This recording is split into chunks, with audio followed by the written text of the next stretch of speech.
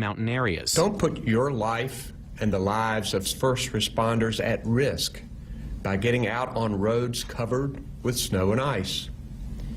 Instead, stay put if you can. Wrap a few presents, decorate the tree, and watch some football. Governor Roy Cooper, school districts in North Carolina and Virginia announcing they'll be closed tomorrow. A great time to gas up. Gas prices plummeting 22 cents over the past 3 weeks. The national average now $2.51 for a gallon of regular. That's according to the Lundberg survey, which tracks prices nationwide. This is Fox News.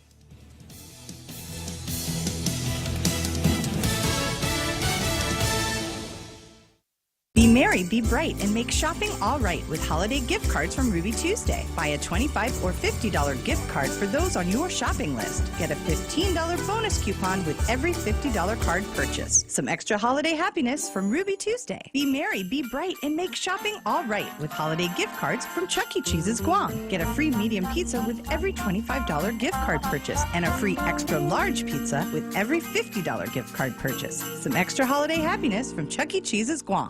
This is Maria Lamsit and Kayla Ramos, Vice President and Secretary of the Simon Sanchez High School Senior Class of 2019. And we're inviting you to support our race to graduation in our annual Run with the Sharks 5K on December 22nd. Join us at the Simon Sanchez campus for raffle prizes, shirts, and all-around Shark spirit. Go time is at 6 a.m. Pre-registration is available at the main office and on race day. Call 489-8917 or 8172 for more information. Thank you for all your support. From Simon Sanchez High School graduating class of 2019. Paris's chief prosecutor saying nearly 1,000 people are in custody after anti-government protests in the French capital turned violent. The demonstrations began a few weeks ago over proposed fuel tax hikes that the French government has since scrapped. Last night's launch didn't go quite as planned. T-minus 10, 9, 8, 7, 6, 5. We should have ignition. 4, 3. Hold. Officials with the United Launch Alliance terminating liftoff of a rocket from California's Vandenberg Air Force Base. The controller pausing as flames appeared to lap up the base of the Delta IV Heavy rocket. The mission to send a top-secret U.S. spy satellite into orbit will be rescheduled. A battle in the war on Christmas is playing out at a school in Nebraska. Jennifer Sinclair has been put on administrative leave from her job as principal of Manchester Elementary School in Elkhorn. The reason? Sinclair banned all outward displays of Christmas from the classrooms. In a memo to staffers, the principal prohibited such things as Santa items, Christmas trees, Christmas carols, and movies, even the elf on the shelf. Her reason for doing so are not entirely clear, but she signed the memo, The Unintentional Grinch Who Stole Christmas from Manchester. Upset staff members look for help from the Liberty Council, a Florida-based First Amendment group. Chairman Matt Staver called the memo the most outrageous example of censoring Christmas symbols he's ever seen. A district spokesperson offered no further comment. Karen McHugh, Fox News. Heisman Trophy winner Kyle Murray apologizing for anti-gay tweets posted on his account several years ago when he was 14 and 15. The Oklahoma Sooners quarterback tweeting he used a poor choice of words and he did not intend to single out any individual or group. Kyler Murray won college football's top award last night, but he has his mind on professional baseball, signing a contract with the Oakland A's. I'm Steve Rappaport, and this is Fox News. Welcome to the annual holiday swap. Harold, you first. Oh, it's a Subway card. Wow. Nice. Sharon? I'm going to take the Subway card. Oh, Harold, now you can choose a new gift. I think I'll just take that Subway card right back. Okay. I don't think you can do that, Harold. Stuff it, Glenn. This is between me and Sharon. A Subway card is the gotta-have-it gift. With cards from $5 up to any amount, you'll give a gift and get a gift, too. Get a free 40-ounce fountain drink with a $20 load, or get a free regular 6-inch sub with a $30 load on any Subway card. Subway, make it what you want at participating restaurants. Attention federal employees and annuitants. Open enrollment begins on November 12th through December 10th for federal employees' health insurance plans. With rates 19% lower than last year for Take Care's non-postal high option and access to PICA's best clinic FHP Health Center, Take Care's supplemental wellness package provides cash incentives and allows members access to 19 fitness partners, including the largest fully functioning fitness center in Hagåtña and Dededo. To learn more, call Take Care at 646-6956. Take care. Our island, your health plan.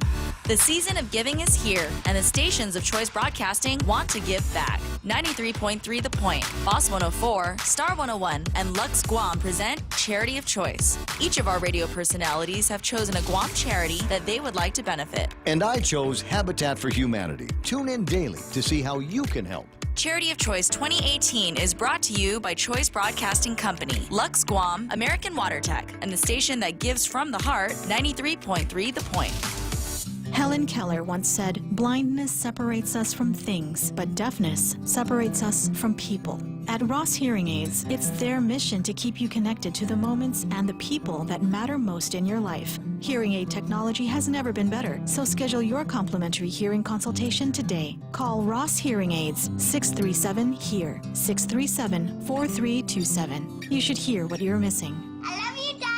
How's your hearing? There's a reason every day a Guam homeowner is getting a solar system installed by Micronesia Renewable Energy. It's because MRE is the most trusted name in solar. With more solar energy solutions than any other solar company on island, homeowners have a choice to go solar for zero money down or take the path to ownership. Whichever way, it keeps our skies blue and your pockets green. And with the most experienced solar technicians and an energy production guarantee, there are no worries. Call 632-2613 for a free consultation. MRE, the smarter choice.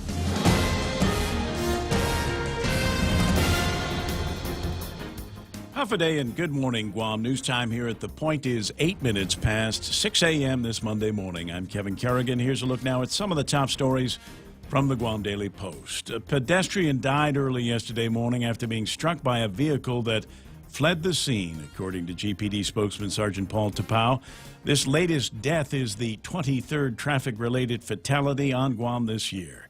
It happened sometime before 3:15 a.m. on Governor Carlos Camacho Road into Mooning when officers from the Tumon Precinct Command responded to a call and found a lifeless man lying in the outer northbound lane near Tunwam Perez Street.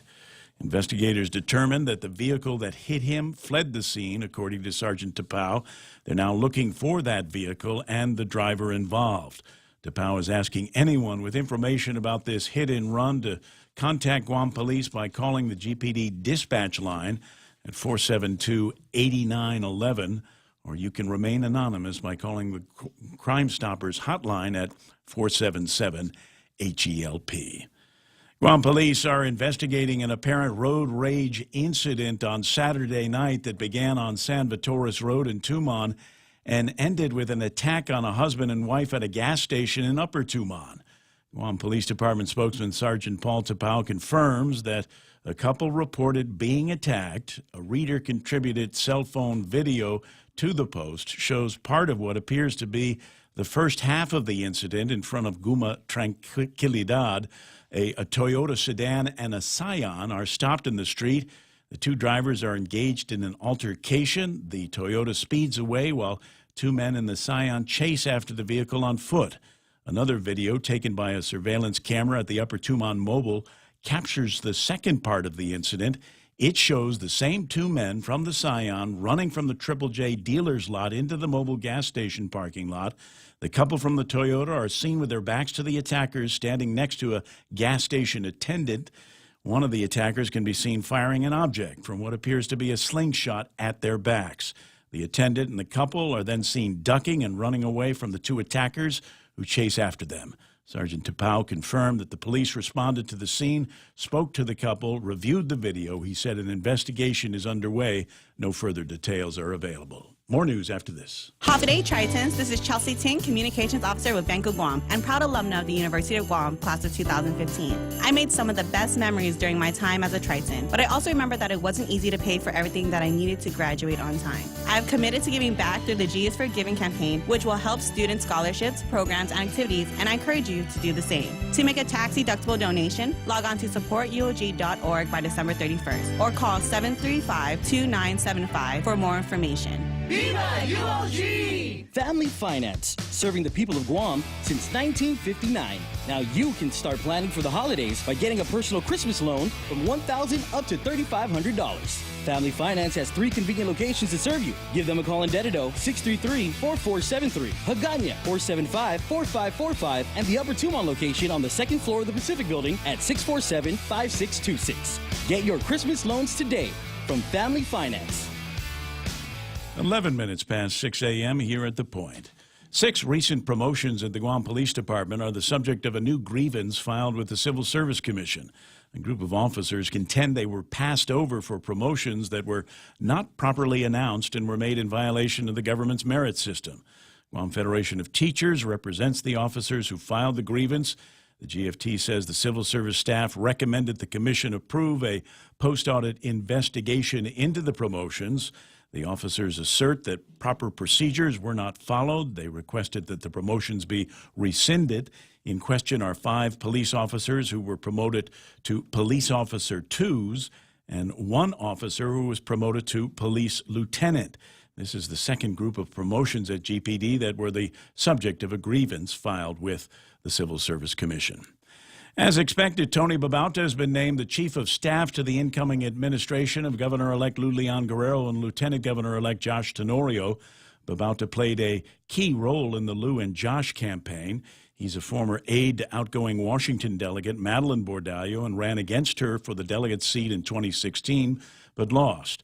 Babauta was a Department of Interior Assistant Secretary until his resignation in 2013, following an Inspector General report that concluded he had made inappropriate comments to some employees. The incoming administration yesterday also naming John Jr. Calvo, District Chief of Staff for Delegate Bordallo, as the incoming governor's Deputy Chief of Staff. Bertha Duenas was named Chief Advisor on Fiscal Discipline and Economic Growth.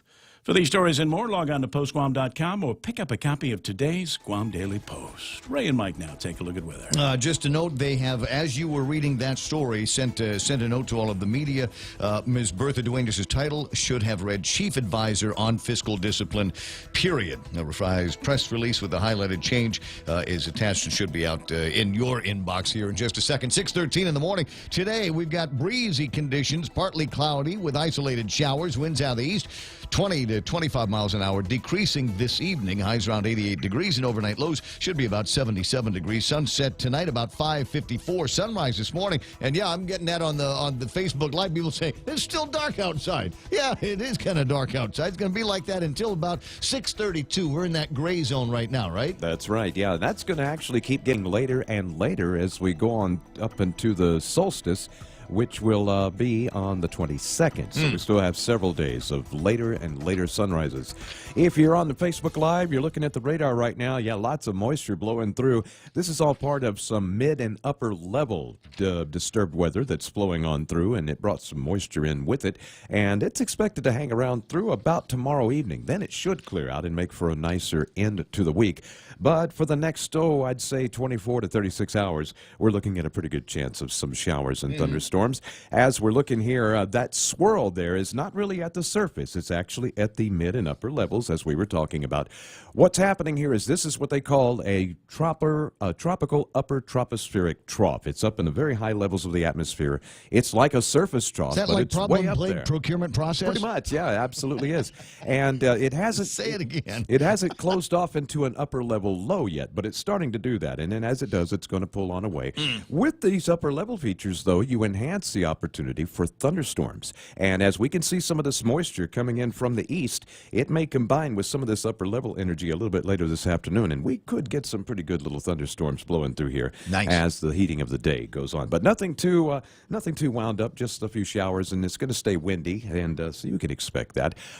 Anybody who follows me on Facebook saw me post something yesterday about a system called 99C. Yes. This is a system that's currently in the Central Pacific, just on the other side of the date line. But the computer models are starting to show a bit of a consensus that something is going to develop and move in our general direction. There are no direct forecasts right now, and if you were to call the Weather Service, they'd be like, what? And actually, they talked about it a But little bit. if you go to Windy, which I did, because Windy is using some of the same models that you're looking at. I went to the Windy, and they're making predictions for, I guess, I can't remember, it was like Monday morning, when there would be a low-pressure system in the area. And that's way, way out of the forecast zone. And anything could happen. But it was interesting that Windy had already projected about 7 or 8 days out that there was going to be something in the neighborhood. At the time I was looking at it, was way north of Guam. But we'll see what happens as it develops. And this was the thing I was talking to you about last week. And what we're getting now is at least the models are starting to come into a consensus across several platforms that something's going to develop. But exactly what and exactly when is still up in the air. We'll know more probably Wednesday or Thursday. I got you. It's 6:16 in the morning. That's news and plenty of weather right here on The Point, brought to you by Bank Pacific, where some put branches, where others put branches, they place roots. Here at APL, our core values give the company its heart and soul. Whether it's connecting your business with our global network through our newly enhanced service or investing our efforts into giving back to the community, APL is committed to serving you. We humbly honor the opportunity to find innovative solutions for you and your business. To learn more about our enhanced service, call 588-4651 or visit www.apl.com/Guam for more details.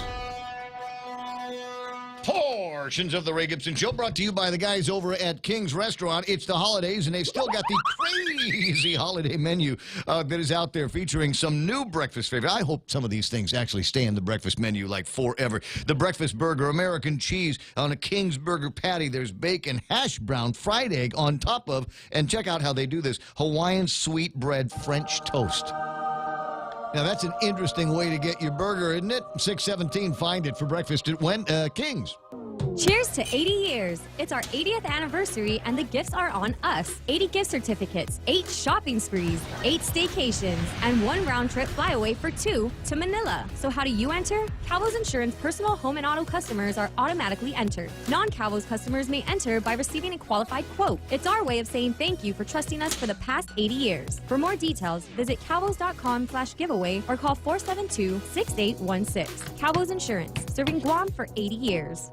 It's 6:17 in the morning. Portions of the program also brought to you by American President Lines. They're shipping the future. American WaterTech, smarter water, better water. GRMC, the first choice for all of your open heart surgery needs. And Micronesia Renewable Energy. There's never been a better time to go solar. The Ray Gibson Show. Morning talk that matters. Call now, 888-TALK. That's 888-8255.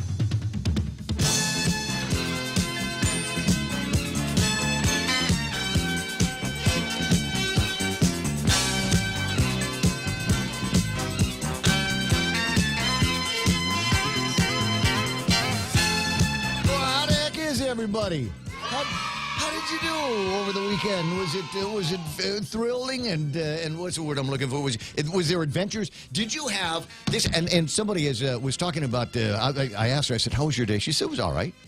I said, "Just all right?" And she said, "No, it's just all right." I said, "Did you have any adventures?" She said, "What do you mean adventures?" And it occurs to me that I think at least once a day you should have this feeling like, "Oh, I wish I had a GoPro on me." You know, at least once a day, you should have that feeling of, I don't know, falling or flying or a combination of both. And she said, yeah, I'll work on that. And I've decided, I think maybe that's one of the things that I'd like to work on, too, at some point. At any rate, welcome to the program. Excuse the mess. It is the Ray Gibson Show. I'm Ray Gibson, host of the program here on 93.3 The Point, and joined by a couple of incredible broadcast professionals. As you know, we've got Kevin Kerrigan from the Guam Daily Post has taken us through all of this morning's incredible batch of headlines. And apparently there were a lot of people that had adventures over the weekend down in Tumon, I guess. Unwelcome adventures, yeah. Guma Tranquilidad, and that took everybody up to the Mobile gas station over by. I mean, just right down the street from where we are is where all of that nonsense went down. Captured on video. Wow, and that got me thinking about a couple of things, and one of them was how would I have handled that? Knowing what I know and the training that I have had and the things that I have at ready reach How would I have handled that? And I'll explain that a little bit more. Of course, Michael Knight in the studio looking at the weather maps and answering the phone when you call it 888-8255. That's 888-TALK. If you've got WhatsApp videos, and I'd love to get those. Some of the in fact, while Kevin Kerrigan was reading the story on Facebook Live this morning, I was actually playing the video that matched that set of circumstances that took place on, what was that, Saturday night? I guess it was. Saturday? Okay, night, yeah. And yeah, I got that at the WhatsApp, the radio station WhatsApp. Our WhatsApp is 988-5874. That's 988-5874. Here's what I want you to do. If you get a chance, just go ahead and add that as a contact. The Point WhatsApp on your phone. You don't have to send me something today. And if you do, make it naughty. But 988-5874, but just have it handy. That way, when somebody does send you something in your WhatsApp, you go, hey, this looks like exactly the kind of thing that Ray and Kevin and Mike would like to play around with on the radio. On the morning show at the Point, and just send it up. You never know what's going to happen, so go ahead and make the contact now. Again, The Point WhatsApp 988-5874. While I'm thinking about social media, let me say good morning to everybody in the socials. Sometimes you want to go where everybody knows your name, and they're always glad you came. You want to be where you can see troubles are all the same. You want to be where everybody knows your name. Looking at the numbers, I think everybody slept in this morning. What's going on? Nick Perlowski's out there. I see Mark Cruz saying, good morning, Ray Man. Nice to see him. Thanks for remembering that particular nickname. The Mark Mandiola's on. Eric So. Hey, buddy. And Lynn Vince Borja Polino. Eric, were you actually in the tour of Guam yesterday, or were you just kind of lurking around with your camera? Some great photographs and some great video of the tour of Guam that took place over the weekend. We'll talk with another Eric a little bit later on about that. Lynn Vince Borja Polino, and thanks very much. It's always great to see you and your sister. They've got this gig over at Roots in Mighty on Saturday night. The band just sounded, I don't think they've ever sounded as good as they sounded last Saturday night. Incredible tunes, nice room, nice people. Mark Mendiola wishing us Manana Sidzuas. Ismael is there. Charlene Marchachot is online this morning. And who else is? Rico Blancaflor saying, good morning, good Monday morning, Guam. Lynn Tydinko, good morning, sweetheart. John Ray Titano says, good morning. Where'd the weekend go? To which I responded, look under the couch. Big sister Shelly Gibson there, still kind of dark out. What's going to do that for a little bit, because it's that time of year. Open your eyes, says Ismael. It's a beautiful morning. Daryl Taggart, he's got a message. Renee and Pat Taitigui. The congratulations. Governor and Lieutenant Governor Lou and Josh sent out a note that says that Tony Babauta is now their chief of staff, and he's going to be the guy that's going to be running Adelup. And I think that's you know what? Congratulations to you, Tony. I don't know if there's anybody that I would feel more comfortable in that position. I'm looking to see what it is that you guys are going to be up to, and start seeing some of the other appointments. John Jr. Calvo, not that one, the other one is his deputy. And I tell you what, I was excited to hear about Bertha Duenas moving back into a position where she's going to be of some value to the taxpayers around here. She's going to be in charge of fiscal discipline, and I've asked Antonio if I might be able to hook up with her, get me a telephone number, because I'd like to talk to her about the kind of fiscal discipline or indiscipline, if you will, that we have seen recently, and how that's going to change in this new administration. So we'll see what's going on. Daryl Taggarty, top of the morning to you and yours, Ray. Big Sister Shelley says, yes, very pretty out there with Christmas tree lights and the backyard view. Carl Facuda, Bert Duarte, Anita Muffness has got her Valentine's eyes on. Who else is watching this morning? Deborah Wise, and thanks so much for saying so. Good morning, Ray and Kevin and Michael. So nice to share the morning with you. The feelings are mutual. Jules Elmer, Juanita Machi, Jennifer, Louise Dula, cousin Tommy Barcinas, Adonis Mendiola. Who's writing here? Dennis J. Santos Tomas says, it's always Merry Christmas in December, or Feliz Nochebuena in Chamorro. Thanks for saying so. Melissa Akimoto's there. Greg Massey, Bob Lizama, Lillian Cruz. And John Marich, good morning. Nice to see you there. Oh, Jeff Marchessault is it? I have both of the Marchessaults on here this morning. Who's getting the kids ready for school if you guys are up and at 'em? 6:25 in the morning, and exactly the guy I thought of as I was looking at some of the video footage of the nonsense that was taking place, a road rage incident that could have gone and might have gone in a complete other direction, depending on who was there and what they may have had to protect themselves. Good morning, Sharky. How you doing? Hey, pretty good, Ray. I just wanted to tell you, the first thing they teach you in firearms training is to first try to avoid the conflict. So I hope everybody keeps that in mind. Even if we do get a stand your ground law passed, hopefully everybody will, try to use that way first, because otherwise you'd be like Sagdahl, where you regretted what you did and you didn't think properly and the law didn't protect you. So, I'm especially dangerous because I have a specialized training in martial arts. So if I even hit somebody, I get arrested for assault with deadly weapons. But firearms is a whole different ballgame. But by all means, if it's life and death, you got to do what you got to do. And it looked pretty scary there for a little bit. So it looked like it sounded like, and we can't play the audio because, as you can imagine, at a certain point in the audio that was attached to the video by Guma Tranquilidad, it sounded like somebody got run over. It sounded like that, so I was surprised that there was another incident. And then I watched the other video, and so we've got a road rage incident. That's something that we're going to need to talk about a little bit, because that's where this all started. Some kind of a road rage incident, and from my view, it looked like the guy was looking for something in his car, and the other dude came over and kicked the car door on him. And then everybody gets ticked off, and there's driving around. But at some point, the guys that went on and became the assailants now at the Mobile, coming out with a slingshot and rebar, apparently. And if it was me, and if it was you, and you and I were capable of defending ourselves with lethal force, you got to ask that question: would you have done it? Well, did you see the other video where the wife gave an account of what happened?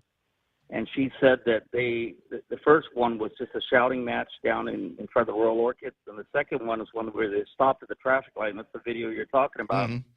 But it already had been escalated then, and the guy got out of his car, so the husband got out of his car, and so Mr. Jones apparently assaulted the guy back after he threw a punch at him. And so, that right there, by the definition of an altercation, is fair play because they both engaged. If he had tried to get away or stayed in his vehicle, it would have been a whole different story. But the wife gave an account where one of the guys tried to stop them, and that's when he got bumped by the car. He got run over, basically. But he didn't completely run over him.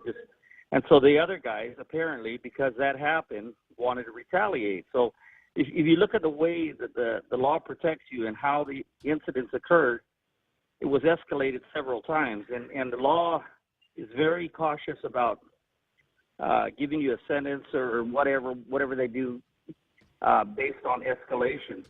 How did he try to avoid it? Did he try to avoid it numerous times? Did he keep engaging? Stuff like that. So, well, yeah, but we're talking about castle doctrines and stand your grounds, and at some point they felt that I felt maybe they could have stood their ground. Oh yes, of course, because when it escalated to a weapon like a slingshot, or a crowbar, that's exactly right, and it becomes a self-defense issue with a firearm. But the first intent is you have to try to get away from it. Yeah, step off the line, as they say. Look, I see you're in a really, really bad mood. Tonight, I'm not the guy to be in a bad mood with because I've got a pistola right over here, so I'm going to step off the line so that nobody gets hurt after this. And it looks like that one vehicle tried to get out of the way and vamoose, but as they were followed to the Mobile, that in my mind is the defining moment. You came after me now, and you've got a slingshot, and you were threatening me and my wife and my property. So guess what? Yeah, if it came down to that, and that was a judgment point, you'd be absolutely right. But I'd have to question whether when they were in traffic, why did he get out of the vehicle? Was he he engaged. So, I mean, I probably wouldn't have engaged. I'm gonna go. You know what I'm gonna do, Shark? I'm gonna find me a lawyer. I'm gonna find me a lawyer in a couple of minutes. But it is interesting. It's there is a bill out there. I believe it's 149-34, which was introduced by Joe S. St. Augustine and Dennis Rodriguez Jr.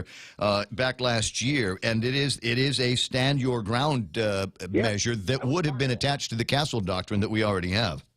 Yes, and that needs to go all the way through. So, well, you know what? I don't know if it's had a public hearing. I'm looking to see if I don't. It was introduced, January the 11th of 2017, but under date referred, committee referred, public hearing date, it's all blank there. So it's obviously too late for anything to happen.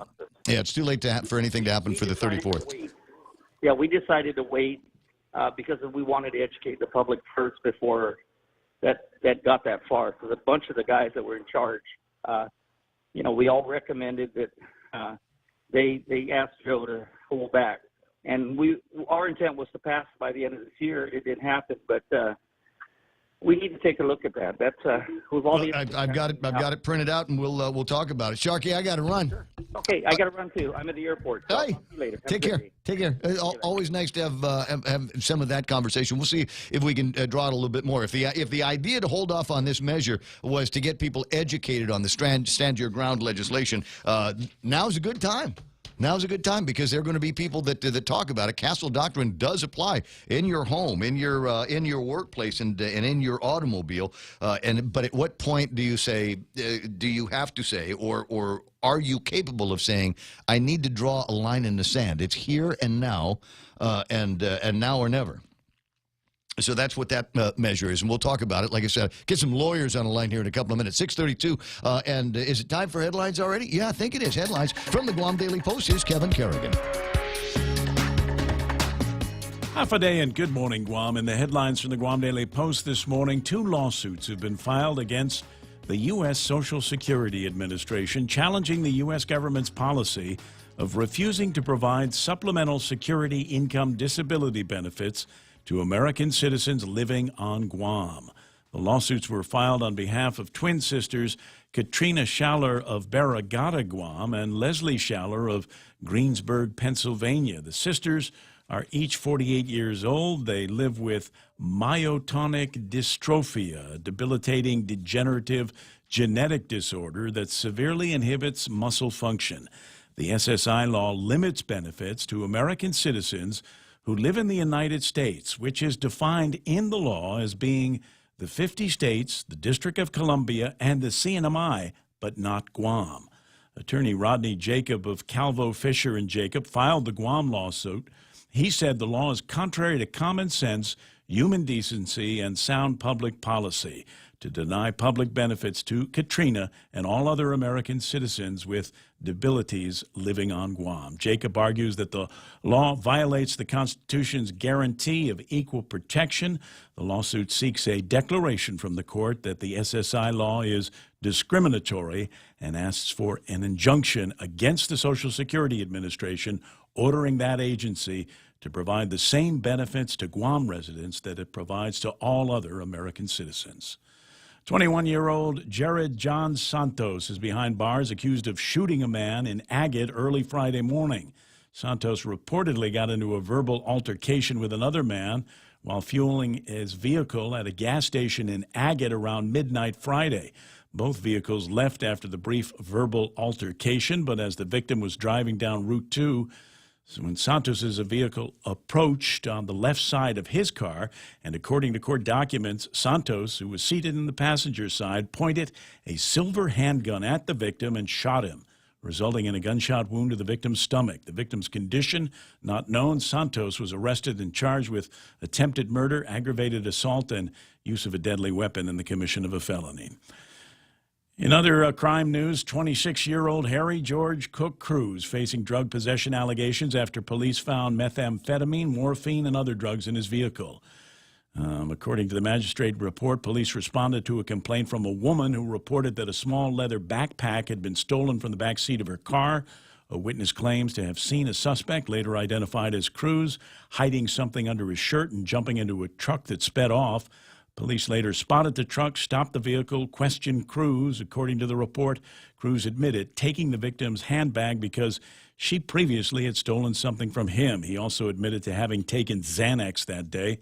Cruz was charged with possession of a Schedule II drug, theft, and driving while impaired.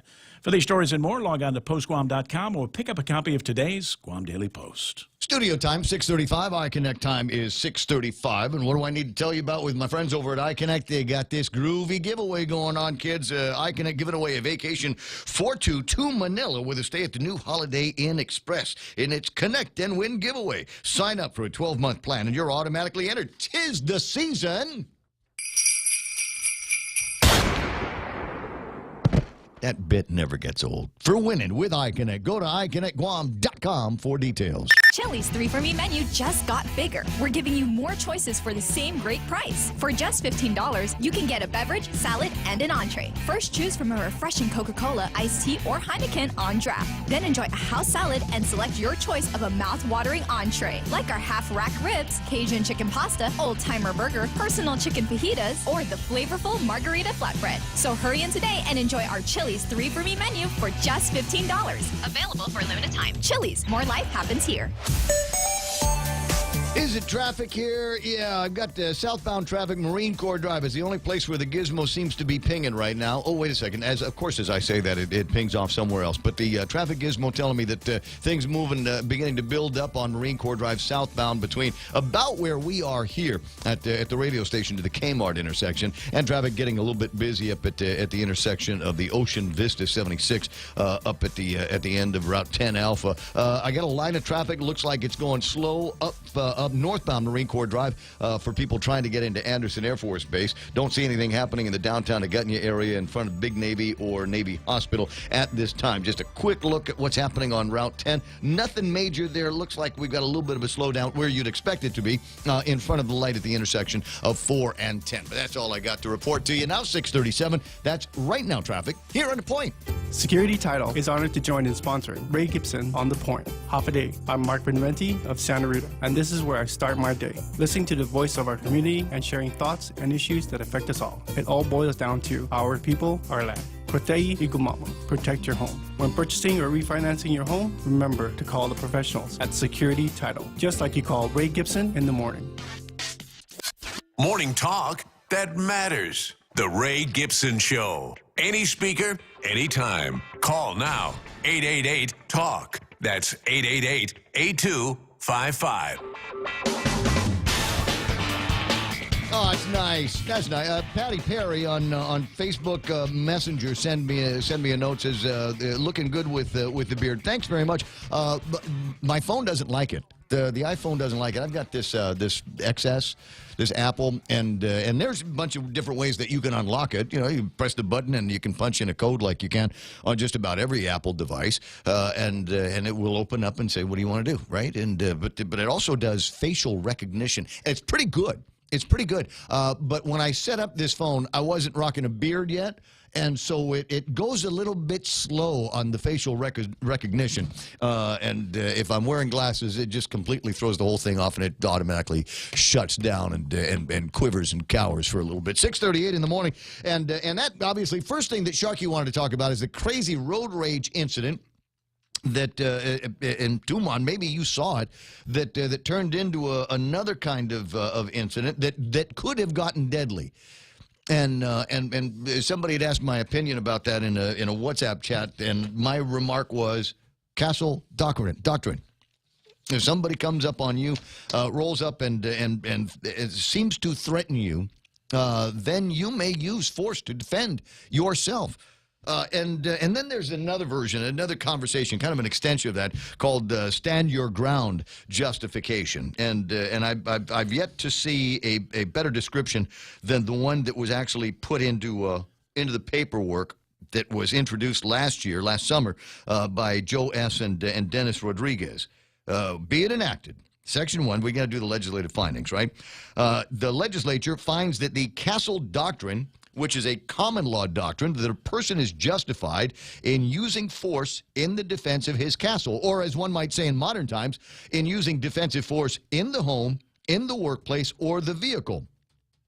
Legislature finds that that can be expanded to include justifying defensive force when a person is in reasonable fear of imminent death, serious bodily harm, or serious felony, and is in a place where he or she has a right to be. So not just your home, not just your workplace, not just your car, any other place where you've got a right to be in. Many states have enacted various forms of stand-your-ground laws with a variety of ways of allowing defendants or prospective defendants immunities, and a variety of ways of allowing defensive force in different situations. The extension of stand your ground contained in this legislation allows a person to defend themselves using defensive force, not only when at home, in the workplace, or in an occupied vehicle, but also when the person is in a place where he or she has a right to be, walking at the beach or in other public or private places where the victim or potential victim may lawfully be. While the current Castle Doctrine does not require a person to retreat before using defensive force, this extension of stand-your-ground provisions removes the requirement of retreating before using defensive force when a victim or potential victim is outside the castle. I think it gets to be fairly clear in that when you do the reading like that. You're not in your office, you're not in your car, you're not at your home. There is no obligation for you to retreat in those circumstances under the Stand Your Ground law. Now, how would that have applied over the weekend? Like I said, we'll talk with a couple of guys and see what's going on. 19 away from the top of the hour. Wasn't all doom and gloom over the weekend. I think Dr. Tom Shea found his way back home. Good morning, Doc. Hi, good morning, Ray. How was the time with the baby? Was that fun? Always. Too short, though. It's too short. Wouldn't it be great if there was someplace in the middle that you could meet, so you didn't have to fly all the way to Honolulu to go get grandpa time? No, actually, all the way to L.A. Oh, L.A.? Oh, my God, yeah. It took me a whole day to fly there. Aye. Well, it's worth it when you get there, right? Oh, yeah, of course. All I want for Christmas is my baby Maui. and that's, you know, another good friend of mine just got his first grandchild as well. Yeah. And I don't know if I'm ever going to see him again. he just that's all he wants to do is hang out with the baby and his daughter. Yeah, nothing else matters, you know. So it's like when you're a grandparent first time, it's like having your own baby over again, you know. Mm-hmm. It's a different feeling, except that you have to worry about your daughters now, and then you have to worry about your grandkids. So it's like double worry, you know. Well, and all of the kids and the grandkids that you're working with now. Listen, I know it's a busy day for you. You and I are you're gonna be seeing somebody else that I know a little bit later on in the morning. But I did want to give you an opportunity to make a plug for the Oh What a Night show that's coming up. Oh yeah, it's a tribute musical to the Frankie Valli and the Four Seasons of the Jersey Boys. You know, the songs are great. The original singers from the very first time they came back are returning. Mm-hmm. Rob and Nick is coming back. Paul's coming back. So, you know, Mr. Bullard is coming back. So one of the best singers are coming back to town here. So it's going to be a wonderful. This is probably the last time they're going to be returning to Guam, I think. So I think if you don't have a ticket or a table, you better call Pram. I think we have 8 tables left for December 20th show. And then for the 19th, I think the concert ticket is still available. But, you know, it's at the Hyatt Regency, so every seat is actually a good seat. And the food's great. Food for the December 20th is fantastic. So, now, how many times have they already been here? I think they've been here twice. Okay. Every 2 years, we try to bring them back because, you know, the music is classic. Sherry, Oh What a Night, Walk Like a Man. You know, these are classic tunes that never dies, you know. No, and everybody knows all the words to the song, and a great opportunity to get together during the holidays for sure. Oh, yeah, for sure. And then we're going to have intermission this time. We learned from the past that people they like raffle prizes. So intermission. There'll be intermission so we can get raffles so nobody fight over things, you know. So we try to do things a little better and more efficient. Yeah. But anyway, your sister Shelley, she's calling me to put pressure on you to take her to the show. Yeah, well, there's a bunch of yes. Thank you very much. Twist my arm right here on the radio. Let me see what we can work on with the other siblings. Her birthday is coming up on the 14th, and I understand that she wants this is what she wants for her birthday. So we'll see what we can all of us collectively in our family do to get things going. Hey, just a thought on something. There's a story that was brewing around the news in the last couple of days. Apparently, there's overzealous, I think is how she put it. She categorized it. Overzealous collections at Guam Memorial Hospital, where they would not release the birth documents at GMH until the bills were paid. And Benita Manzanita said, no, that's not true. They're just being overzealous. But it linked into a process that I thought could easily be handled if there was a public health vital records desk at GMH. Well, it doesn't. All the public records goes. After we streamline the process. For example, the birth certificate, it doesn't even require my signature anymore. Mm-hmm. It automatically goes to file and go directly to public health. So the patients actually get their birth certificate, the real birth certificates, from public health, not from GMH. Right, correct. Yeah. So they've got the nice artwork one that you get at Guam Memorial Hospital. You take that. That one I signed. That's a souvenir that they get. Mm-hmm. And that's good, but that's not official. The official one is really at public health. So if you want your birth certificate, don't go to GMH. You go to public health to get it at Vital Records. Well, the point that I'm making, though, is it's an additional step, and there's probably enough baby business and, frankly, dying business over at Guam Memorial Hospital that, we just put a desk for Vital Records at GMH.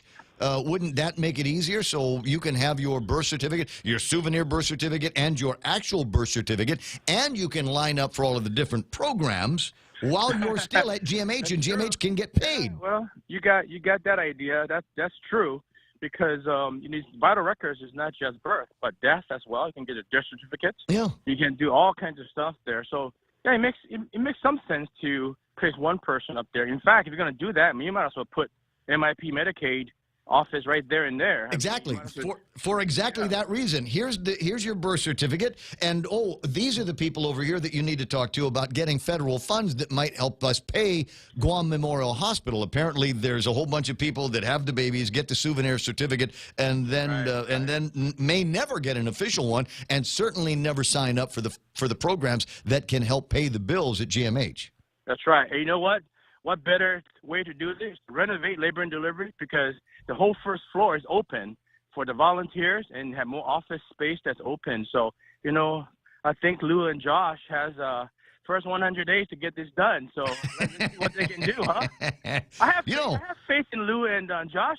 It's a new administration. The past administration had their chance, couldn't do it. So I'm hoping that Lou and Josh can make this happen, Well, we just got to figure out who's going to be put into place over at Guam Memorial Hospital in those first 100 days. Where I was. Ray, it doesn't matter. It doesn't matter who they put in. The ultimate responsibility falls on the governor.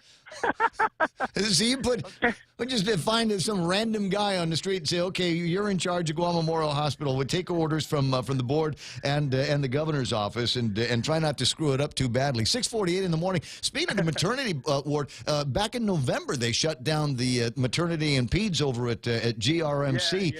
Has that affected business over at GMH?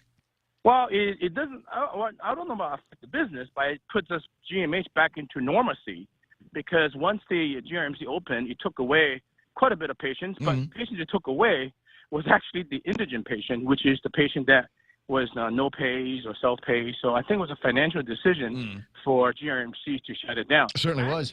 I actually wrote to them and said, don't shut it down, keep it open, because you got a tax break. What are you doing turning away indigent patients? Tax breaks is supposed to help GMH to relieve this pressure. But be as it may, they admitted that GMH is the best place to have their babies and for women's health, and I can't disagree with that. So we'll take the patients and we'll make sure that they get good care at GMH, but we do need to renovate, because we're outdated care, and for mom and babies, that's so important, because that's your next generation, Ray. I agree. Next governor that's born at GMH. Next governor will be born at GMH. Kind of like the way that sounds. 10 away from the top of the hour. Doc, I'm going to let you run. I wanted to get your thoughts on. Have you seen more equipment show up at GMH?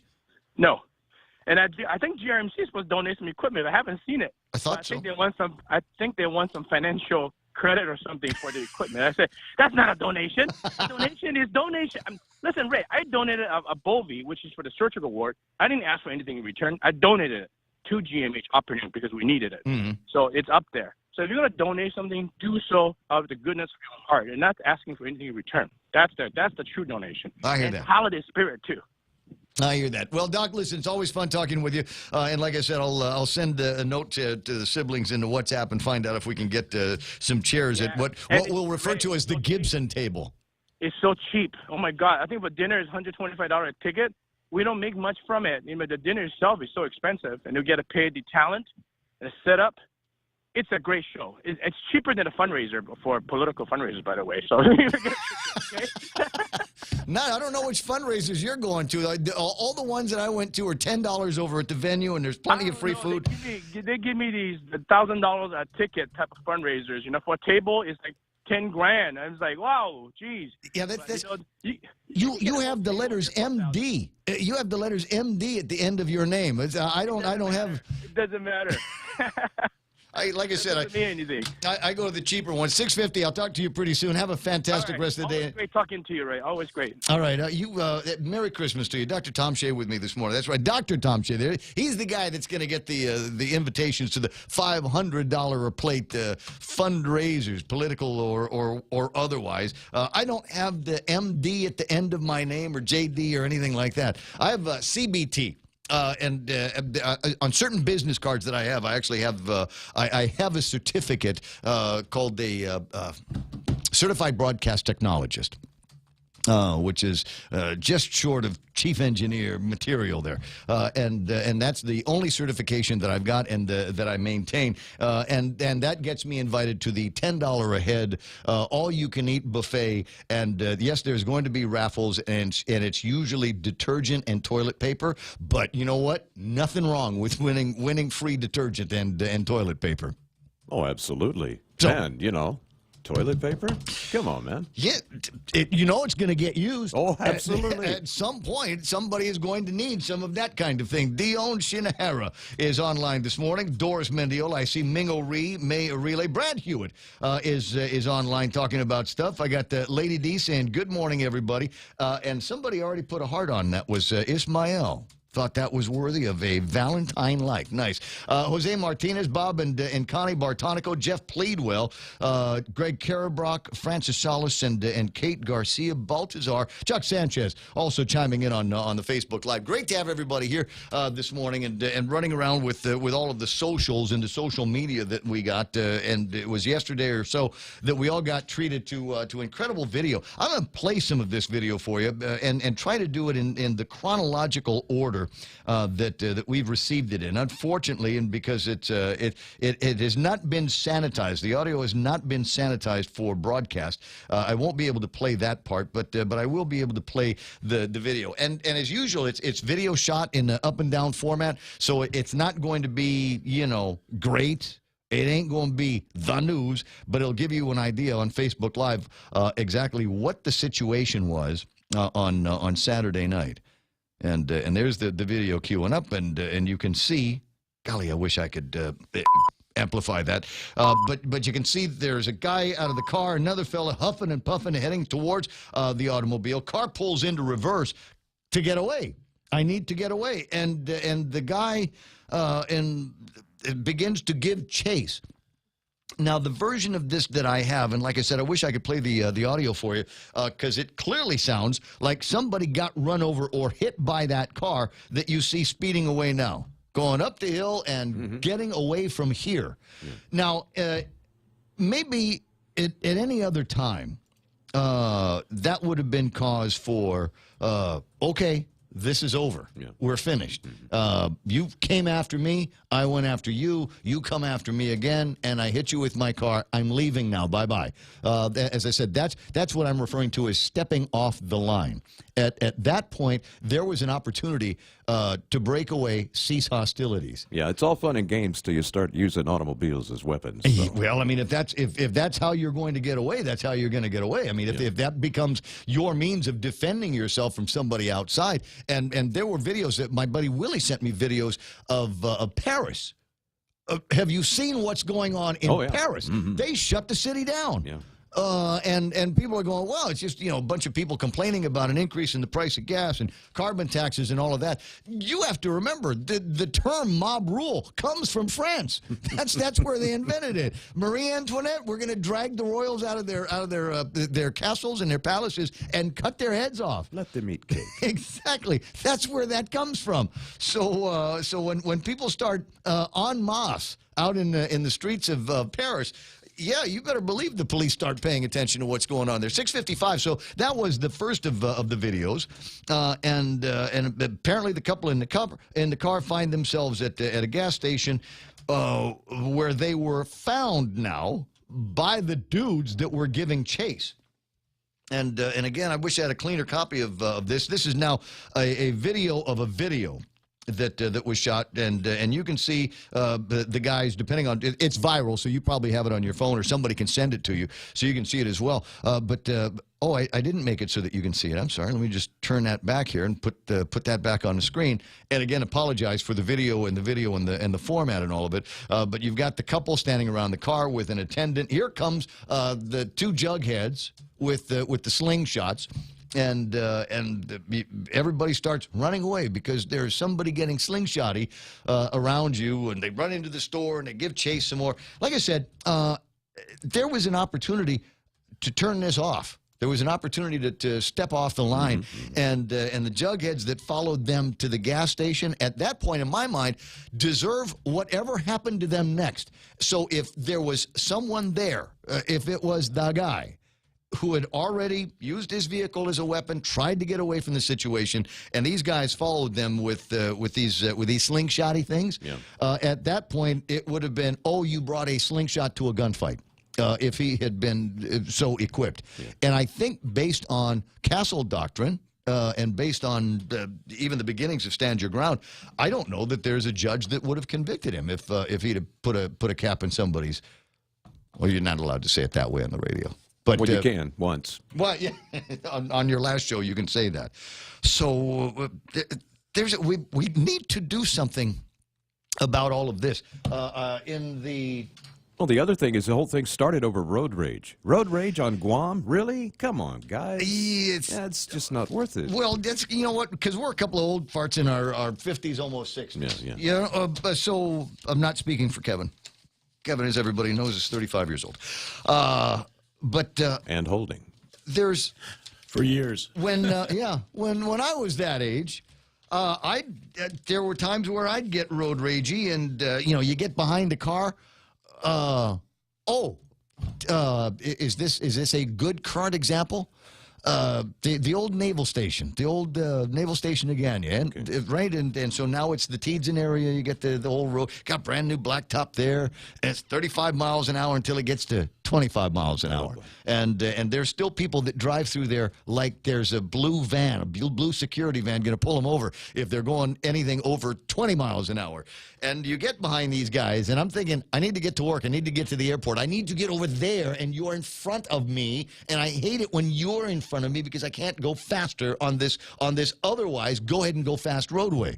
And do I get a little bit testy? Do I get a little white knuckle? You can hear it in my voice now, can't you? Yes, hurry up! There's cars behind you. Yeah, and I think it's only natural. So, I mean, myself. But if I honk the horn, is that on the front? If I honk the horn at the guy, is that in the front? In the Saturday edition of the Guam Daily Post is a letter to the editor by a lady named Amanda Liu after hearing my peer, who just got her license, cry to me about being flipped off and honked at on the road.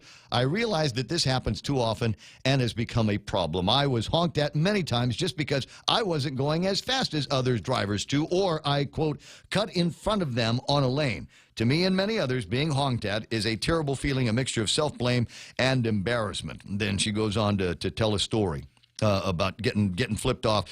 She was in between, right? Some guy that was taking a long time in the parking lot, traffic backing up behind her. He start honking at her, and she's not the one caused the problem. So she taps the horn in the friendliest way that you can tap a horn. Beep, beep, beep, beep. Excuse me, somebody here. Beep, beep. And the driver of the car in front of her turns around, flips her off. What the heck? What is that? What is happening with the sense of community? Does it start with just lousy drivers? And then you've got the whole disrespect for law and order around here. I think things are beginning to combine and get into a tough patch here that we maybe should talk about and work on during the holidays when we all pretend to love each other. 7 o'clock in the morning, the radio station is KUSG. I've gotten you more on that in the coming hour. Lieutenant Governor Josh Tenorio, right after the news. We're pushing the rest of the programming to make room for him and his inaugural discussion with Ray Gibson on 93.3 The Point. Stand by now for Fox News.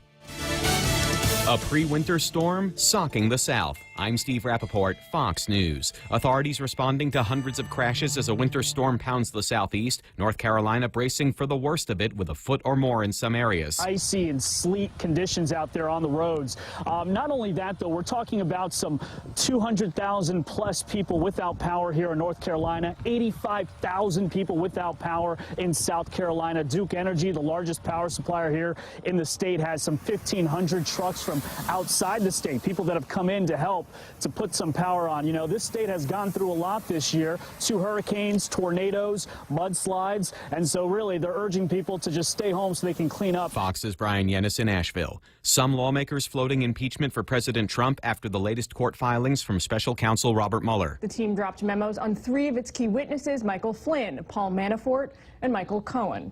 On Friday, Mueller released a sentencing recommendation for Cohen, who's twice pled guilty during the course of the investigation so far. Then later on Friday evening, another memo alleging Paul Manafort, the former Trump campaign chairman, violated his plea agreement. While most of the Democratic leadership certain these developments all spell the beginning of the end for President Trump, not all are convinced. Fox's Jillian Turner in Washington, the president repeatedly insisting there was no collusion between his campaign and Russia. Wisconsin's Republican state legislature approving a set of bills that would strip power from the incoming Democratic governor. If Scott Walker had won this election, and he did not, I did, we wouldn't be sitting here talking about this today. We wouldn't be talking. Scott Walker wouldn't be sitting here talking about, geez, they're trying to balance the power here. Governor-elect Tony Evers on NBC's Meet the Press saying he may take legal action to block the measures. This is Fox News.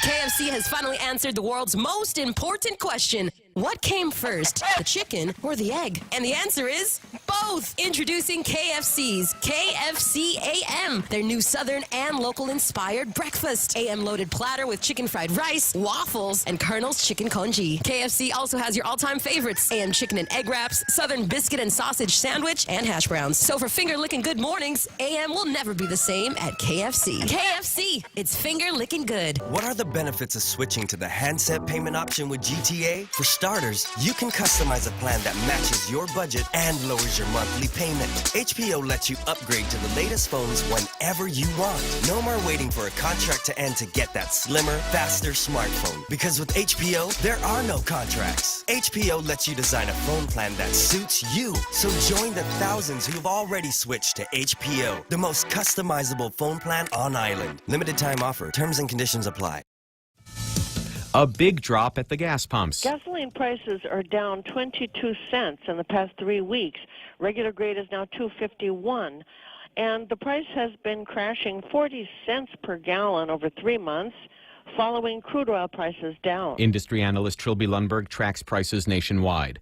President Trump saying he'll name a new point man in the coming days after announcing Chief of Staff John Kelly will step down at the end of the year. He served with honor and dignity while he's been at the White House, and before that when he was in uniform. We wish him well. The tradition of the Trump administration over the 2 years I've been there is that people come and go. Every time we get a change, the change is good. It doesn't mean it's for the better. And I wish the chief well, and we're going to just move forward the way we've been moving forward. White House trade advisor Pete Navarro on Fox's Sunday Morning Futures. It's Christmas time at 1600 Pennsylvania Avenue, and we get an insider's view on a TV special. Christmas season is officially here, and with it, each year we get to visit the White House with the help of HGTV. For this first family's second holiday season at the White House, the designs are again from First Lady Melania, with this year's theme, American Treasures. The trailer posted on Instagram shows Melania Trump strolling through corridors lined with lush red Christmas trees. The Blue Room with its official White House Christmas tree, an 18-foot Fraser fir from Newland, North Carolina, and the State Dining Room featuring 29 trees decked in more than 14,000 red ornaments and the First Lady's signature touch of wreaths on exterior windows. Michelle Polino, Fox News. It's all in a name. A woman has gone viral for reportedly canceling her baby shower because her friends and family did not support the name she chose for her unborn son. Baby Squire Sebastian Senator already has something to cry about. I'm Steve Rappaport, and this is Fox News. Hungry? Stop by Circle K for Kraft Kitchen's hot breakfast, lunch, and dinner items delivered fresh 3 times a day. Circle K. Take it easy. Haagen-Dazs ice cream. Buy one, get one free. Stop by Circle K today and satisfy your heart's desires. Available at all Circle K stores, excluding Barragata, Airport, and Campers locations. Applies only to the 3.38-ounce servings. Are high power bills sending your budget into chaos? Take control with the help of Micronesia Renewable Energy. Using the highest quality panels, a solar energy system from MRE will guarantee to save you money on power. With MRE, Christmas comes early. With every solar energy system, homeowners not only get $400 for signing up, but also an entry for a chance to win $1,000 in cold, hard cash, just in time for Christmas. It pays to be an MRE customer. Conditions apply. Call 632-2613 for details. MRE, the smarter choice. The season of giving is here, and the stations of Choice Broadcasting want to give back. 93.3 The Point, Boss 104, Star 101, and Lux Guam present Charity of Choice. Each of our radio personalities have chosen a Guam charity that they would like to benefit. And I chose Habitat for Humanity. Tune in daily to see how you can help. Charity of Choice 2018 is brought to you by Choice Broadcasting Company, Lux Guam, American Water Tech, and the station that gives from the heart, 93.3 The Point. Be merry, be bright, and make shopping all right with holiday gift cards from King's Restaurants. Give a gift they are sure to love. Delicious food and friendly fun at King's. Get a coupon for a free single crepe with every $20 gift card purchase. Extra holiday happiness from King's Restaurants. Be merry, be bright, and make shopping all right with holiday gift cards from Chuck E. Cheese's Guam, Ruby Tuesday, and King's Restaurants. Receive special offers with every purchase for extra holiday happiness. See stores for details and have fun this season from all of us at the GFS Group. Bring joy to your world and your budget with a holiday loan from First Hawaiian Bank. At a low 4.99% APR fixed for 1 year, it's a smart way to add ho-ho-ho without budget uh-oh. To apply for a holiday loan, visit any First Hawaiian Bank branch or FHB.com. For more information, call 1-877-640-2337. Additional restrictions apply. First Hawaiian Bank. It all starts with yes. Member FDIC, Equal Housing Lender.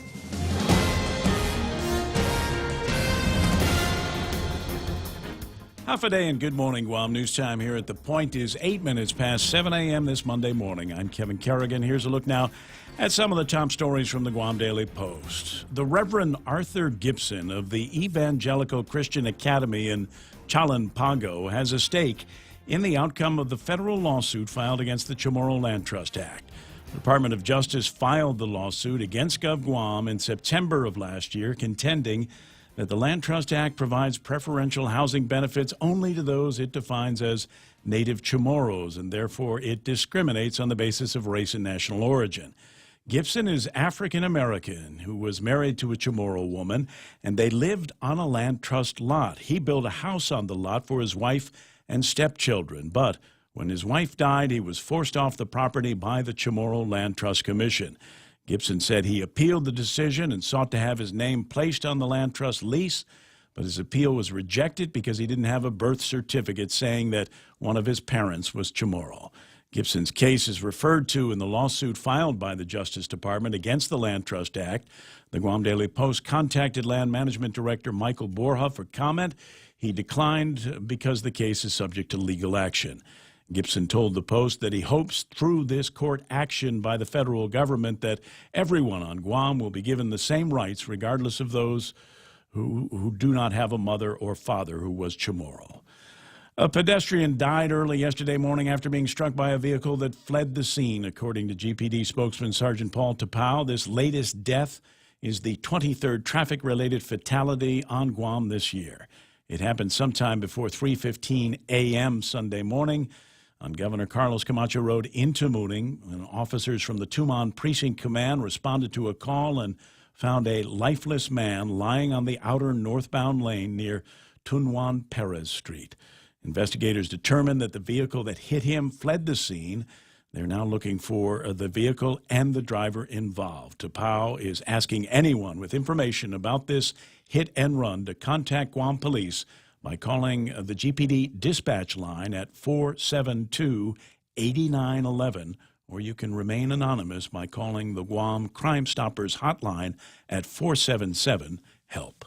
We'll have more news after this. Be merry, be bright, and make shopping all right with holiday gift cards from Ruby Tuesday. Buy a $25 or $50 gift card for those on your shopping list. Get a $15 bonus coupon with every $50 card purchase. Some extra holiday happiness from Ruby Tuesday. Be merry, be bright, and make shopping all right with holiday gift cards from Chuck E. Cheese's Guam. Get a free medium pizza with every $25 gift card purchase and a free extra large pizza with every $50 gift card purchase. Some extra holiday happiness from Chuck E. Cheese's Guam.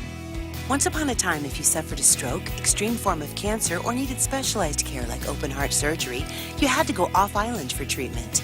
Today, GRMC provides this care so patients recover on Guam, surrounded by family. Follow-up care happens locally, and there are no additional expenses for a caregiver to travel with you. If you're a federal employee or retiree, choose Calvo Select Care, the only insurance plan serving the federal market that includes GRMC, where patients are partners. News time here at The Point is 11 minutes past 7 a.m. Guam police are investigating an apparent road rage incident on Saturday night that began on San Vitoris Road in Tumon and ended with an attack on a husband and wife at a gas station in Upper Tumon. Guam Police Department spokesman Sergeant Paul Tapau confirms that a couple reported being attacked. A reader-contributed cell phone video shows part of what appears to be the first half of the incident in front of Guma Tranquilidad. A Toyota sedan and a Scion are stopped in the street, and the two drivers are engaged in an altercation. The Toyota speeds away while two men in the Scion chase after the vehicle on foot. Another video taken by a surveillance camera at the Upper Tumon Mobile captures the second part of the incident. It shows the same two men from the Scion running from the Triple J dealer's lot into the Mobile gas station parking lot. The couple from the Toyota are seen with their backs to the attackers, standing next to a gas station attendant.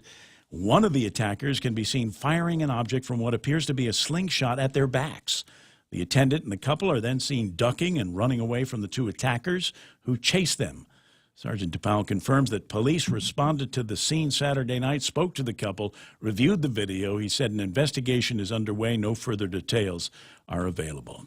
A 21-year-old man, Jared John Santos, is behind bars accused of shooting a man in Agate around midnight Friday.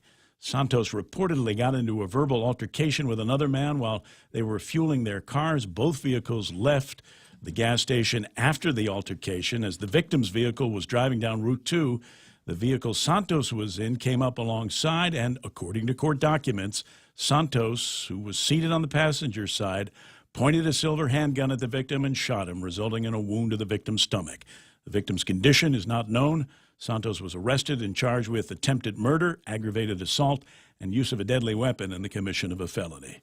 For these stories and more, log on to postguam.com or pick up a copy of today's Guam Daily Post. Ray and Mike now take a look at weather. I got breezy conditions today. Partly cloudy skies, breezes, isolated showers, winds out of the east up to about 25 miles an hour, decreasing tonight. Highs about 88 degrees and overnight lows of about 77 degrees. The sun will rise tomorrow morning at 6:32. Sunset tonight at 5:54. Quick look now at the weather radar. Mike will give you an idea of what the weather patterns are going to be for the next hour or so. Yeah, looking at the radar here, seeing a lot of activity out there. Most of it is isolated, but it's starting to get into that scattered realm, and that just has to do with the amount of coverage. And all of this is associated with some weak upper and middle level instability that is blowing on through, and it's kind of teaming up with the moisture that's at the surface. It brought some of that moisture with it, and as it does, it's going to continue to fire off these showers and thunderstorms, a possibility of thunderstorms, because we've got this upper level activity going on. We can see it in the satellite photo there. It is to our southwest. That's out there by Yap right now, but we're on the tail end, the northern end of that, dragging some of that instability across us, and when the heat of the day hits that moisture and that upper level instability, could be some thunder this afternoon, so expect that. But no widespread coverage, just a few showers here and there. Still going to be an enjoyable day. Gotcha. All right, and that's news and weather together. 7:14 here on The Point. Coming up next, Lieutenant Governor Josh Tenorio. Introducing Exchanged, Guam's first online and mobile remittance to the Philippines. Exchanged is the easiest and fastest way to send money to your family and friends anywhere in the Philippines. Download the Exchanged app or visit their website, exchange.me. Sign up, remit, and get a chance to win a trip for two to Manila. Deluxe accommodations at the Belmont Hotel at Resorts World Manila. So sign up and remit now at Exchanged. Promo ends March 2nd, 2019. Conditions apply. Also avail of Exchange dollar to remit promo. Visit exchange.me for details. Exchange, yes, handy program, if you will, and you can download it right now on the on your Google App Store and start remittance today for as low as $1. Where we need you to go to King's for their crazy holiday menu, and the crazy item that I'm going to tell you about now is the Fruity Pebbles pancake. They have figured out a way to infuse the fruity breakfast cereal flakes into the fluffy pancakes. Then they serve that with powdered sugar and syrup. Now that's not problem-plagued procurement procedures. Powdered. Got to figure out. Or a tropical upper tropospheric trough. Just trying to get as many plosives in here as possible. Just drench this microphone with DJ saliva. 7:15 in the morning, and that's what we want you to try for breakfast today at King's. There's a reason every day a Guam homeowner is getting a solar system installed by Micronesia Renewable Energy. It's because MRE is the most trusted name in solar. With more solar energy solutions than any other solar company on island, homeowners have a choice to go solar for zero money down or take the path to ownership. Whichever way, it keeps our skies blue and your pockets green. And with the most experienced solar technicians and an energy production guarantee, there are no worries. Call 632-2613 for a free consultation. MRE, the smarter choice. Portions of the program brought to you by First Hawaiian Bank, where it all starts with yes, American President lines. They're shipping the future. Micronesia Renewable Energy. Never been a better time to go solar. American Water Tech. Smarter water, better water, and Guam Regional Medical City, the first choice for all of your open heart surgical needs. Cheers to 80 years. It's our 80th anniversary and the gifts are on us. 80 gift certificates, 8 shopping sprees, 8 staycations, and 1 round-trip flyaway for 2 to Manila. So how do you enter? Calvo's Insurance personal home and auto customers are automatically entered. Non-Calvo's customers may enter by receiving a qualified quote. It's our way of saying thank you for trusting us for the past 80 years. For more details, visit calvos.com/giveaway or call 472-6816. Calvo's Insurance, serving Guam for 80 years. A Subway card, as in Subway sandwich, is the gotta have it gift with cards from $5 up to pretty much any amount. You'll give a gift and get a gift too. Visit your favorite Subway restaurant today. The Coconut Wireless is back. The Ray Gibson Show. Any speaker, anytime. On demand at thepoint.gu. On demand on Facebook Live and on demand at YouTube Live now. I see Felix Regis is there. Vince Duenas, Ismael saying nothing good happens between midnight and 5 a.m. out on the streets. Lady D says the shame of that hit and run. Yeah, a bystander videoing the body, and that's floating around on Facebook. Now, originally it made it sound like there was a murder and dismemberment, and I had the opportunity to click on the video, but I didn't need to see something like that first thing in the morning, so I didn't, and so I think there have been hopefully corrections made in the removal of that particular video from the social media. 7:18 in the morning, and delighted. I got a call WhatsApp late last night asking if I might have some time on the radio for the incoming Lieutenant Governor-elect Josh Tenorio. Well, yeah, I do. As a matter of fact, I can make time for him. Good morning, Joshy. Hi, good morning. How are you doing? You know what? I'm doing terrific. Well, congratulations. I haven't seen you since the election. Well, thank you very much. I really appreciate it. We've worked long and hard, and looking forward to doing all the work that you signed up for. Well, I have a list, so it's all the work that you signed up for and then some. And then some. And then some. So I've got to ask you. You know, it's one of the things that we're hearing a lot of. It's this incoming administration, first time a lady governor on Guam, and an openly bald lieutenant governor. Yeah, that bald thing has helped me look younger, but I found out that in the election, a lot of people thought I was a bit more younger than I was. Take a look at that was a mixed gift there. Take advantage of it. You know, I got Jerry Roberts standing by for the extra point here, and that was a moment. He's also hairstyle. Yeah, he's also openly bald. Well, you know, there are two other openly bald lieutenant governors elect that I met last week. So really, one of them, by the way, is 32 years old. A 32-year-old lieutenant governor. Oh, yes, from Wisconsin. Yeah, from Wisconsin, and openly bald. And I made me seem like an underachiever. Oh, impossible. Anybody that has watched your career in and out of public service knows better than that. So you know, Tony just said, "Can you make some time for the LT?" And of course I can, but he didn't actually tell me what it was that you wanted to talk about. So you tell me what you want to talk about, and then I'll start on my list. Well, you know, I just wanted to have the opportunity to thank the people of Guam and let you know that I'm looking forward to coming someday to your studio. I haven't seen your new digs. Oh, it's incredible in here. It's all high-tech, state-of-the-art stuff. It's so high-tech, I don't even touch anything.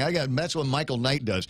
He's got the buttons. I'm only allowed to touch a handful of buttons in a computer around here, but the rest of it is all high-tech and good-looking. I'd love to get you know what? You should come in here with Jerry and do the extra points. We have the two bald heads together in the same place.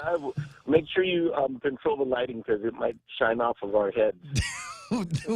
I'll work on that. Hey, there's a lot of people. What I wanted to say is obviously we were very privileged that we started last night with rolling out who the leadership is going to be in these next few years for the government of Guam. And of course, we've announced that our chief of staff is former Assistant Secretary Tony Babauta. Our incoming deputy chief of staff is John Junior Calvo. And our chief financial advisor is Bertha Duenas. And I think that what that's an indication of is that we recognize we have a lot of hard work and complex issues, number one, that we have to deal with the federal government. And we're going to be tapping Tony's expertise and his network to try and help the governor-elect and myself and our administration work through the circles of Washington, trying to really address this H-2 labor issue for the entire island, facilitate a working military buildup that works for everybody, and addressing all of these unfunded mandates with the federal government. John Junior Calvo brings some experience, but some youth into the office.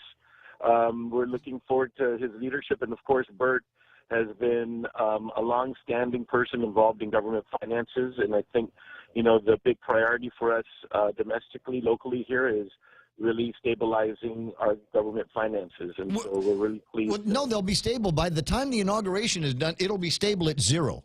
There won't be a penny in the Treasury with what sound like hiring sprees and spending sprees that are going on, and surprise holidays. I don't know that you'll have anything to work with other than a zero or negative bank account when you guys take office. I think there are going to be some challenges ahead for you in the first part of this administration, and I hope the responses and I think Bertha will be able to help guide us through what some of the options might be that don't necessarily involve borrowing and don't necessarily involve taking anything out of the hide of the taxpayers anymore. Right.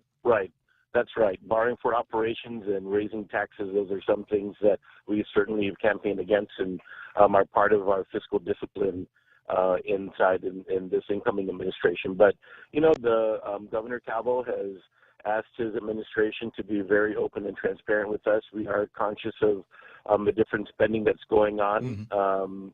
Especially in some of those autonomous agencies, but at least for the government finances, we're getting a handle on, and you know, we're ready to be at work and to manage this thing on January 7th on our inauguration day. And so there's a couple of things. One of them is kind of almost feels like an inside joke. So we know where the outside inauguration is going to be. We know about the inaugural ball that's going to be taking place. I want to know where the Josh Tenorio party is going to be taking place. I want to know the when and where on that one.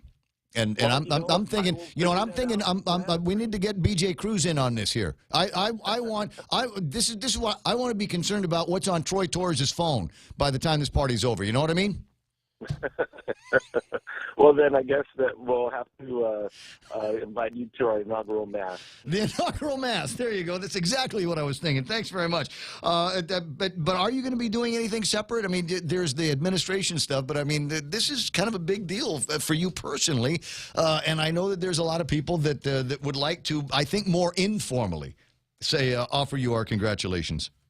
Well, I would say that our inaugural festivities are pretty planned for the community. We have a lot of people that really helped us, a lot of my family and friends that were involved in the election. But I'll tell you, though, probably one insider party I might have, and I still have to plan this, is for my Talofofo group. Now, I'll tell you, Ray, I moved to Talofofo in March.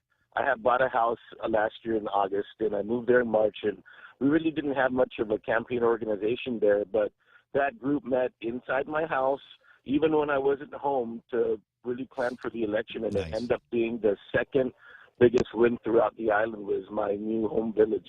And, of course, my old precinct in Sinahanya was the second highest margin in all of the precincts in the election county, nearly 60%.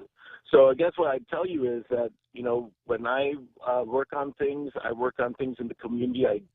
The community is part of my life, and those are the people that I want to celebrate my win with. I'll keep an ear out. Maybe Bibas and Miguel, maybe we'll do something around Fiesta time. I think that'd be appropriate. Oh, that's good. Well, I certainly have about 10 months to plan. It'd give you at least that. Well, there's other work that needs to be done. Like I said, it almost began as a joke, but I've more seriously taken a look at some of the list, the Ray Gibson Show list of crap we want Lou and Josh to fix, including, and I'm sure you've seen it a million times, wondering what it is that we can't get our heads around, is that god-awful, butt-ugly chain-link fence in front of John F. Kennedy. I really consider that an affront in this community. It's just, it no longer serves the purpose for which it was built, and it's ugly. And it is in the corridor that takes our tourists from the airport to the hotels. I've heard you talk about it 3 times, to be honest with you. When I was traveling last week, I did think about that when I saw some better alternatives that have been used for mediums, like using green stuff and things like that. So I'm conscious of it, Ray. Good. I know that's your top pet peeve. Actually, but I've got other more serious pet peeves, and one of the things that we're talking about here this morning is we got road rage. There's at least, I want to say, in the Saturday edition of the Daily Post, there's a couple of stories of finally we've got a couple of ne'er-do-wells, drug jugheads that the courts are finally saying, no, you're a danger to yourself and the community, so we're not going to release you, and we're going to put you behind bars until your trial. There needs to be more of that, not less of that. We've got a problem here with people's attitudes about the criminal justice system and the respect for the law. And I think there's you were at the judiciary for a long time. Yeah, and I think it starts. If you want a compliant community, a community that follows the law, then you have to be able to enforce it at all aspects. So it starts from the traffic, and if people are running red lights, they're not and breaking those rules, then you have to try and do enforcement. So I'll be honest with you, I've been looking at some plans about what we're going to be doing on the first 100 days to step up definitely police presence throughout the island. Good. And I think that you'll see that the things that we'll be doing in our first 100 days are exactly the things that we've talked about, and at least you'll know the direction we're going to. Perfect. Well, I can hardly wait, and as far as I'm concerned, you don't have to wait for the inauguration to do any of that. I'm delighted at some of the names that I'm hearing, and certainly Tony and Mr. Calvo and Bert, and calling her Bert. I can hardly wait for our first conversation with her because she always made me feel smart. 7:28. Listen, buddy, I got to let you run. Thank you. Thank you, and congratulations. Give Auntie Lou a big hug. Will do. Thanks. I'll see you pretty soon. Lieutenant Governor-elect Josh Tenorio here on the program. You want to go directly into the headlines? Well, I don't. Let me just check with the guy who's normally going on the air at around 7:20. Jerry Roberts, you got time? All right, groovy. We'll move the financial report and the extra point and all of that to the other side of headlines, which we'll do right now. From the Guam Daily Post, here's Kevin Kerrigan. Half a day and good morning, Guam. And the headlines from the Guam Daily Post this morning, 26-year-old Harry George Cook Cruz is facing drug possession allegations after police found methamphetamine, morphine, and other drugs in his vehicle. According to the magistrate report, police responded to a complaint from a woman who reported that a small leather backpack had been stolen from the back seat of her car. A witness claims to have seen a suspect, later identified as Cruz, hiding something under his shirt and jumping into a truck that sped off. Police later spotted the truck, stopped the vehicle, and questioned Cruz. According to the magistrate complaint, Cruz admitted taking the victim's bag because she previously had stolen something from him. He also admitted to having taken Xanax that day. Cruz was charged with possession of a Schedule II drug, theft, and driving while impaired. 6 recent promotions at the Guam Police Department are the subject of a new grievance filed with the Civil Service Commission. A group of officers contend they were passed over for promotions that were not properly announced and were made in violation of the government's merit system. The Guam Federation of Teachers represents the officers who filed the grievance. The GFT says the civil service staff recommended the commission approve an investigation into the promotions. The officers assert that proper procedures were not followed. They requested that the promotions be rescinded. In question are 5 police officers who were promoted police officer 2s and 1 officer who was promoted to police lieutenant. As expected, Tony Babauta has been named the Chief of Staff to the incoming administration of Governor-elect Lou Leon Guerrero and Lieutenant Governor-elect Josh Tenorio. Babauta played a key role in the Lou and Josh campaign. He's a former aide to outgoing Washington delegate Madeline Bordallo and ran against her for the delegate's seat in 2016 but lost. Babauta was a Department of Interior Assistant Secretary until his resignation in 2013 following an Inspector General report that concluded he had made inappropriate comments to some employees. However, Babauta points out that that report was referred to the Department of Justice, which found no reason to pursue the allegations. The incoming administration also named John Jr. Calvo, District Chief of Staff for Delegate Madeline Bordallo, as the incoming governor's Deputy Chief of Staff, and Bertha Duenas was named Chief Advisor for Fiscal Discipline. For these stories and more, log on to postguam.com or pick up a copy of today's Guam Daily Post. Good plan. 7:31, that's iConnect time in the studios here at the radio station. Swing by the nearest iConnect or call them at 888-8888 and ask about details on how you and a friend could be aboard an airplane all the way out to Manila. It's going to be a good time. What are you looking at? Oh, no, we're not going to tis the season. Do you want to play it anyway? I mean, I could. Thank you. Love that. 7:31. 'Tis the season to connect and win with iConnect.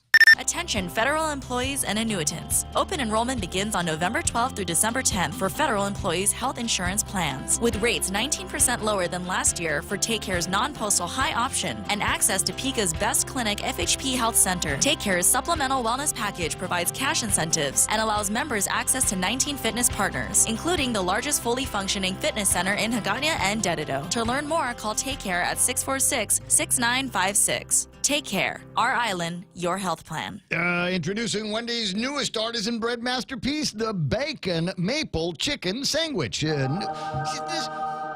Let me piece by piece this for you. We've got hot, crispy, home-style chicken fillet, which would be great all by itself. They put some Swiss cheese on that, and because it's Wendy's, and we extra everything there, applewood smoked bacon, and then they drizzle the whole thing with a sweet and savory maple glaze, all in between a warm and fluffy croissant bun, because, we're classy like that at Wendy's. Limited-time sandwich brings back the flavors you crave. Wonderful time of year, and in certain regions of the United States, this goes together like Coca-Cola with peanuts in it, if you know what I mean. Try it today at Wendy's. Family Finance, serving the people of Guam since 1959. Now you can start planning for the holidays by getting a personal Christmas loan from $1,000 up to $3,500.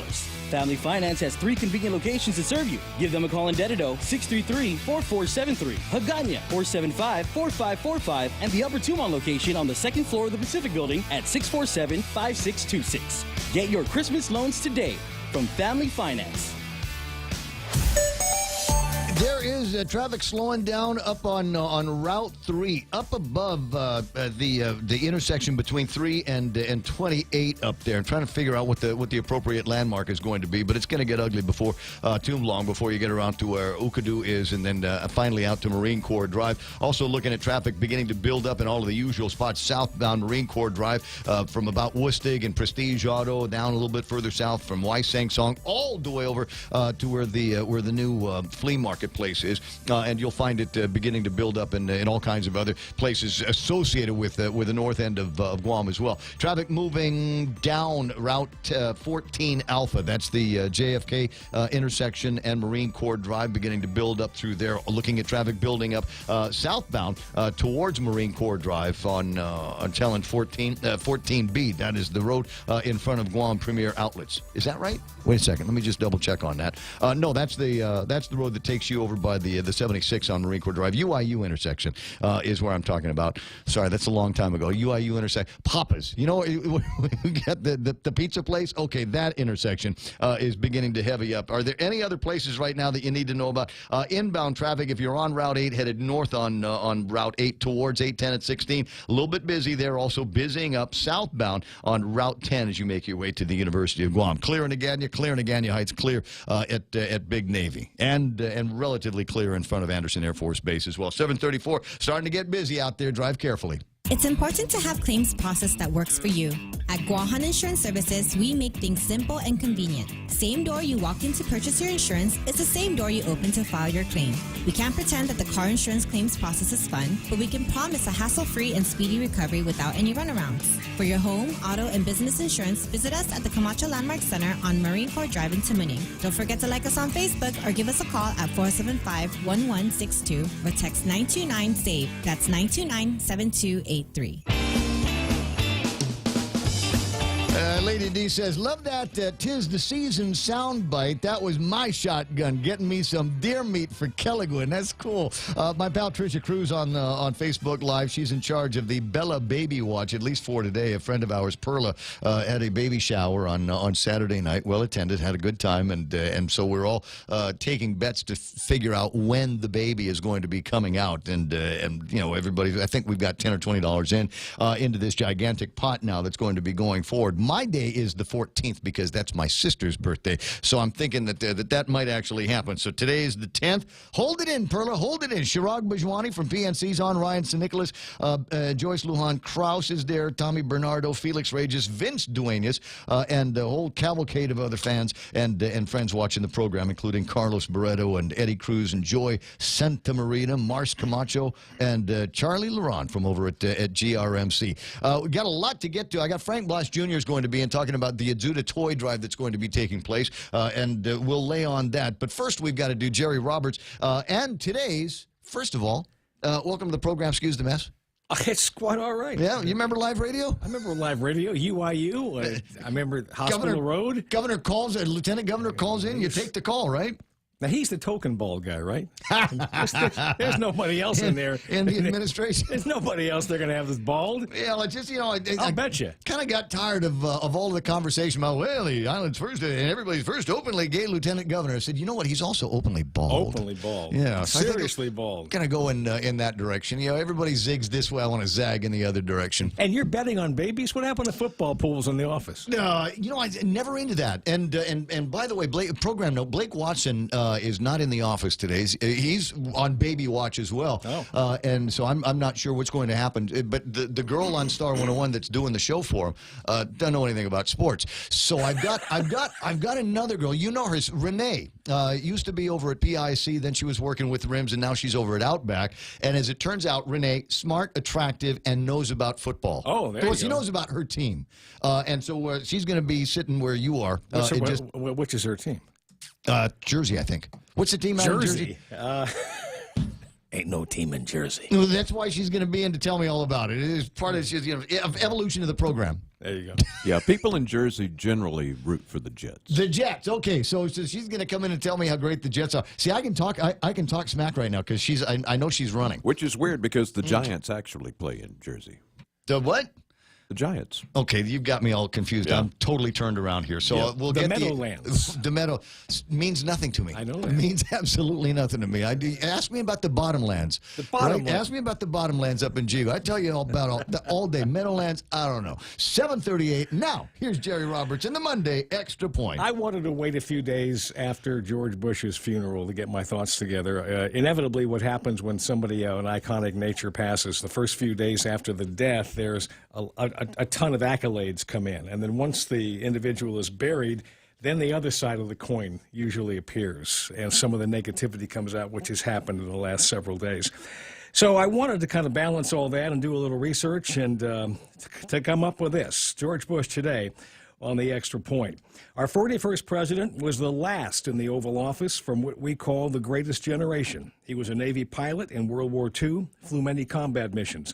He was the ultimate political insider, elected to Congress, United Nations representative, chairman of the Republican Party during Watergate, special envoy to China, director of the CIA, vice president, and then president. He had a resume unlike anyone else to ever occupy the White House. Succeeding Ronald Reagan was tough, and America didn't receive Bush as warmly. He separated from the extreme far right of the Republican Party and its economic approach, the trickle-down theory. He called it voodoo economics, and that raised eyebrows.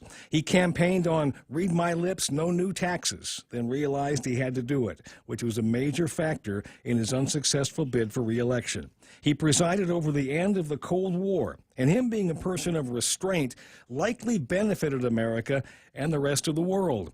When the Berlin Wall was taken down, he didn't make it a massive celebration, which helped Russian leader Mikhail Gorbachev to save face.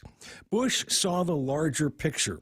The Soviet Union was losing influence and eventually would split up. And by not giving Russian hardliners anything to use against Gorbachev, he didn't inadvertently create a backlash that would result in new problems. He knew that victory in itself was enough. Embarrassing the other guy was pointless, and we can all learn from that.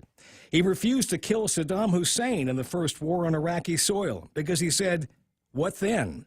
He saw a big problem in disrupting the Middle East. His successors obviously did not agree, including his son, the 43rd president. And it's hard to say that Middle Eastern policy over the past 2 decades has made the world a better or a safer place. He also had his share of detractors. Critics said he lied to create a reason for the war in Iraq and that there were numerous cover-ups in his administration. Prior to his death, social media and YouTube were not kind to 41. I'll leave it at that. George H.W. Bush said of himself, I'm a man who sees life in terms of missions, missions defined and missions completed. Now, however you come to the game with George Bush, however you feel about him, whether he was a great president or whether he was not and did a lot of things that you didn't like, I always try to find a connection that you and I can make to improve our lives, something we can take away, and I think we can take it away from his public demeanor. He came off as a quiet, humble man who could make fun of himself. He never saw ego plays. Those who knew him said he was a great listener. He made friends across the aisle, and he didn't try to beat down or destroy his opponents. He didn't come out in criticism of Bill Clinton. That wasn't his style. And then there was the constant public display of affection for the love of his life, his wife Barbara. So regardless of what our personal political choices may be, I think we can all connect with him on those things. That's the Extra Point. Get out there and make something good happen today. For 93.3 in the Ray Gibson Show, I'm Jerry Roberts. Great piece. Wonderful piece there. A note, Lady D says she believes President Jimmy Carter might end up being the one from the last, the greatest generation. He was also in the Navy. And as people will forget, he's actually still alive. That's right. That's a fact. That's right. Okay. All right. Thank you, sir. Jerry Roberts in today's Extra Point. Frank Bloss Jr. in moments. Here at APL, our core values give the company its heart and soul. Whether it's connecting your business with our global network through our newly enhanced service or investing our efforts into giving back to the community, APL is committed to serving you. We humbly honor the opportunity to find innovative solutions for you and your business. To learn more about our enhanced service, call 588-4651 or visit www.apl.com/Guam for more details. Chili's. What happened? 3 for Me menu just got bigger. We're giving you more choices for the same great price. For just $15, you can get a beverage, salad, and an entree. First, choose from a refreshing Coca-Cola, iced tea, or Heineken on draft. Then enjoy a house salad and select your choice of a mouth-watering entree, like our half-rack ribs, Cajun chicken pasta, old-timer burger, personal chicken fajitas, or the flavorful margarita flatbread. So hurry in today and enjoy our Chili's 3 for Me menu for just $15. Available for a limited time. Chili's, more life happens here. It's 7:43. This is the Ray Gibson Show on 93.3 The Point, and bringing into the studio a very close, very dear personal friend. And when I say that, it's a friendship that goes back 54 years or something. Frank and I have known each other since before we could recognize other people's faces. I think we shared cribs. There's that possibility. We were at Oka together with Donna and Tina. Right. And so just back from a get together that we had over the weekend over at the house. Frank and Tilly bring the family together for what has got to be the largest Christmas tree display on Guam. In the I've never seen a bigger one. Well, I've never seen other houses the same way. But how many trees in the house? 34. 34 trees of a variety of sizes. It's not as though, you've got the 7-foot trees all over the place. There's just a whole bunch of 6s and a bunch of 5s and some 3s. We'll scatter around a couple of 2-footers, but all individually decorated. Right. That's the part that blows me away. Yeah. That's the part that blows me away. Obviously, you heavy adoption of Christmas over in the Bloss house. Yeah, Christmas starts right around August. And it was nice to see Mrs. Bloss Sr. Oh yes, she truly enjoyed it. She sat there, of course, next to the desserts. And stuff. Where I was next to the desserts. Right. Did Joe John make the chocolate cake? No, that was actually John Uggan's wife. Okay. Donna. God, that was good. That was like dude, that was hotel quality. It was. And I was like thinking I got to run the next morning. I don't know if I should have any more than 2 or 3 of these. I think she got like 5 orders that night. Nice. So the reason why why Frank's in the studio is obviously it's around the holiday time. I might sneak in a serious question or two in here, but I want to make sure that we've you got an opportunity. Really? You'll do that? Council doctrine, stand your ground. Okay. Just thinking out loud here. What with some of the street crime that we're seeing these days, and guys jugheads on drugs or jugheads just being jugheads and road rage now that is turning right down the street. Exactly. I'm going to follow you to the gas station and slingshot your car. Right. What the heck are we going to do about that? How do we win that war? But first, let's start by making sure that people, sometimes from a disadvantaged background, also have an opportunity to celebrate Christmas. Yeah, first off, thanks for having me here today. Today, I'd like to be able to announce that the Adzuta Foundation and its continuing efforts to be able to help our brothers and sisters in the CNMI, recover from that Super Typhoon U2 that they experienced. Today, officially, we're going to be starting our toy drive. Cool. And our toy drive is because we firmly believe that, many of the families up there, right around this time, they would normally start to prepare for Christmas and go around and do the things that other people would do. But they don't have that opportunity. They're in recovery. One of my first thoughts after U2 was done, I'm looking over at the calendar and I realize these guys are into devastation and destruction, the likes of which they had not seen in years, the likes of which you and I may not have seen in many years, going back to Typhoon Pamela. Right. And so I was thinking, the people that are going to have the biggest impact here are the kids, because they're going to miss a holiday unless somebody really, really goes an extra step, goes down another country mile. They're going to miss out on a great kind of Thanksgiving, great kind of Christmas. That's right. And so we're teaming, the Adzuta Foundation is teaming with a number of community partners that we have here. And a number of them have stepped up, GTA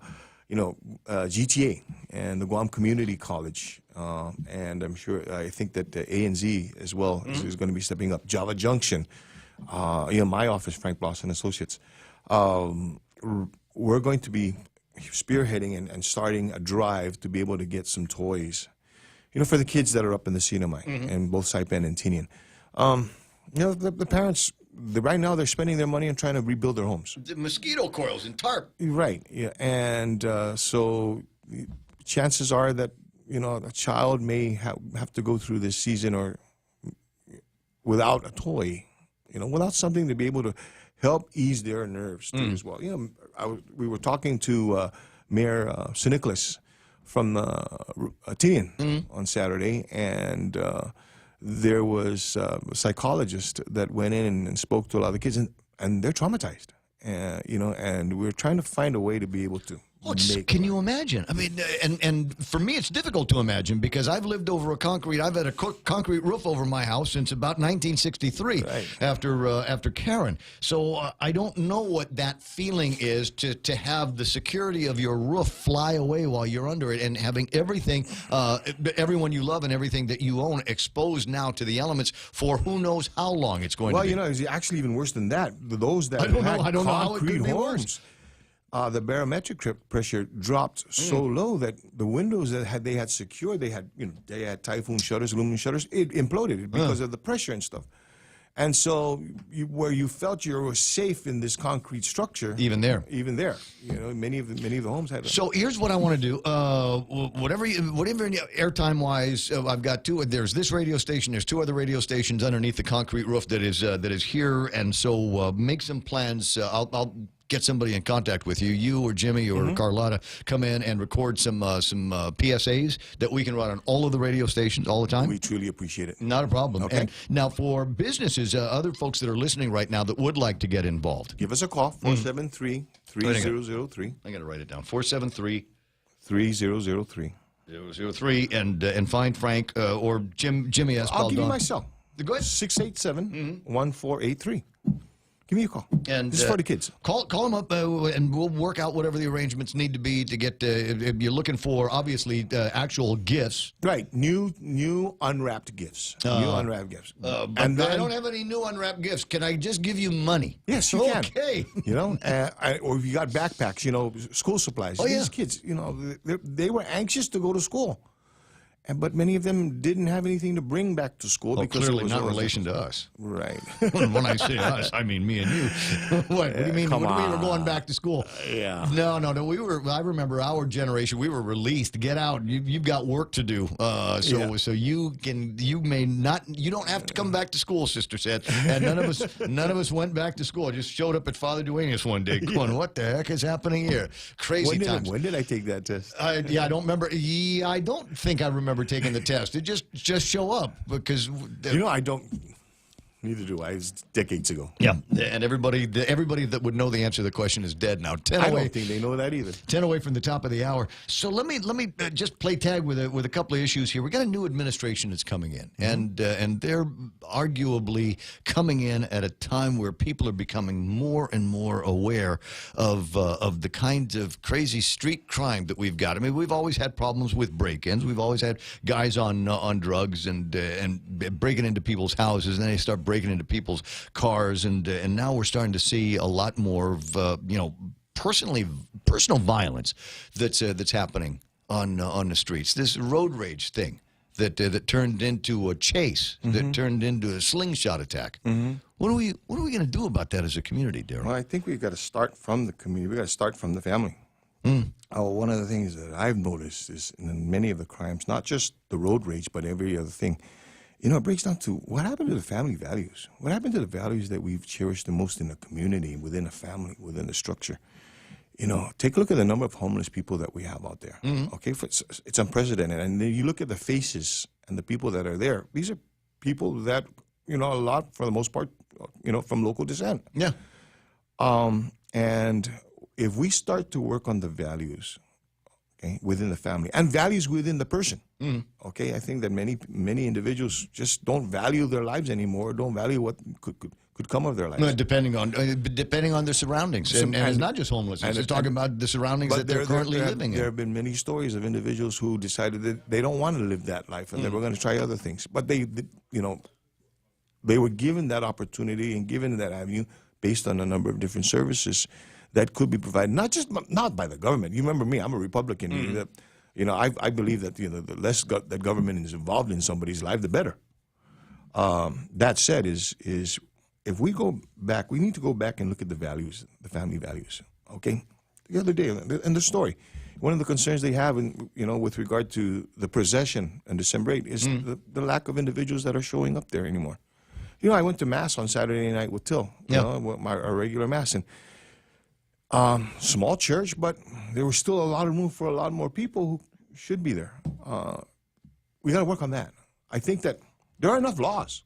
Yeah, and we've got to talk about enforcement of the laws. I'm not going to disagree with you on that point. But the question about why there are fewer people showing up at Catholic masses on Guam might have to do with the values. Might have to do with the values of the priests now that have been exposed over all of these years. But the church in our faith, of course, the church is the people, the congregation, the people that are there, and we've got to work on that. I've seen. And I've constantly told people, I says, man, you got to make something better of your life.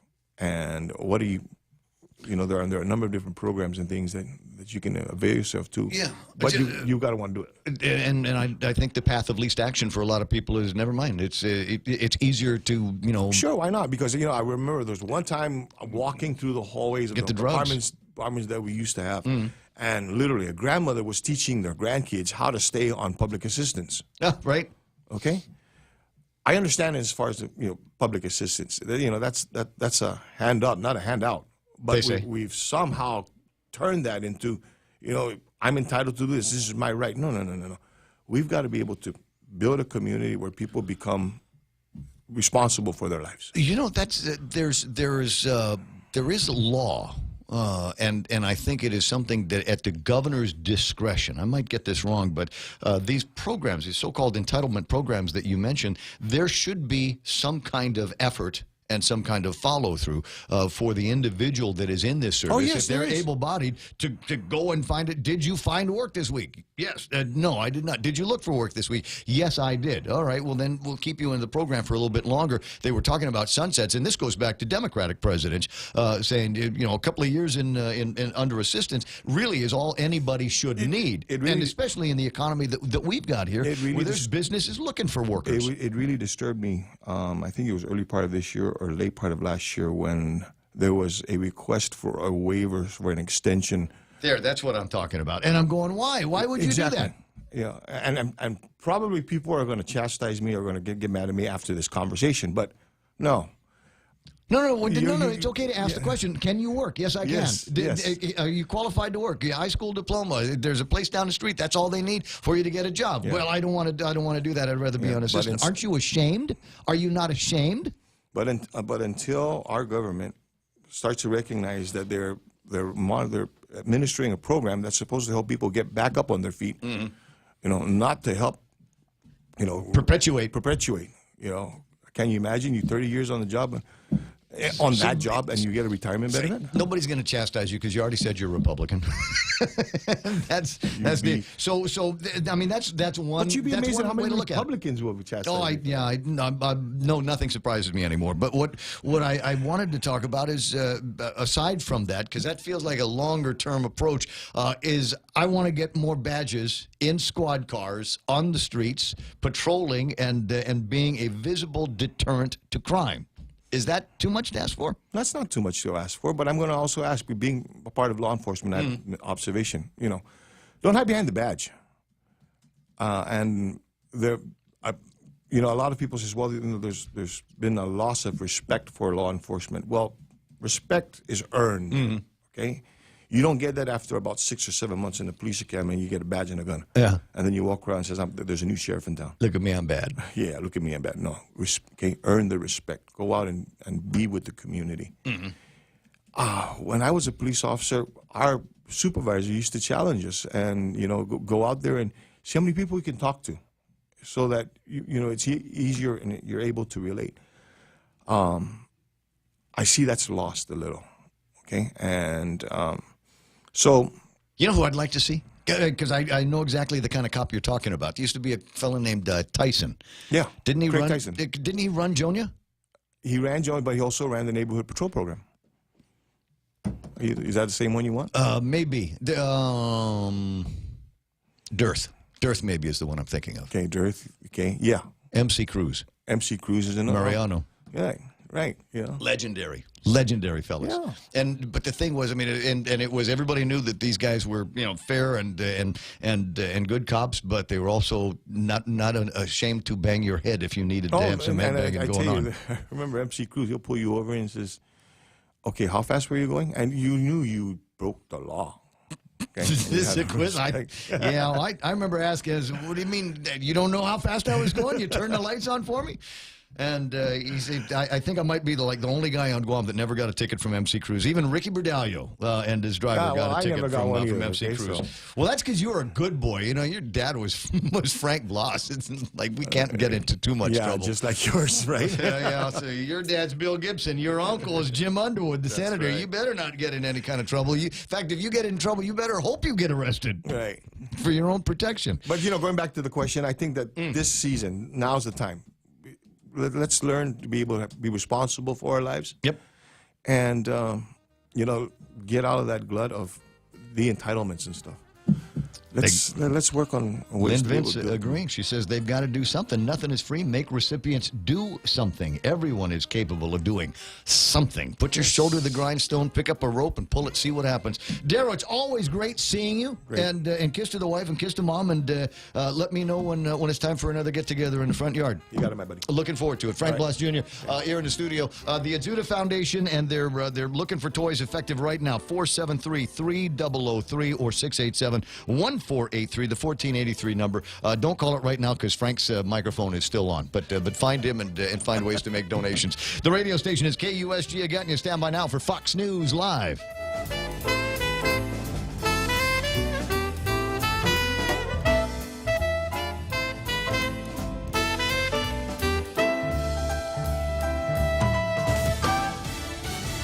Assessing the evidence. I'm Steve Rappaport, Fox News. Lawmakers weighing in on the latest findings from special counsel Robert Mueller in the Russia investigation. At issue, allegations that President Trump directed former attorney Michael Cohen to make hush money payments to two women who say they had affairs with the president before he took office. Senate Independent Angus King of Maine tells Fox News Sunday. It's more of a drip than a opening of the fire hose, and it continues to develop in ways that aren't favorable to the president, but I think in the filings this week, there's nothing definitive. Senate Republican Marco Rubio says the investigation needs to fully play out. Before I'm prepared to make a public pronouncement that I'm ready to make judgment on one thing or another, I'd like to have all of the information before us, and I also want us to finish our work on the Senate Intelligence Committee. Senator Rubio on ABC's This Week. Some concern on both sides of the aisle over President Trump's nominee for Attorney General. Fox's Gernal Scott has more live. Steve, William Barr may have held the position of Attorney General before, but Republican Senator Rand Paul said on NBC's Meet the Press that he has concerns that the privacy of citizens could be compromised on his watch. I haven't made a decision yet on him, but I can tell you the first things that I've learned about him being for more surveillance of Americans is very, very troubling. Democratic Representative Adam Schiff said on CBS Face the Nation there needs to be a guarantee from Barr before any Senate confirmation happens. That he will not interfere in the Mueller investigation and that he will be sure that the Mueller report is ultimately made public. The president is expecting a swift confirmation process, Steve. Thanks, Gernal. So much for his frontrunner status. Vice President Pence's Chief of Staff, Nick Ayers, will not succeed John Kelly as White House Chief of Staff. Ayers tweeting he will leave the administration at the end of the year, but will work with the Make America Great Again team to advance the cause. This is Fox News.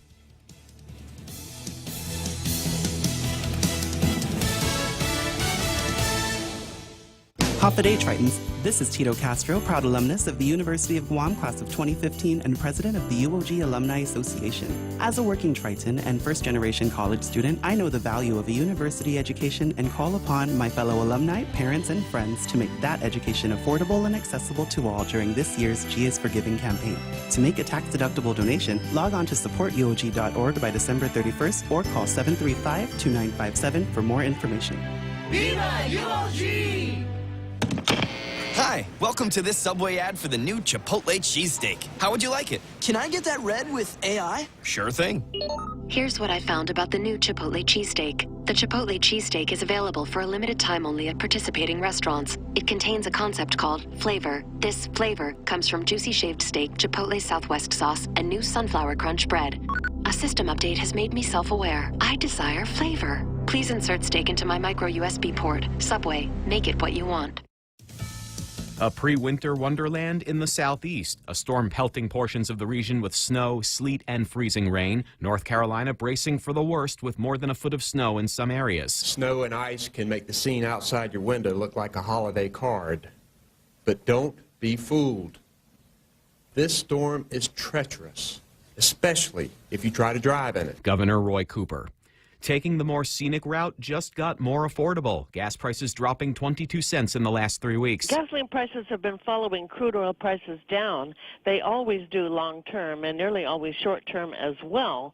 It is ironic, but on the day of our retail survey finding these results, OPEC had its meeting and determined to cut production by 1.22 million barrels per day. Industry analyst Trilby Lundberg saying the new national average is $2.51 for a gallon of regular. Astronauts on board the International Space Station received their holiday gifts a little early. A SpaceX Dragon supply ship docked with the space station on Saturday, delivering the 6 astronauts an assortment of food, including smoked turkey, green bean casserole, candied yams, cranberry sauce, and fruitcake. There are also cookies and icing for decorating. It took 2 tries before the orbiting lab's robotic arm managed to grab the ship 3 days after launch from Cape Canaveral. The Dragon also delivered mice and worms for experiments and more than 5,000 pounds of equipment.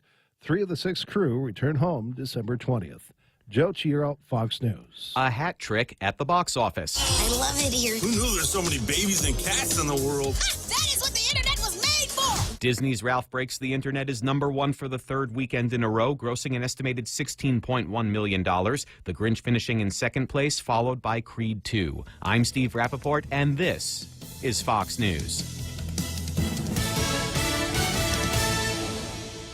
Chili's 3 for Me menu just got bigger. We're giving you more choices for the same great price. For just $15, you can get a beverage, salad, and an entree. First, choose from a refreshing Coca-Cola, iced tea, or Heineken on draft. Then enjoy a house salad and select your choice of a mouth-watering entree, like our half-rack ribs, Cajun chicken pasta, old-timer burger, personal chicken fajitas, or the flavorful margarita flatbread. So hurry in today and enjoy our Chili's 3 for Me menu for just $15. Available for a limited time. Chili's, more life happens here. For more than 40 years, we've earned your trust, caring for our island's health, quality care and access to health solutions you deserve. Take care, our island, your health plan. Take care, health solutions that you deserve. Take care, peace of mind to comfort you. Take care, take care, take care. The season of giving is here, and the stations of Choice Broadcasting want to give back. 93.3 The Point, Boss 104, Star 101, and Lux Guam present Charity of Choice. Each of our radio personalities have chosen a Guam charity that they would like to benefit. And I chose Habitat for Humanity. Tune in daily to see how you can help. Charity of Choice 2018 is brought to you by Choice Broadcasting Company, Lux Guam, American Water Tech, and the station that gives from the heart, 93.3 The Point. KFC has finally answered the world's most important question. What came first, the chicken or the egg? And the answer is both. Introducing KFC's KFC AM, their new Southern and local-inspired breakfast. AM-loaded platter with chicken fried rice, waffles, and Colonel's chicken congee. KFC also has your all-time favorites, AM chicken and egg wraps, Southern biscuit and sausage sandwich, and hash browns. So for finger-licking good mornings, AM will never be the same at KFC. KFC, it's finger-licking good. Are high power bills sending your budget into chaos? Take control with the help of Micronesia Renewable Energy. Using the highest quality panels, a solar energy system from MRE will guarantee to save you money on power. With MRE, Christmas comes early. With every solar energy system, homeowners not only get $400 for signing up, but also an entry for a chance to win $1,000 in cold, hard cash, just in time for Christmas. It pays to be an MRE customer. Conditions apply. Call 632-2613 for details. MRE, the smarter choice.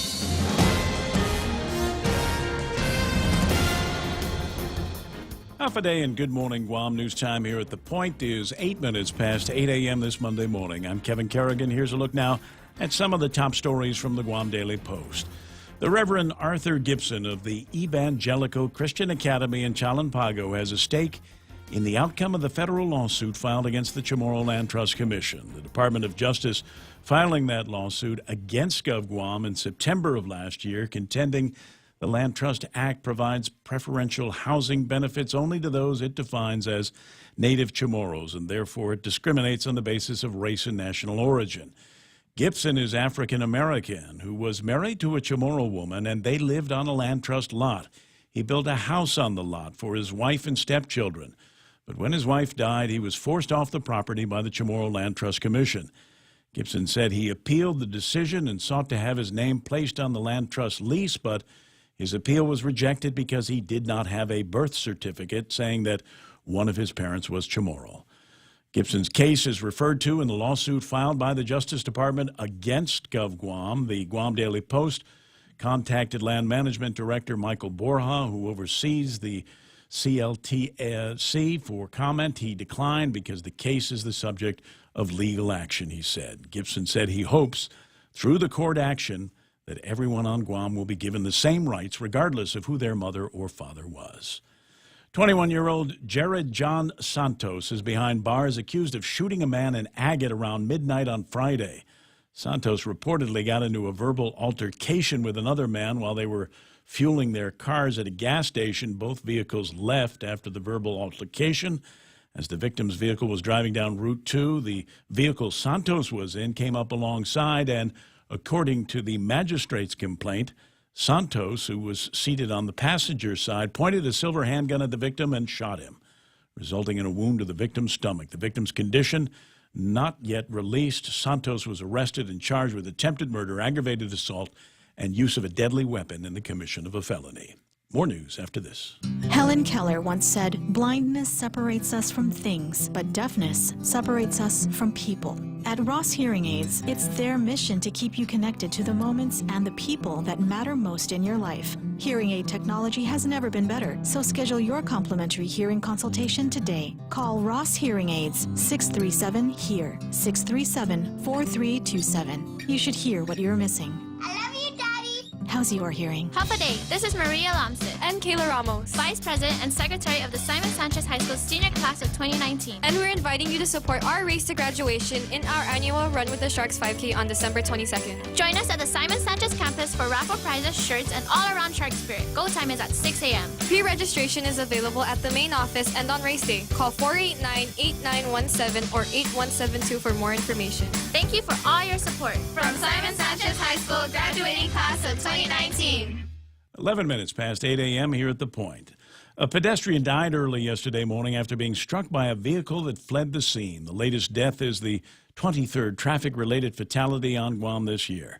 GPD spokesman Sergeant Paul Tapao reporting it happened sometime before 3:15 a.m. yesterday morning. Governor Carlos Camacho Road in Tamuning.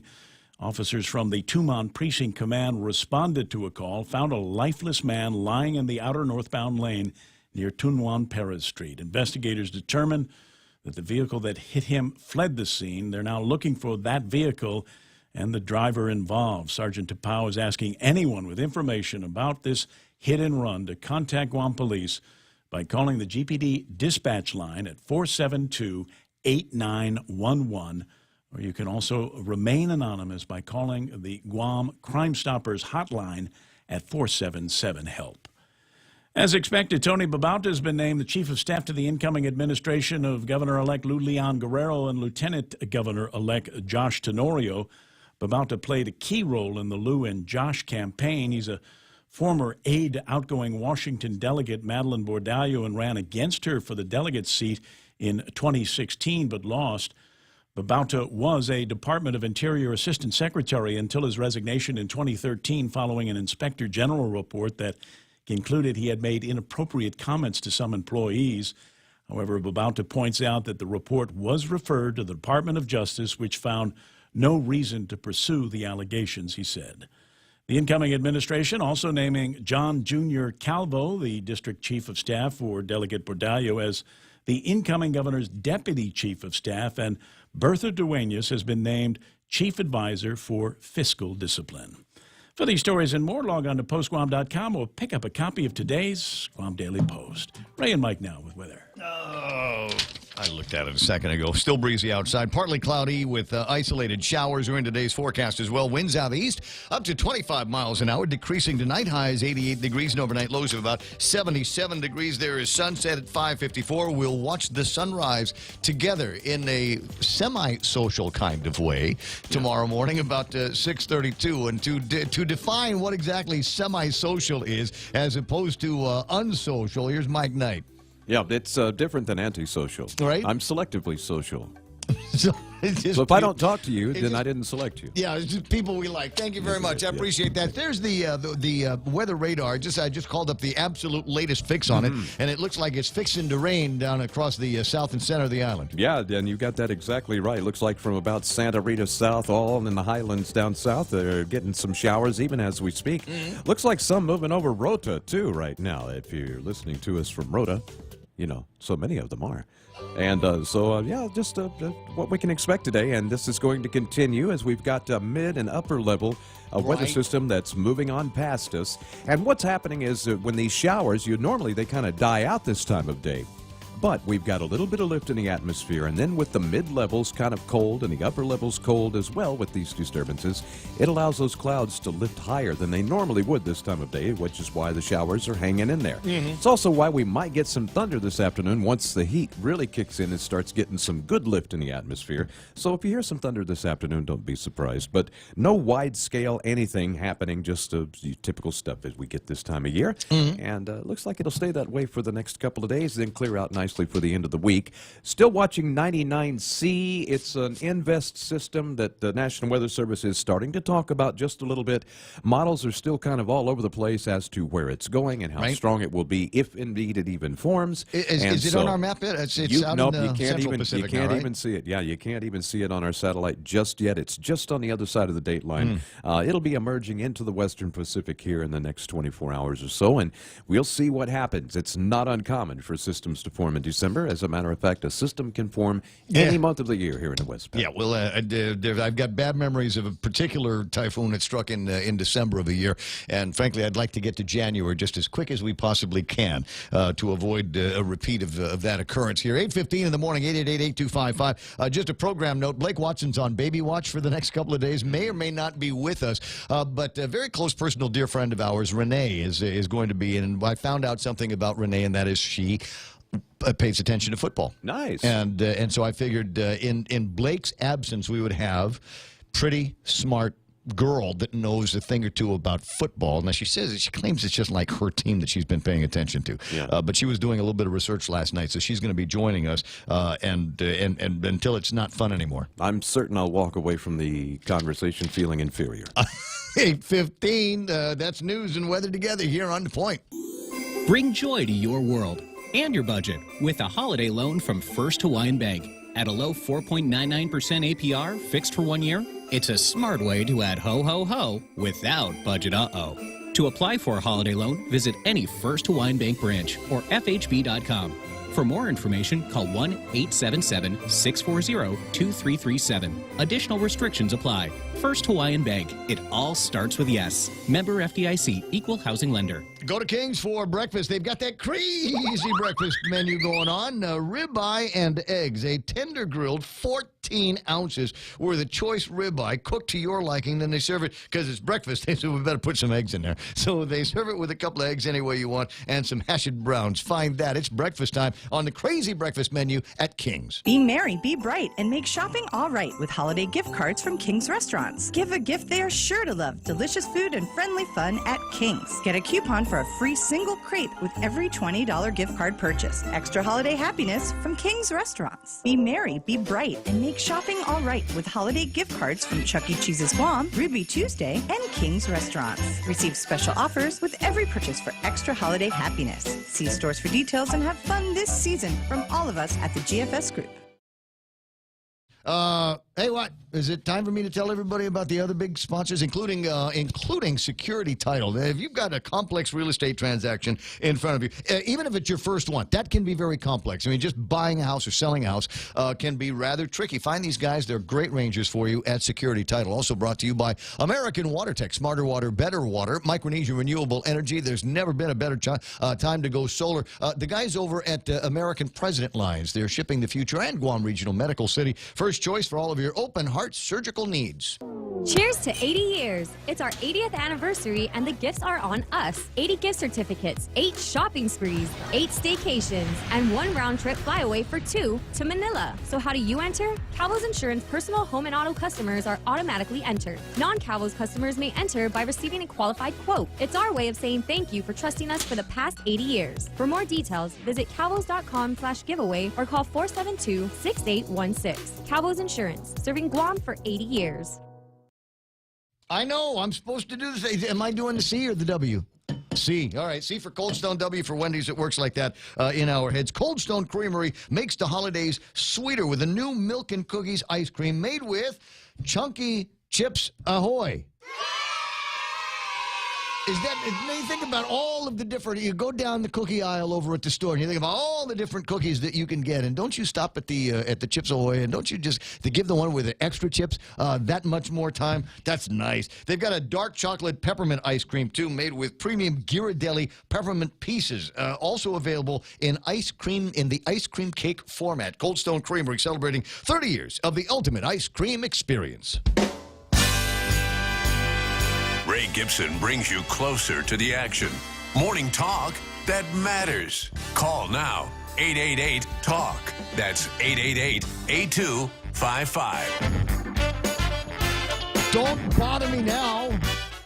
I got a pretty girl in the studio. You're gonna, what's the word? You're gonna harsh my buzz here. 888-8255 for later on. We'll save that for later. But in the studio right now, I've got my friend Renee, and you know, I'm never clear on how to pronounce your last name. Logie.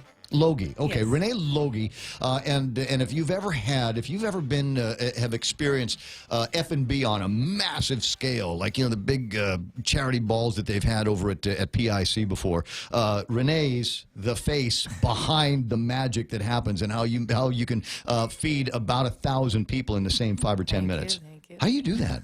It's intense. It It's is. organized chaos. But I mean, there's the first time they said, "Okay, you're in charge of a big banquet." I mean, what did you have to know that led up to that, and did it freak you out at all? You know, I just had a little bit of experience from the other side of it, being a client and booking events and banquets for a company that I worked for before. We did like a road show to promote a product that we had. So that's kind of my experience of going into banquets. And so you had the expectation from the customer side. Yeah. So I kind of went in and just had to learn more of the F&B terminology, the way that they like to run their operations, stuff like that. And you know, I had help. It was a big team over there. Well, that's true, and some great players that were there in front of you as well. So you're doing about the same thing now over at Outrigger. Yes. Well, similar. In I food love and the beverage. lobby. How much time do you get to spend in the lobby over at Outrigger at all? Oh, well, I walk back and forth a lot. Yeah. I put in probably about 5 miles a day just walking back and forth between. No, I was talking about happy hour. Because I wish. that is a favorite You happy should. hour. Yes. It's a good happy hour. We Yep. got entertainment. It's so busy every day there, but and, it's a and great if there's crowd. nothing going on, you go to Deuce It. 'Cause No, it's right no, through you the- just it's- go to the lobby. You go to Bamboo Bar.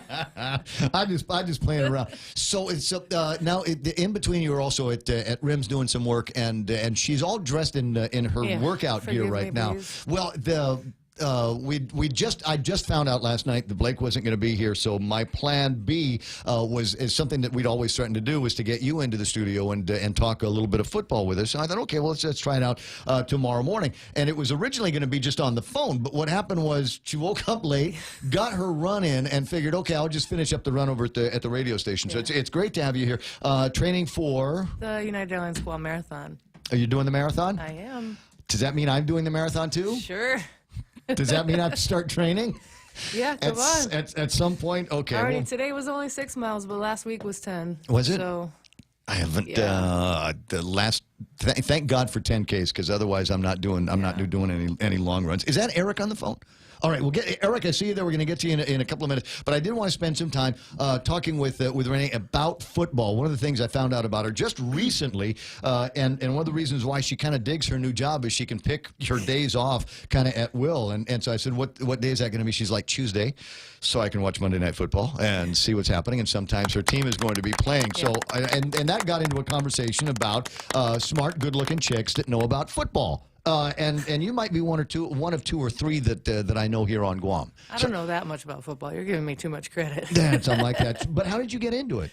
It was just. I mean, why do you pay attention at all? Well, and the truth comes out. So I grew up in Buffalo, so therefore I'm a Bills fan, and basically. The 4 years in a row that they went to the Super Bowl, we had a big party. Right? Big Super Bowl party. And that was really when I first started to get into football. But also I was a cheerleader, so I the Bills haven't been back to the dance, have they? Since those 4 years. Back, yeah. But there's every season is the renewed hope, right? We've rotated through so many quarterbacks, and every time it's like, next year, this is our year. See, I mean, just that. She rotated through so many quarterbacks, which is way above and beyond what I know or understand about football. And as a funny tie-in today, now, and she's familiar probably with the debacle that happened. Of course, that wasn't their point of view when Houston gave up a 35-3 lead at halftime, and Buffalo won that game and then went on to, I believe, that was their second straight Super Bowl.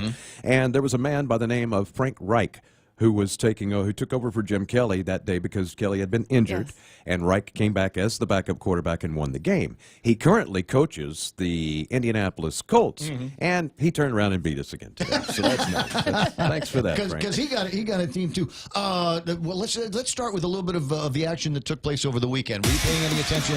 It's time for Sports with Renee. Were you paying any attention to the football that took place like Friday? I mean, what was that guy that did that 99-yard touchdown?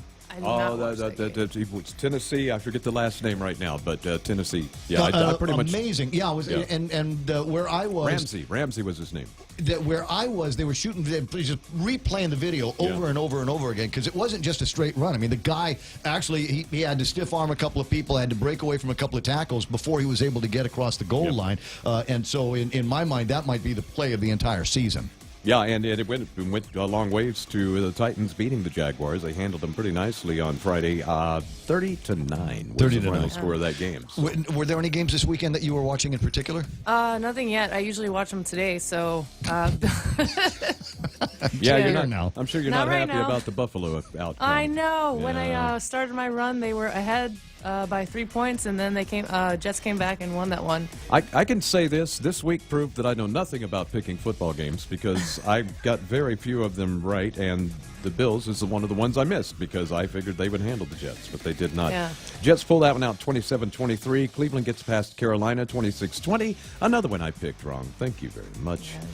Green Bay over Atlanta 24-20. Another one that I did not pick correctly. This one I got right. Chiefs over the Ravens, but it was a lot closer than I thought. 27-24. Wow. I think the Chiefs would have handled them a little bit better. That gets them in the playoff for sure. Yeah, definitely gets them in there. Everybody's actually kind of happy about this because everybody hates the Patriots. Yes. And Miami beat them 34-33 today. See now you that's know that's what I was going to bring up. It's like, I'm so happy that the Dolphins beat the Patriots. Good girl, good girl. Let's see here. We got some ongoing games right now. No, it was another final. New Orleans beat Tampa Bay 28-14. That's no surprise. And the Giants really handled Washington 40-16. Again, Houston dropping one at home to the Colts 24-21. For me, I'm not that hurt. We just rolled off 9 straight wins. You want to get a gut check before you get to the playoffs when you're on a winning streak, and I think this was it for them. So it'll be nice for my team to be able to regroup a little bit as they head into what is assuredly a playoff berth and maybe get a little deeper in the playoffs. Which is the next round of questions for both of you here. How's the season look? I mean, can we start to see the end of it from where we are now? Absolutely, yeah. This is week 13, so there are only 3 more games after this week, and the leaders are certainly taking their positions. Of course, you've got Kansas City, you've got New England, you've got the Texans, you've got the Los Angeles Chargers, who are actually doing pretty well. Let's see, who else in the AFC? I guess a couple of the teams in the Central have a chance of sneaking in the back door somehow, but it would probably only be Indianapolis at this point, and they have to win out to do so. In the NFC, the Rams, the cream of the crop, the New Orleans as well, really two tough teams. Myself, I think the NFC is going to win it all this year. One of the teams from the NFC, but that remains to be seen. And some other teams kind of middle of the pack NFC. NFC really the weaker, I think the weaker conference right now, but they have the two stronger teams. So Renee concur? Interesting. Yeah. And I'm just like checking the standings. Oh, yeah. There are standings to look at. Yeah. Okay. See, now I wouldn't have known that kind of thing. So anybody want to make an early call on who's going to the Super Bowl? Rams. No, I couldn't. I mean, yeah, that's a good pick, though. I Rams. would think Rams. Yeah, I mean, Blake's been talking about Rams Chiefs, and I think that's pretty much even money right now. Could be New Orleans Chiefs. Yeah. I think the Chiefs hold the edge, really, in the AFC. I think they're the best team, but I hate them. But you can never count out Brady and Belichick. And they like to really come back at the end, they like just do. when you think they're out. No. Brad Hewitt writing this morning, Mahomes' no-look pass is the play of the year. The guy's a magician. What's he talking about? I did not see the play, so I do not know. That happened while I was here at work, but Mahomes is quite a talent. It was kind of funny because a couple of years ago we had a chance to pick Mahomes or get Watson. We chose Watson. Mahomes went to Kansas City, and he's really paying off dividends for them. Really, really talented young man. Chris Bacino says, yeah, go Rams. Jonathan Bullwinkle says, watch how the Dolphins beat the Patriots today. Do we concur on that one? Yeah, I've heard there was some type of flea flicker or a trick play or a lateral or something that led to that, which makes sense because the game ended, but it was a 1-point win by Miami, so something clearly happened there at the end of that game. I've got some other games in progress right now we want to talk about real fast. Chargers up on Cincinnati 14-6. That's in the second quarter. San Francisco shutting out the Broncos right now 13-0. That's also in the second quarter, almost halftime there. Getting close to the 2-minute warning as the Cowboys hold a slim 3-0 lead over Philadelphia. Oakland 10-7 over Pittsburgh right now. They're also about 5 minutes left in the first half. And Detroit leads Arizona 3-0, and they're just getting into the second quarter there. A couple of games, a late game today, the Rams at Chicago. Rams should win that one. And then tomorrow night, Monday Night Football, it'll be, tomorrow morning for us. It'll be Seahawks hosting the Vikings, and I picked Seattle there just because. All right, he's got Seattle. You also have Seattle. I'll take Seattle. Okay, then I'll take Seattle too. Then that's fine. Listen, I know that you've got work to do today at some point, so you're gonna have to go and do a real life job. So you can stay there all you want. I'm gonna leave the camera on you for a little bit and bring in a friend of ours, a mutual friend of ours, Eric Tadenko is on the line. Good morning, Eric. Hi, Eric. Hey, how are you guys doing? I'm okay because I didn't have to bike 128 miles yesterday. Well, it wasn't quite that long for the long course, but it was definitely challenging yesterday. It was really hot outside. Well, it's that time of year, and a lot of people think it's a little bit cooler, but I think it's a little more dry atmospherically. So a lot of people don't generally hydrate as much as they should. We've seen that happen in a couple of races, in the foot races in the last couple of weeks, where one guy passed out and another guy had to be carried across the finish line. It's funny. It was almost amusing. Saturday morning, as a guy was just absolutely drained, and there were a couple of guys that went to go and help him, and he says, "Good, carry me across the finish line." He wanted to finish the race before he collapsed.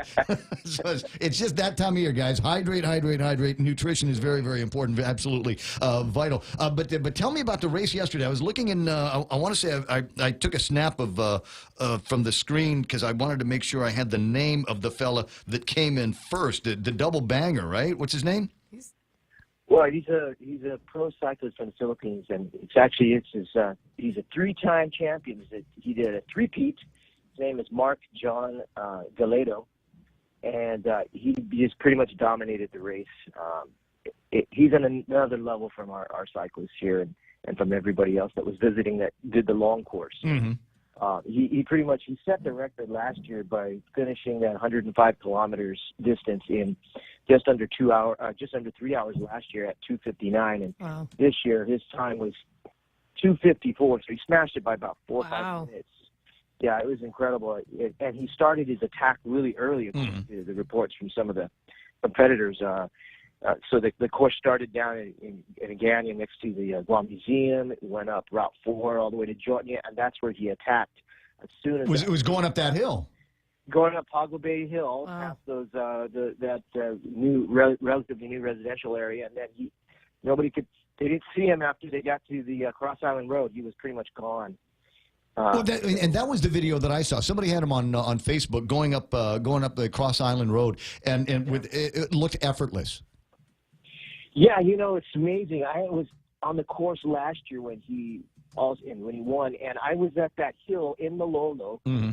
That is, if you're coming around, you're just passing around. Now you're coming up towards towards the 76 in Malolo. That we call that, the cyclists call that 3-step. And he was in. If you've ridden a road bike, you know the front of your chainring has 2 rings: a big ring for really smashing and pounding heavy gears, and then a smaller ring. And usually that's what cyclists use when they're climbing. This guy was in his big ring climbing that very hard hill.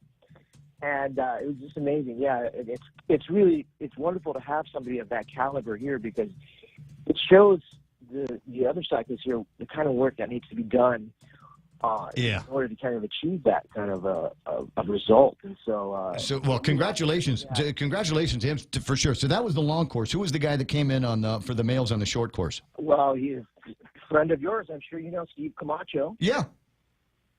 So he pretty much. I was teasing him. I was like, we don't want to see you in the short course next year.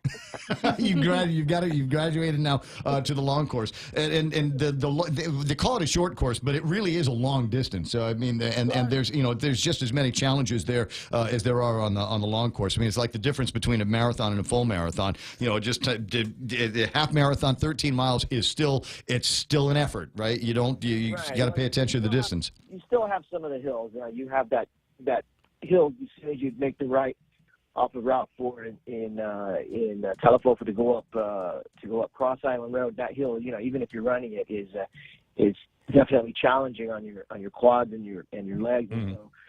So that hill they have to contend with, which the long course guys have to do that twice.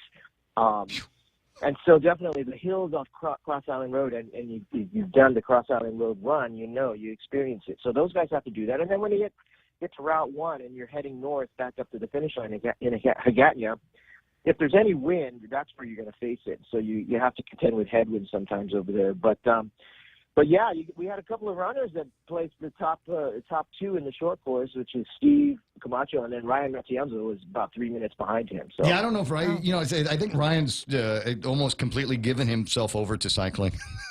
Yeah, it's easier on the body. It's very rarely see him at the other races anymore. It's like just Derek and Ben Middlebrook anymore. Yeah. Hey, now for the ladies, were the ladies a long course winner for the ladies and a short course winner? Well, okay, so for the short course winner was a lady named Joyce Kalma, and she was. I'm just looking at the results here. So she was 15th overall out of the 70-some racers for doing the short course, and so she was approximately 13 minutes behind Steve Camacho. Mm-hmm. So she took the short course, and then for the long course, it was Laura Nadeau, who is a phenomenal triathlete here. So she was in the main chase pack with the big guys from Guam, and in fact, Laura Nadeau finished 5th overall. Wow. So it was our 3-time champ Galedo, and then there was Dana Ponick was 2nd, Jake Chimoto was 3rd, John Martin was 4th, and then Lauren Nadeau in that group there. So yeah, she is fantastic. So she repeats as the female long course champion, and she earned it, you know. Oh yeah, it sounds like it. So results are available where? Well, yeah, man, I just got the completed ones early this morning, so I'm going to upload it. It will be at either both the tourofguam.com website and the Guam Cycling Federation website. It'll be there, I would say, give it about another couple hours, and should be there, maybe about 10. Gotcha. So, and as usual, I'll conclude the conversation with maybe next year for me. Well, yeah, next year. After you finish that marathon. Yeah, after I finish the marathon, I'll start cycle training. Can I? But I need a really light bike and those shorts that make it so I don't get what do you call it? Saddle sores. Those are available here in Guam. I know they are. I apparently got the lightweight version of it because every time I ride, I still get saddle sores, and I don't even want to talk about it on the radio. Eric, congratulations to you guys and the crew that put everything together, and of course the winners. All right, man. Thanks for having me on. No, it's always fun talking with you. Always great to hear him as well with the Monster Squad over at Crust. 8:37 in the morning. I think that's all the time I've got. Kevin standing by and waiting. Renee, thanks so much for coming. If I really need you tomorrow, you think I might be able to snag you again on the phone or something like that? Because I don't know. Like I said, Blake's on baby watch. So, okay, so beat me. Yeah, I'm not working in the morning, so. Oh, right on. Tomorrow's a rest day. Okay, then you bring coffee. It's 8:37 in the morning. Headlines coming up next. Security Title is honored to join in sponsoring Ray Gibson on The Point. My name is Alicia Blas from Agate, and this is where I start my day, listening to the voices of our community and sharing thoughts about issues that affect all of us. It all boils down to our people and our land. Putehi Igomamu. Protect your home. When purchasing or refinancing your home, remember to call the professionals at Security Title, just like you call Ray Gibson in the morning.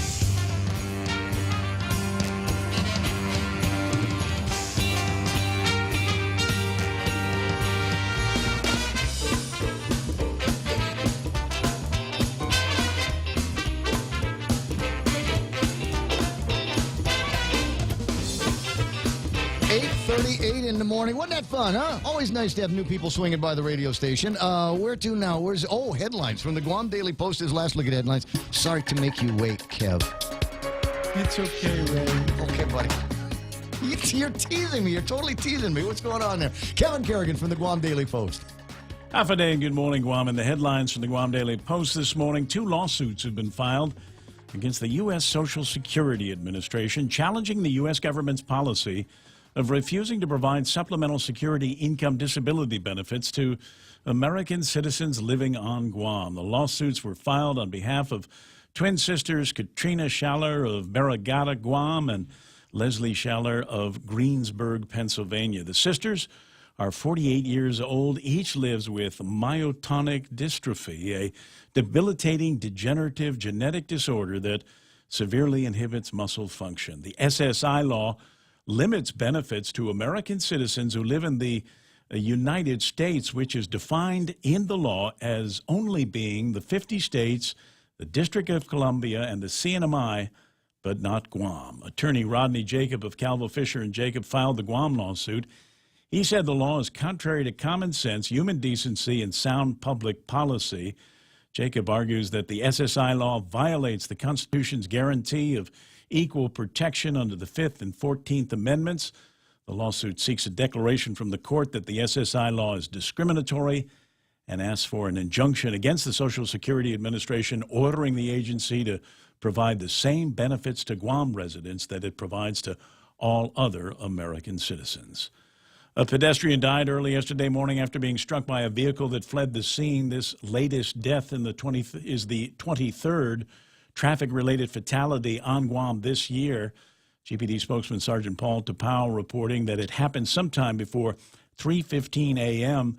on Governor Carlos Camacho Road into Mooning when officers from the Tumon Precinct Command responded to a call and found a lifeless man lying in the outer northbound lane near Tunua Perez Street. Investigators determined that the vehicle that hit him fled the scene. They're now looking for the vehicle and the driver involved.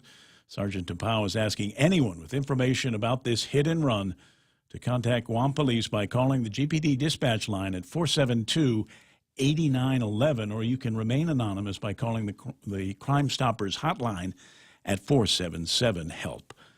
6 recent promotions at the Guam Police Department are the subject of a new grievance filed with the Civil Service Commission. A group of officers contend they were passed over for promotions that were not properly announced and were made in violation of the government's merit system. The Guam Federation of Teachers represents the officers who filed the grievance. GFT says the Civil Service staff recommended the commission approve a post-audit investigation into those promotions. The officers assert that proper procedures were not followed, and they are requesting that the promotions be rescinded. In question are 5 police officers who were promoted police officer 2s and 1 officer who was promoted to police lieutenant.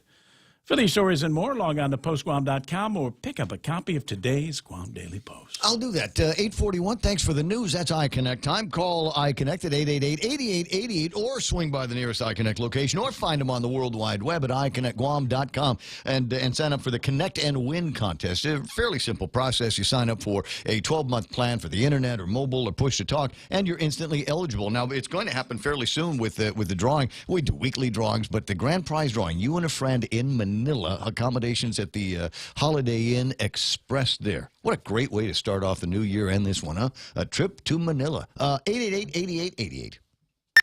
Cheers to 80 years. It's our 80th anniversary and the gifts are on us. 80 gift certificates, 8 shopping sprees, 8 staycations, and 1 round trip flyaway for 2 to Manila. So how do you enter? Calvo's Insurance personal home and auto customers are automatically entered. Non-Calvo's customers may enter by receiving a qualified quote. It's our way of saying thank you for trusting us for the past 80 years. For more details, visit calvos.com/giveaway or call 472-6816. Calvo's Insurance, serving Guam for 80 years.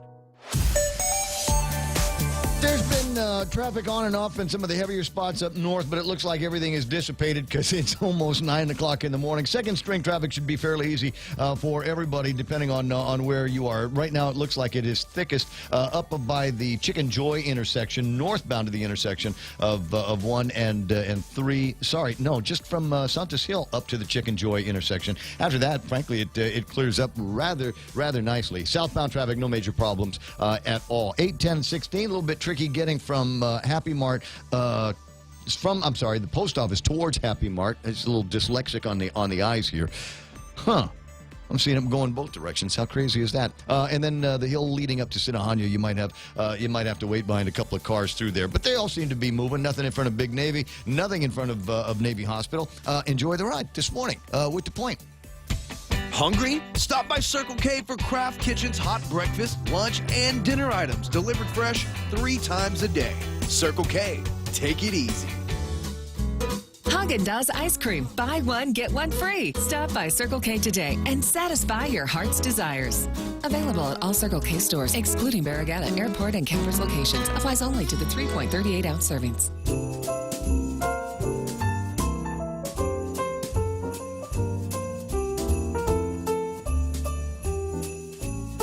It's 8:44. This is the Ray Gibson Show on 93.3 The Point, and a couple of things that I neglected with Renee in the studio and talking mostly about football. There was a big football game that we did not talk about. That was the Army-Navy game. Did you pay any attention to that? No, whatever. Lady D says, I was put off. Navy lost to the Army. Rico Blancaflor says, KC versus LAR. What's that? Who's LAR? That'd be the Rams. Okay. Oh, there. But I agree. Couldn't count out Belichick and Brady combo at New England. Dennis Bensour is on. Ken LG's checked in. Chris Biacchino, obviously. Brad and Jonathan Bullwinkle are there. Roland Torres, Sonny Cruz, Andy Henricks, Gary Schoenholz, and Gallo Perez and others are hanging out. Oh, Patrick Baum is online as well. Where are we? 8:45 in the morning, and I want all of you to come back this afternoon at 4 o'clock and log in and establish a quorum with Bob Klitsky and the Tall Tales program. Good morning. Former Senator Bob Klitsky, I appreciate you taking the time out to help me out with a couple of issues here today.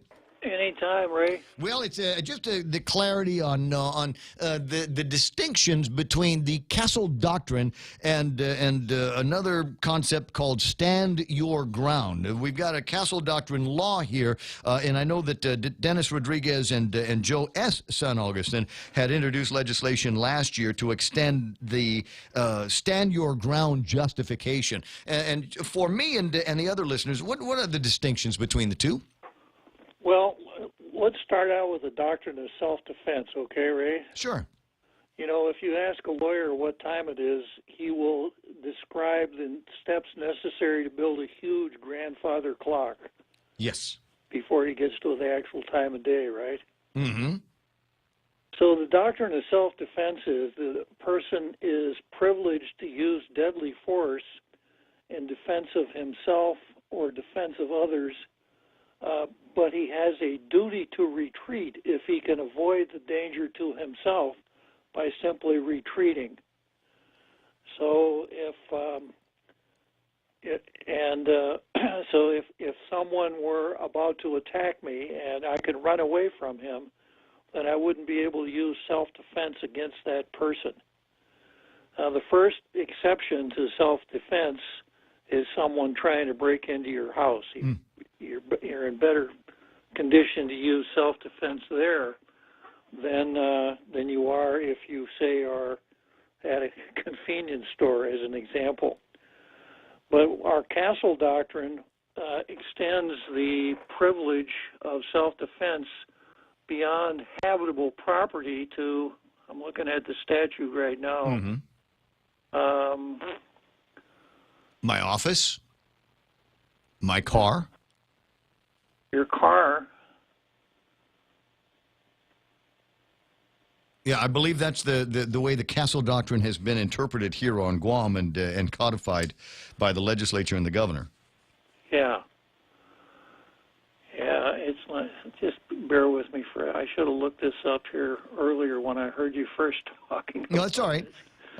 Castle, I'm looking at the section now that refers to it. I believe the person against whom the defensive force is used has the right to be in or is a lawful resident of the business, residence, or vehicle, such as an owner, lessee, or title holder, and there is not an injunction for protection from domestic violence or a written pretrial supervision order or a no contract against that person. So there's a little bit more work that goes into that interpretation. But yeah, basically, car, home, or workplace are places where the castle doctrine or the doctrine of self-defense would prevent me from being would immunize me, I suppose, from persecution, prosecution, and it relieves you the duty to retreat. That and that's the critical part. It's the duty to retreat. Yes. Now, as I understand stand your ground legislation, I haven't looked at the bill that was introduced. Stand your ground legislation would broaden the applicability of the non-necessity of retreating. So wherever you happen to be, if you had, a right to be where you were, and you were faced with someone who was about to do you harm, you could, quote, stand your ground and not have that duty to retreat. I could draw a line in the sand. Now, there are some states, obviously, that have adopted this, and we've got legislation here. Unfortunately, it has never had a public hearing, so we don't know necessarily what the sentiment of the community might be to extend extending your castle basically to places where you would have a perfectly good right to be, at the beach, in a store, walking up and down Marine Corps Drive, or in your car in front of Guma Tranquilidad. Right. And my suspicion is that there have been legislatures in the past that might have been favorable to a stand your ground law. This incoming crop, I suspect not, Ray. Looking at the people involved and the personalities, et cetera, I don't see a pro stand your ground sentiment in that group of people.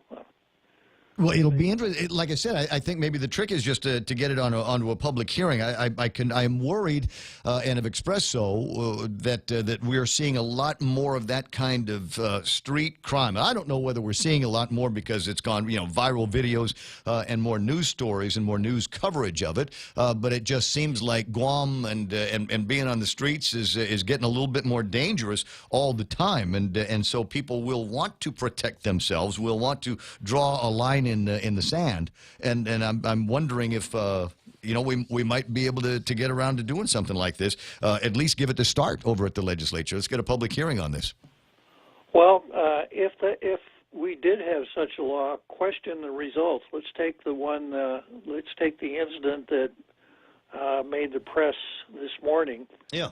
With the video in the Daily News and on the front page of the Daily News, et cetera. If those people had been armed and we'd had a stand your ground law right now, would we have 3 or 4 dead people? Probably.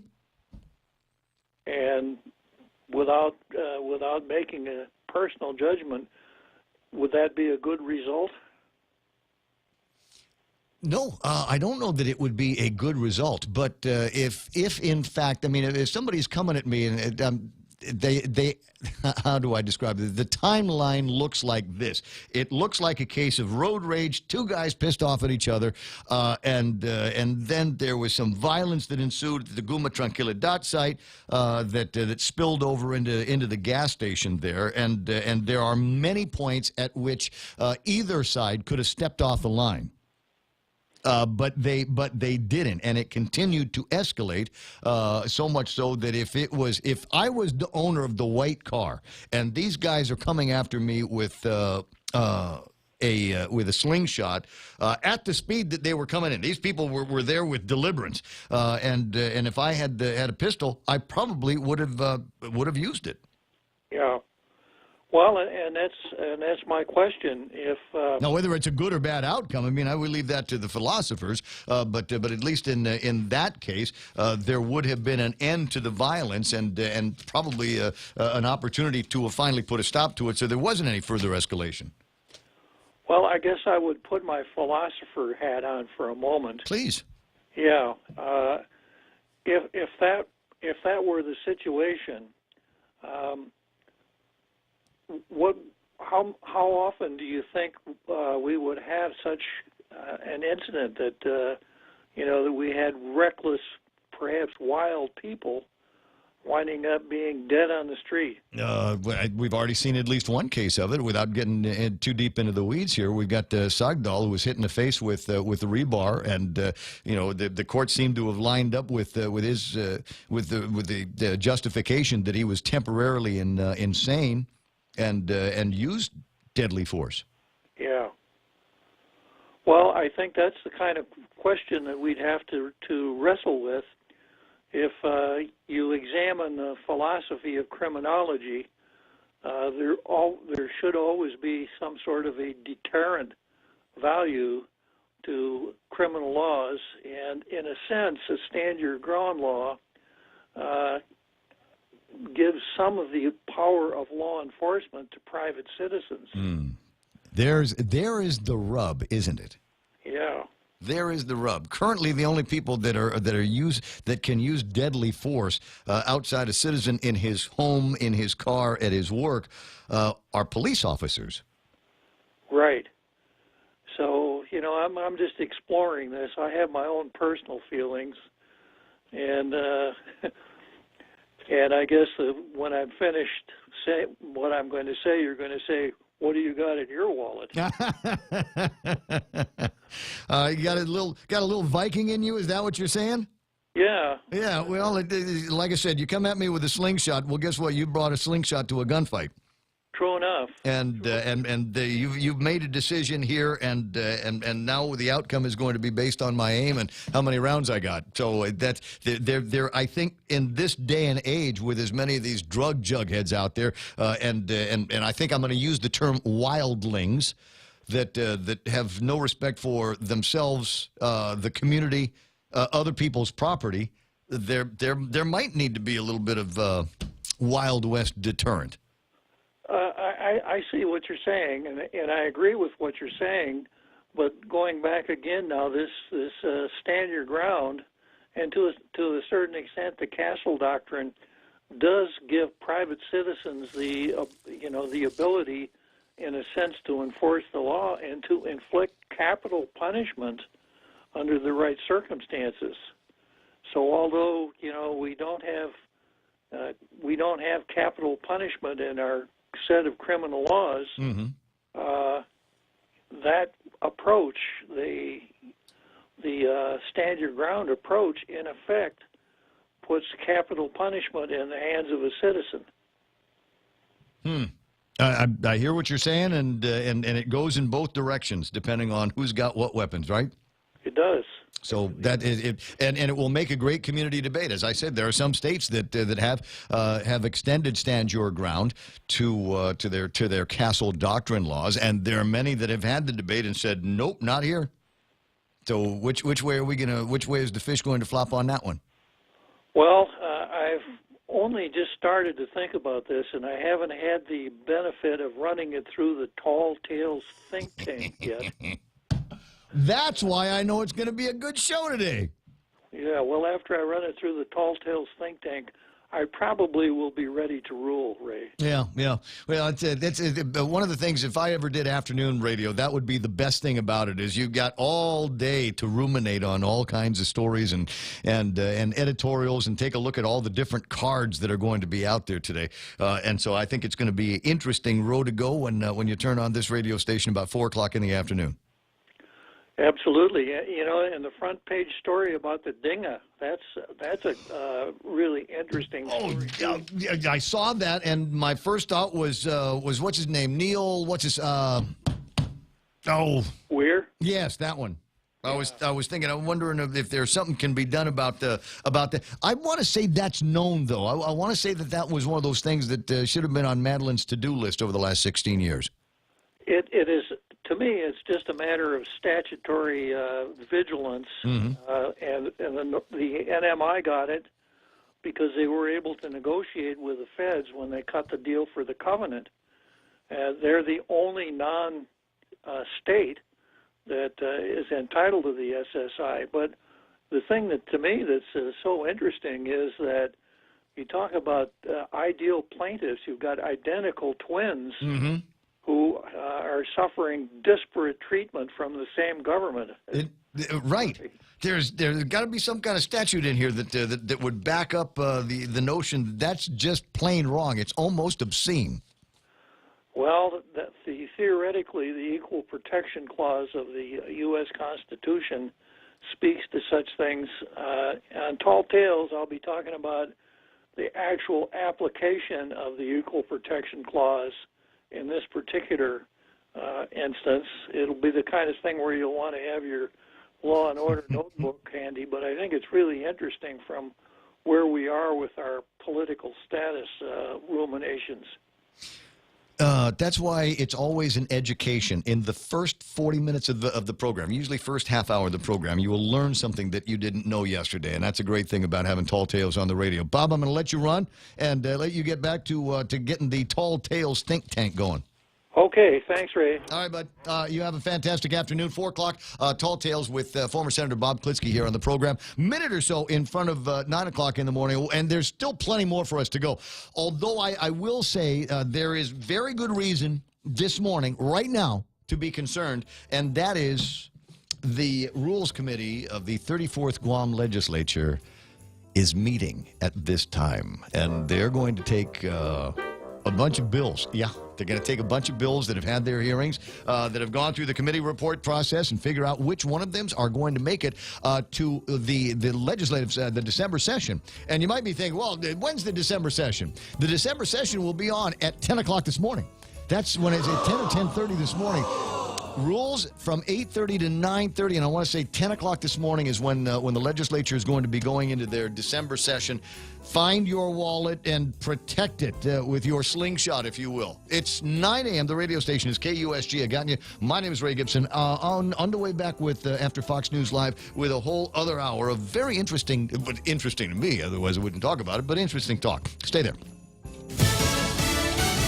Searching for a new frontrunner. I'm Steve Rappaport, Fox News. Vice President Pence's chief of staff will not ascend to the role of President Trump's point man. Yesterday, we had heard from a number of sources that Nick Ayers was the president's top choice to take the job as chief of staff and replace General Kelly once he exited at the end of the year. But our sources were telling us the problem was that President Trump wanted a chief of staff to commit to 2 years, serving as chief of staff for 2 years, and that Nick Ayers wasn't necessarily able to make that commitment. He had been planning to leave at the end of the year. Fox's Ellison Barber at the White House, a person familiar with the president's thinking, telling AP that Office of Management and Budget Director Mick Mulvaney is under consideration for the chief of staff job.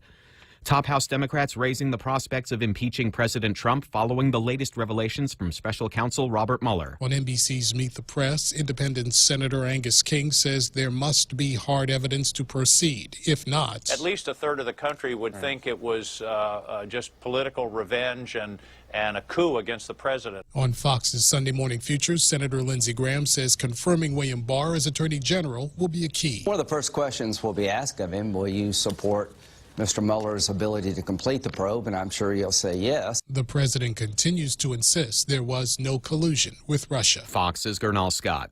Forget about going for a Sunday drive in North Carolina. Don't put your life and the lives of first responders at risk by getting out on roads covered with snow and ice. Instead, stay put if you can. Wrap a few presents, decorate the tree, and watch some football. Governor Roy Cooper, as a storm is expected to dump a foot of snow or more in some areas. More than 300,000 power outages reported in the region. This is Fox News.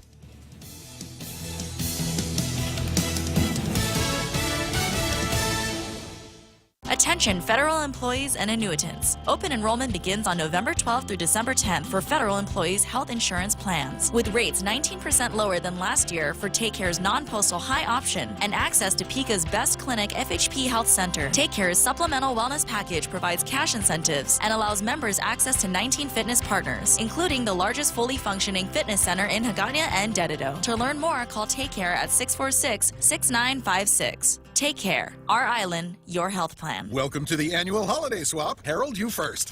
Oh, it's a Subway card. Wow. Nice. Sharon? I'm going to take the Subway card. Oh, Harold, now you can choose a new gift. I think I'll just take that Subway card right back. Okay. I don't think you can do that, Harold. Stuff it, Glenn. This is between me and Sharon. A Subway card is the gotta have it gift. With cards from $5 up to any amount, you'll give a gift and get a gift too. Get a free 40-ounce fountain drink with a $20 load, or get a free regular 6-inch sub with a $30 load on any Subway card. Subway, make it what you want at participating restaurants. Former Vice President Joe Biden keeping plans for 2020 close to his vest. Biden at a book tour appearance in Vermont today saying he will stay engaged in politics but kept mum about running. Biden said last week he believes he's the most qualified person to be president. A great time to gas up. Gas prices plummeting 22 cents over the past 3 weeks. The national average now $2.51 for a gallon of regular. The low in this panel of cities is Tulsa, 191 for regular grade, and the high is San Francisco, 358. In between, we have Houston at 207, Newark at 250, and Portland, Oregon at 313. Industry analyst Trilby Lundberg tracks prices nationwide. This past week, Border Patrol agents expanded their readiness training as members of a Central American caravan waited on the Mexican side. This past week, migrants continued to arrive in Tijuana, but at the same time, some were leaving. Some were deported for attempting to breach the U.S. border fencing. Others dispersed into Mexico. And still others moved to a new shelter location.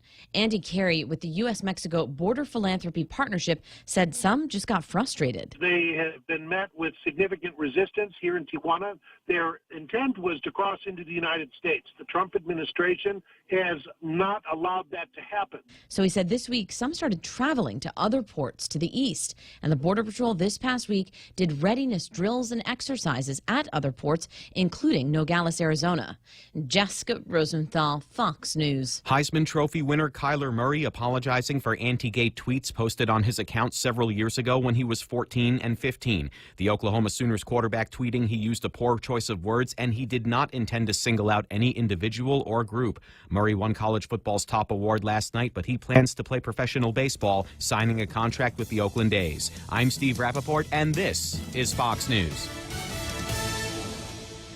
There's a reason every day a Guam homeowner is getting a solar system installed by Micronesia Renewable Energy. It's because MRE is the most trusted name in solar. With more solar energy solutions than any other solar company on island, homeowners have a choice to go solar for zero money down or take the path to ownership. Whichever way, it keeps our skies blue and your pockets green. And with the most experienced solar technicians and an energy production guarantee, there are no worries. Call 632-2613 for a free consultation. MRE, the smarter choice. What is 9:05 and time to look again at the King's crazy holiday menu and pick out another favorite, a generous helping of shredded pork adobo mixed with King's famous, world famous, internationally renowned fried rice.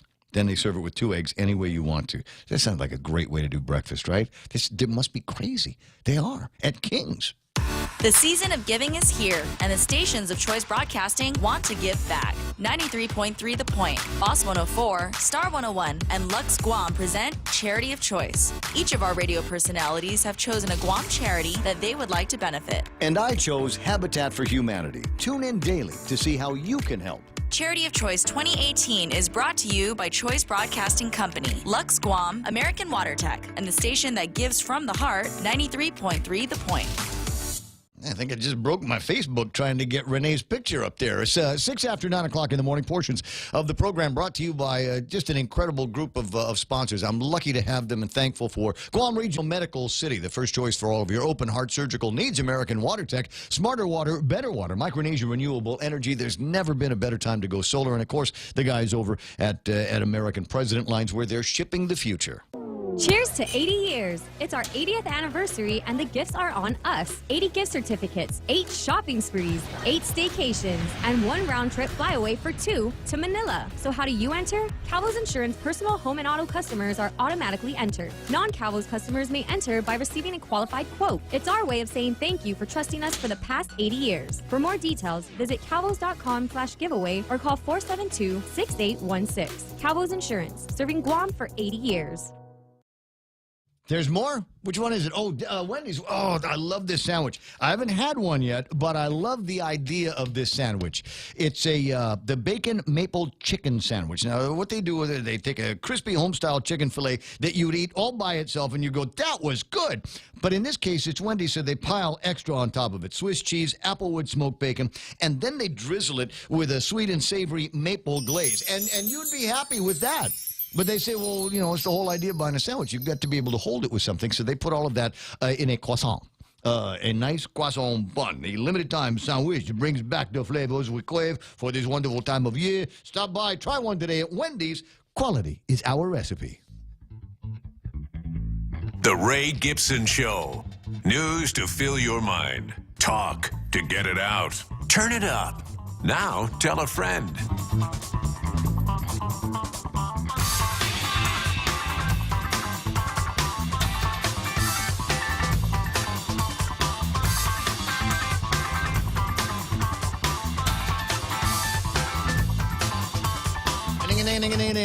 Ismail on Facebook Live this morning says, huge difference between self-defense and the right to use deadly force. You know what? What's the deal? I'd rather be judged by 12 than carried by 6. Isn't that what they say about that kind of thing? And you never know. I mean, some people will say that you know, the guy came at me with a knife, so I used my gun and popped him.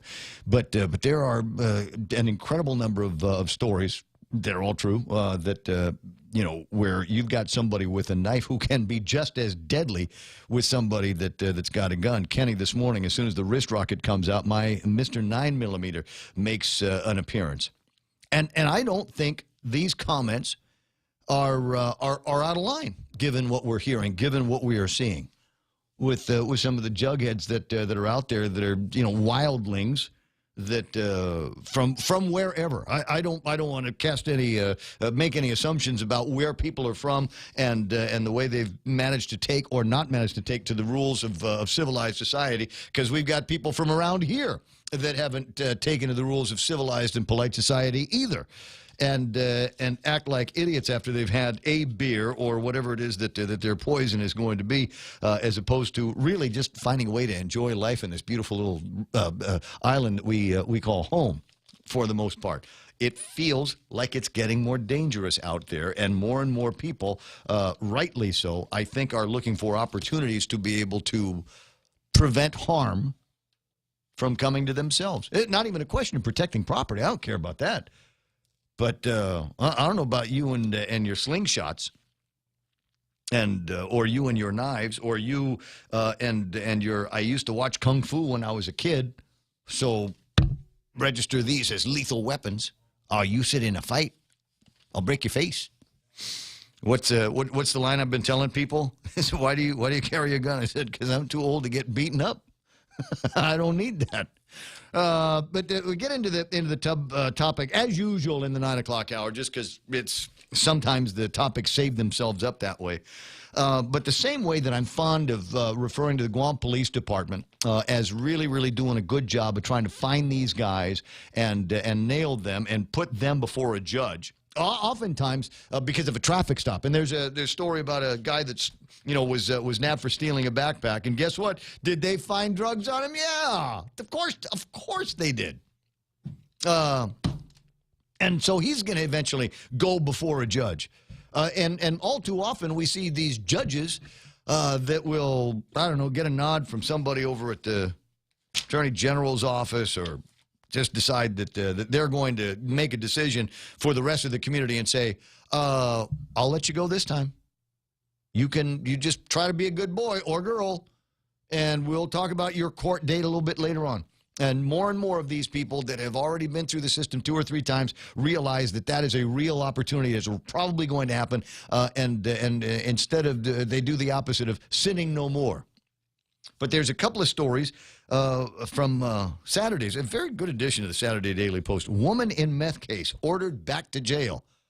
Can I say, there's one for justice. There's one for the community. Pretrial release revoked for man in drugs and ammunition case. Hey, there's another one. Let's hear it for justice. Well, it couldn't follow the simple rules of stop taking drugs and report to your parole officer. And he couldn't even do that. So the judge, rightly so, stick him back in the Hooskow. We'll talk about those in a little bit. 9:12 in the morning, and I very rarely get a chance to talk with her because she's so busy. She's got a lot going on. Benita Manglonia from the Guam Memorial Hospital. Good morning, Benny. How you doing? Hey, good morning, Ray. Haven't talked to you in ages. I miss you. Yeah, me too. Just here it is, the last days of the administration. What are you going to do after the inauguration? Well, not too sure yet. My contract doesn't expire till February. Right. Yeah. So you can stick around for a little bit. You know, it's I'll give you the Netflix. So you just sit there and watch Netflix. Hey, no, I don't. I have so much. I have so many classes I need to take.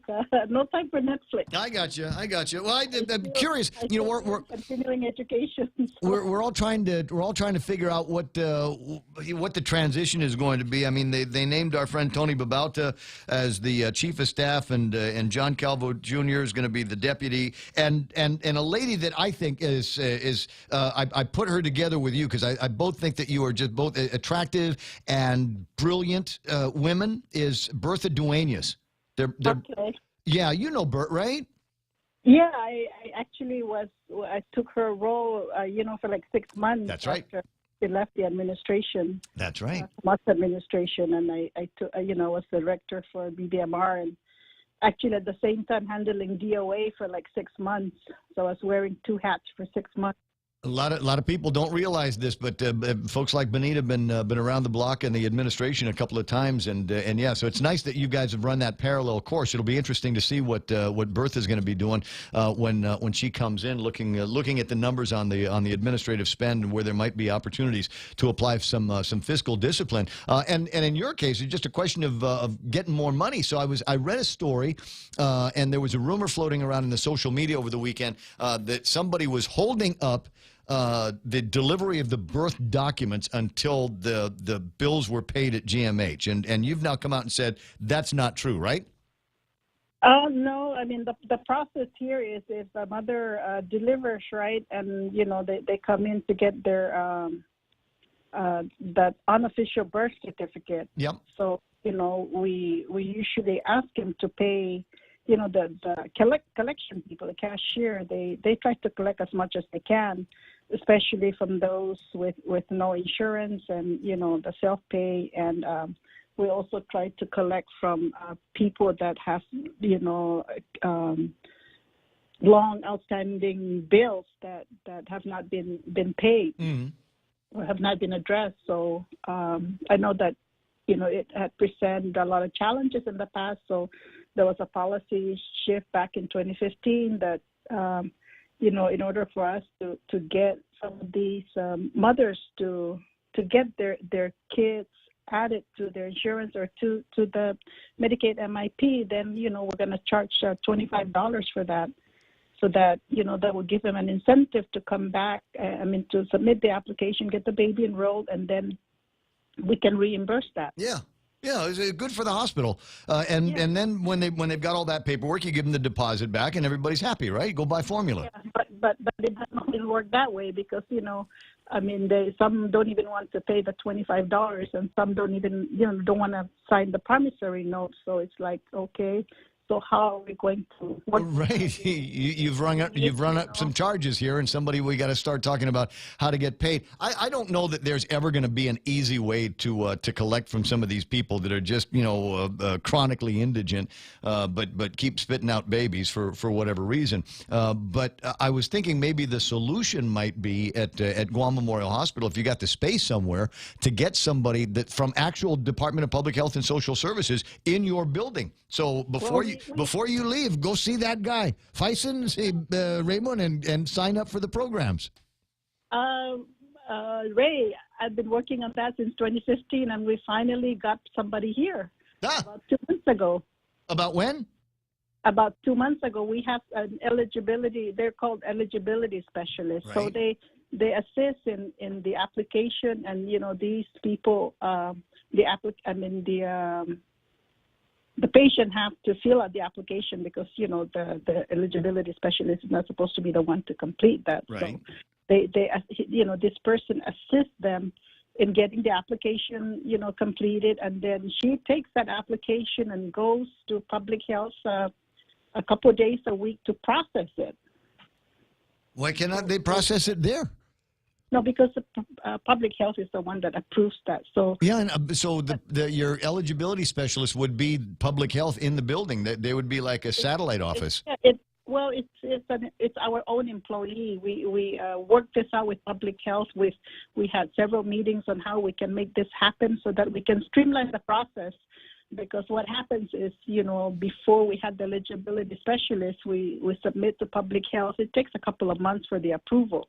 So now, we have this person here that's under GMH, paid by GMH, and then she goes to public health. We gave her like a laptop so that when she goes to public health, she can access the system there and submit the application and get it processed. So it's something that we knew was a problem, and that it took a while because there's a lot of administrative process that needs to happen before we were allowed to use that position. Right. Oh, I'm sure.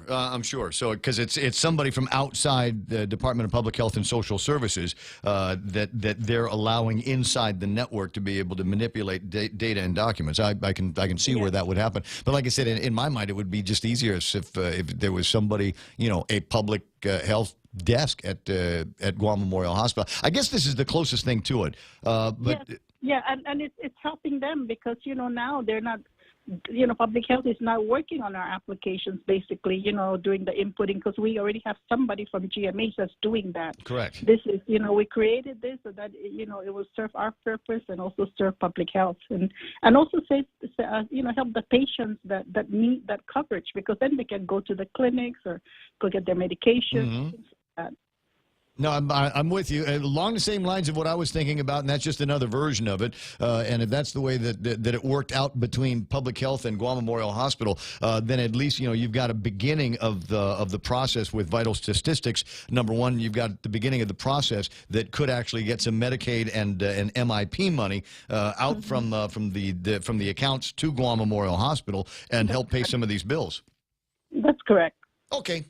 All right. Well, that was it. That was all I wanted to talk to you about. I wanted to see if that was the story, and it sounds like it is exactly what is happening there. So good. Yes. So, do you have any news stories for me while I have you on the line? Because Kevin Kerrigan's listening all the time. He's going, okay, maybe there's something happening over at GMH today that will be a news story. So maybe I should ask. You should ask. Well, we have the transition team coming over this afternoon, the finance transition. Hey, stop by Infusion and get them some drinks and some cupcakes. It'll be nice. Okay. No, so what are some?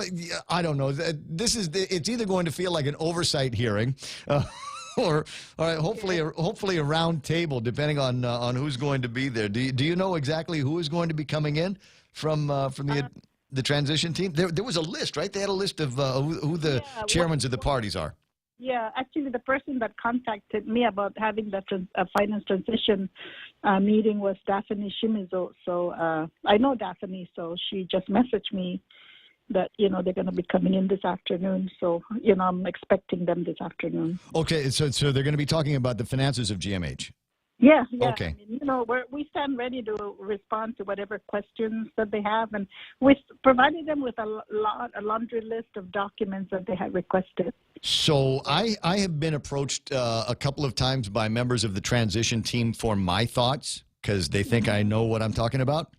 And so you've already got at least one vote going in for some serious information technology upgrades at Guam Memorial Hospital. Hey, I've been advocating for that. Well, I know, but see now they've reached out to an outsider. I'm not on the transition team. I'm not at GMH. I'm not in the government of Guam. But they reached out and asked me. I said, based on your conversations and your knowledge and your history with GMH as a topic, what are their priorities? I said most of the issues are already known. Reimbursement rates, collections rates, all of those things we already know. It's the information technology. I mean, you should be able to, the second somebody pulls up their car at Guam Memorial Hospital, be able to keep a string on them so you know where they've been, who they've seen, what drugs they were given, what their insurance company is, and who their primary doctor is, all the way through to checkout. There should be an unbroken data chain on every customer you have, every patient you have at GMH. Yeah, and of course, those kind of information to have it integrated costs money, right? Well, you know what? If they didn't have a plan for money, then shouldn't have gotten voted into office, right? So we've been requesting for capital improvement money for CIP, and unfortunately we didn't get that. We did get our operational subsidy, but because of the issue on our electrical panel, our leaking roof, we have reduced our operational budget so that we can at least address those issues that potentially can be, an immediate jeopardy citation by CMS. Right. Hey, while I got you, last question, because I know how busy you are, and it's a question I asked Dr. Shea, is have you guys already seen an uptick in business now that GRMC is out of the baby business? Yeah, I mean, we have the census has been going up. The what has been going up? The census overall. Oh, okay. All right. So you're definitely seeing more, but they haven't dropped off any of the equipment, right? Because I thought they were supposed to be bringing by all of the garage sale of all of the baby gear that they didn't need anymore. I'm sorry. I'm not aware if they have. I mean, I apologize if they've already dropped it off, and I'm not aware of it. But I don't think they've.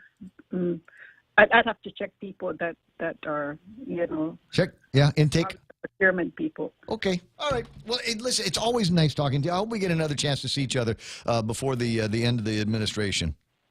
Okay, take care. Okay, that's Benita Manglonia from Guam Memorial Hospital. Always nice to talk with her, and it's always I think she's more readily accepts talking to me than as opposed to folks over at the legislature. Yeah, but she thinks she's cute because I called her and then she started speaking to me in Chamorro. And I'm like, what? I'm sorry, I thought I had the wrong number because I don't understand a word of Chamorro. Oh, but I know Umbi. I know that one. Umbi. I hear that one a lot. But you've met her before, haven't you? No. Oh, she's a terrific lady, and tough as nails. She's tough as nails, but I don't think she's. How do I want to describe her toughness? Right? I don't think she lords it over people. Yeah. She's just she can be very direct, and if you're not used to that kind of directness, I think for some people it's kind of off-putting, but for me, I just kind of find it amusing. And we've had the opportunity to amuse each other over the years. 9:25 in the morning, 888-825-88-TALK. Send me Umbi on the WhatsApp. Umbi, 988-5874. See, now that the word's in your head, you're not going to be able to get rid of it. You're going to try to use it all the time. 988-5874 is the WhatsApp for the radio station. If you have cool memes, videos of one kind or another, then by all means send them over. But I will give you the caveat. Because there are people that watch out for this kind of thing.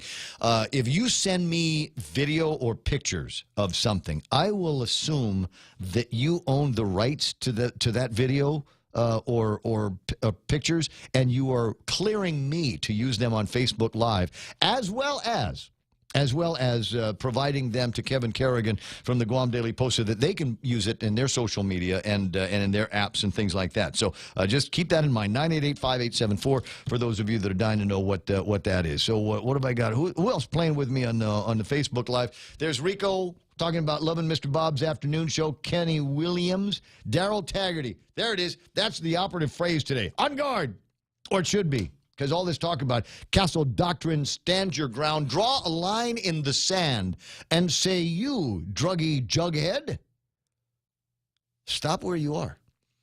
I will respond in kind, if not greater. Yes. Yes. Merry Christmas, jughead. And who gets to decide about the escalation of deadly force? I mean, so somebody comes out with a slingshot. What'd you call it, Ken? A wrist rocket? Somebody comes out with that. Are you then justified to pull out your 9? And these aren't 9-year-old slingshots, man. No, it didn't look like These are actually hunting slingshots. You can use these to hunt rabbit, bird, things like that easily. Yeah, and break property and stuff like that. I don't know. There's somebody's going to get killed again. There's gonna be worse. These jugheads that are going out there are going to be up against the wrong guy. In fact, you take a look at if you watch the video, if you hear the video, you can hear the car definitely hitting something chunky, and it sounded like he had run into one of the guys that was providing some kind of chase. It could have easily turned into a fatality then and there. Yeah, I'm getting with the vehicle. I'm getting the feeling what happened there, though, is the guy bent down and kind of slapped his fender as he went past him. So he didn't actually hit him, but he hit his car as he went past him. Because if somebody had gotten hit, we would have heard about that. The video that I have was shot by a bystander, and she used a curse word at that particular moment, so, which leads me to believe that maybe she saw something that the camera didn't see that looked like that. But I don't know. What do you think, Mayor? Commissioner Roy Gamboa, what do you think of these guys, these jugheads that are out there with their slingshots and they're acting like wildlings? Mike McCarthy's online. Lady D, who's tried to write this down a couple of times, and I keep missing it. I've had a gangster try to run me off the road with my kids in my 4x4 truck. Held up my index finger saying, hang on, and got in back of him and bumped him with my huge tires. And he hit his nitrous, and I never had a problem again. See? This little old lady in a 4x4. Shelley Gibson watching two things at once, this program and what happened over at the legislature. And her line here is, they done with Act 1 today at the legislature. And is it going to be a 3-act play? It will be. 9:28 in the morning. And so if they're done with the Committee on Rules, were you able to hear what they voted on, what they've decided to take into session? We don't have to wait too long. Now would be a good time. See if we can find Regine to give us an idea of what the measures were that are going to be discussed on the floor of the legislature and voted on, which will be Act 2.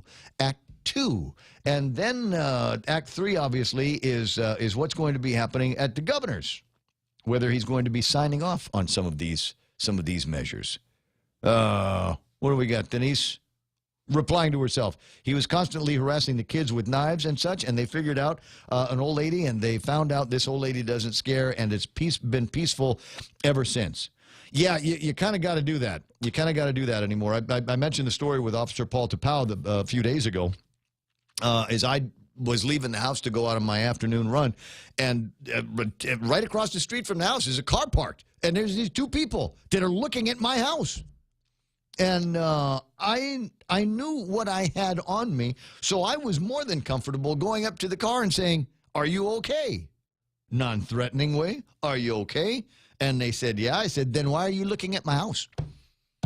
What do you think you see here?" And without a word, they started the car, and it didn't bother looking back at me as they drove away. And I have not seen them since. I have not seen them since. You got to have a little bit of temerity these days. I think that's going to be required anymore. And sometimes it's easy to have a little bit more temerity when you know that you're backed up. 9:30 in the morning. Let's call that iConnect time. Swing by the nearest iConnect, would you? And get into a conversation with them about getting to Manila. They've got this flyaway, this contest, Connect and Win.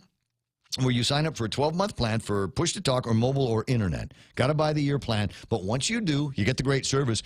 You get a great instant right now, make you feel good goodie, and then there's weekly drawings, and then before the end of the year, they're going to do a drawing that could get you and a friend to Manila, which is a town in the Philippines that I've been to a couple of times, and I really enjoyed myself. I really, really enjoyed myself. There's so much to do, so many nice people to meet, and the food, wow. And the shopping, well, I don't know. A lot of people, they say this, and I'm sure you've experienced it as well, where they say, oh, my God, your dollar goes so far in the Philippines. Okay, not so much in certain parts of Manila, where it goes as far there as it does in Tumon and Guam. Bottom of the hour, that's Sci Connect time. Family Finance, serving the people of Guam since 1959. Now you can start planning for the holidays by getting a personal Christmas loan from $1,000 up to $3,500.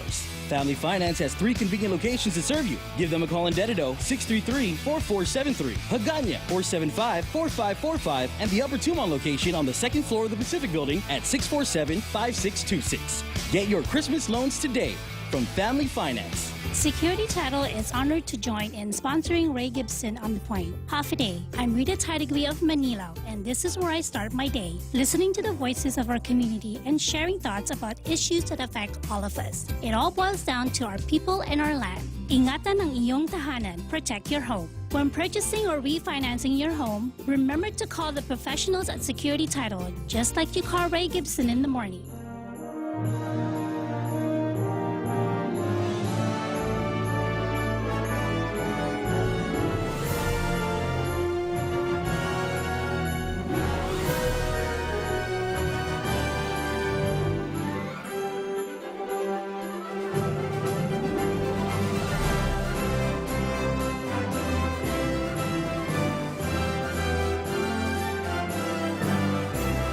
Did I already tell you how much I love Christmas? Have I told you that? I was pondering a Christmas tree, and I don't have to ponder about that anymore because my big sister got me a little Christmas tree for the house, and it has light. It's got battery operated, so it has lights in it. But I found I was going through some stuff and found a tangle. It's the only way I can describe it, a tangle of Christmas lights. And I'm putting those things up. I might just hang it in tangle form outside. There you go. Yeah. This is my Christmas. Yeah, because there's going to be people who say, can't you string it up in some kind of festive pattern across the house? And the answer is, yes, I can. But as that's a choice, right? As Ismail is trying to describe here, we're talking about deadly force. And he says, deadly force is authorized if the assailant meets capability, intent, and opportunity. You just can't shoot the guy because he's threatening you with a knife from across the street and you're in your car. He may have intent and capability, but no opportunity. So when it comes to, do I want to take my my Christmas tree lights and string them out in a festive pattern at my house? Yes, I do. Do I have capability? I do. Do I have opportunity? I do. Do I have intent? Not really. Yeah, not so much on the intent side. I kind of want to, but I just have to take it down again. I have the most festive apartment in my ghetto. And really? I really You're do. the only guy? Because I have lights in each window out front, right. and I leave my blinds down so at night they reflect off the blinds and they look real nice. And then I have my little tiny tree, which I got last year, actually. I got the tree at Kmart. It's about, I've got foot tall. Meter, yeah. And then I bought one string of LED lights. Oh, yeah, These yeah. will actually flash. Yeah. And then I strung it all the way around, and the cat hasn't torn it up yet. I'm very happy. Perfect. That's nice. All right, now it's not Charlie. We're not talking about Charlie Brown trees. We're just talking about, they're smaller than the 8, 11 foot trees that some people have running around here. Ismail with bah humbug. No, it's true. You gotta find the festive part of the season. How has the shopping been? I'm curious about that. How has the shopping been? The reason I ask is because I keep thinking I need to stop by a store and buy stuff and buy something. Yeah. But every time I think now's a good time to go stop by the store, I'll pull into where there's a store or a Home Depot, or even Benson's, right? Right. And the parking lot is full. Yeah, see. I don't need that. No. If you're going to Kmart, go early in the morning. Go before your run in the morning. Best time. It's empty. Yeah, people keep telling me maybe do that now. Yeah. this time of day. Yeah, this Christmas season shopping will go without me. Oh, this night, my buddy. Oh, with the gun, with your own gun, which I wanted one of these. I think I want to get one for everyday carry as well. And it's a picture. Let me just. I got to forward this, and I'll stick it on that. I know. Yeah, you figure. How do you get to be so old without not being able to do two things at the same time, Gibson? What's wrong with you? All right, so my buddy Roy sent me a picture of what he made for his castles, as it were. And there you ought to get one of like this for you too. Everybody should have something like this picture here, where it's a castle law and a picture of a pistola. And the Guam Code Annotated, the actual section of Public Law 32-111, and then the inside, the caption that reads, "Nothing inside is worth dying for." Castle law, nothing inside is worth dying for. Of course, you got to be careful with that talk. You know, I've had the conversation with a bunch of people, you know, gun guys. And, you know, I go, well, do you have stickers outside your house that say, you know, Glock inside, you know, or the dog can make it to the fence in 12 seconds, but my, you know, 45 will be there. And yeah, just like, you know, those kinds of signs. That kind of goes against the whole concealment thing. Yeah, and there are guys, maybe you don't want to do that, because if you ever do shoot somebody, people are going to say, well, what did we expect? He telegraphed it. He's been itching to shoot somebody. Just get the sign that says, "Never mind the dog, beware of owner." Right. You got it covered. Well, my sign actually says "Neighbor's dog doesn't bite," so that's the deterrent away from my house. 9:37 in the morning. So let me go back to a couple of stories that I was looking at earlier that gave me hope.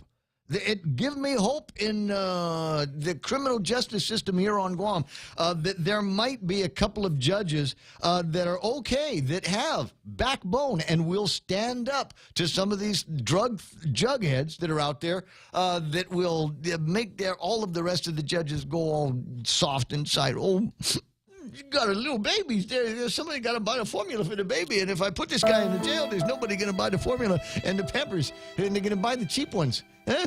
And from those little mom and pop stores, you're going to buy the cheap ones, and they're going to be poop leaking out of these cheap diapers that they're buying for these kids. We just can't have that. If I'm in jail, how am I going to trade my SNAP benefits for drugs? Exactly. Sylvia Mashburn Duenas appeared Friday before Judge Ken Manabusan of the District Court of Guam in an initial appearance for revocation of supervised release. According to court documents, Duenas had failed to report to drug testing and to probation. It's not hard.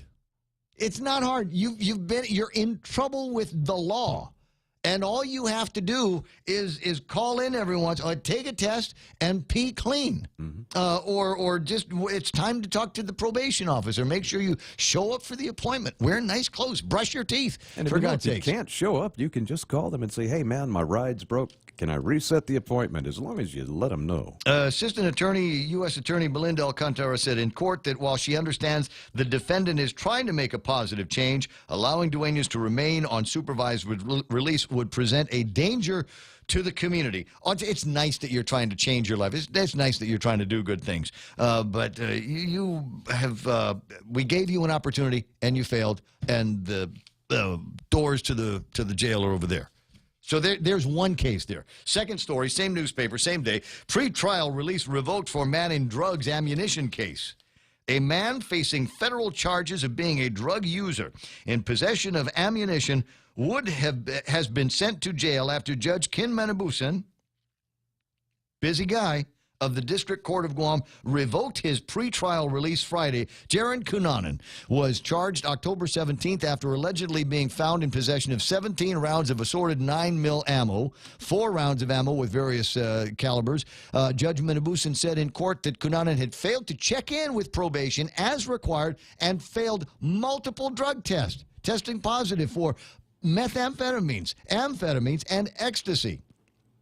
He's admitting to using controlled substances. Attorney John Gorman argued for the continued release of his client because he's a defense guy. That's what he gets paid to do. He told the judge that Cunanan had been, quote, taking steps to get treatment for his problems. Well, that's the problem. He should have been taking steps to the Proby guy.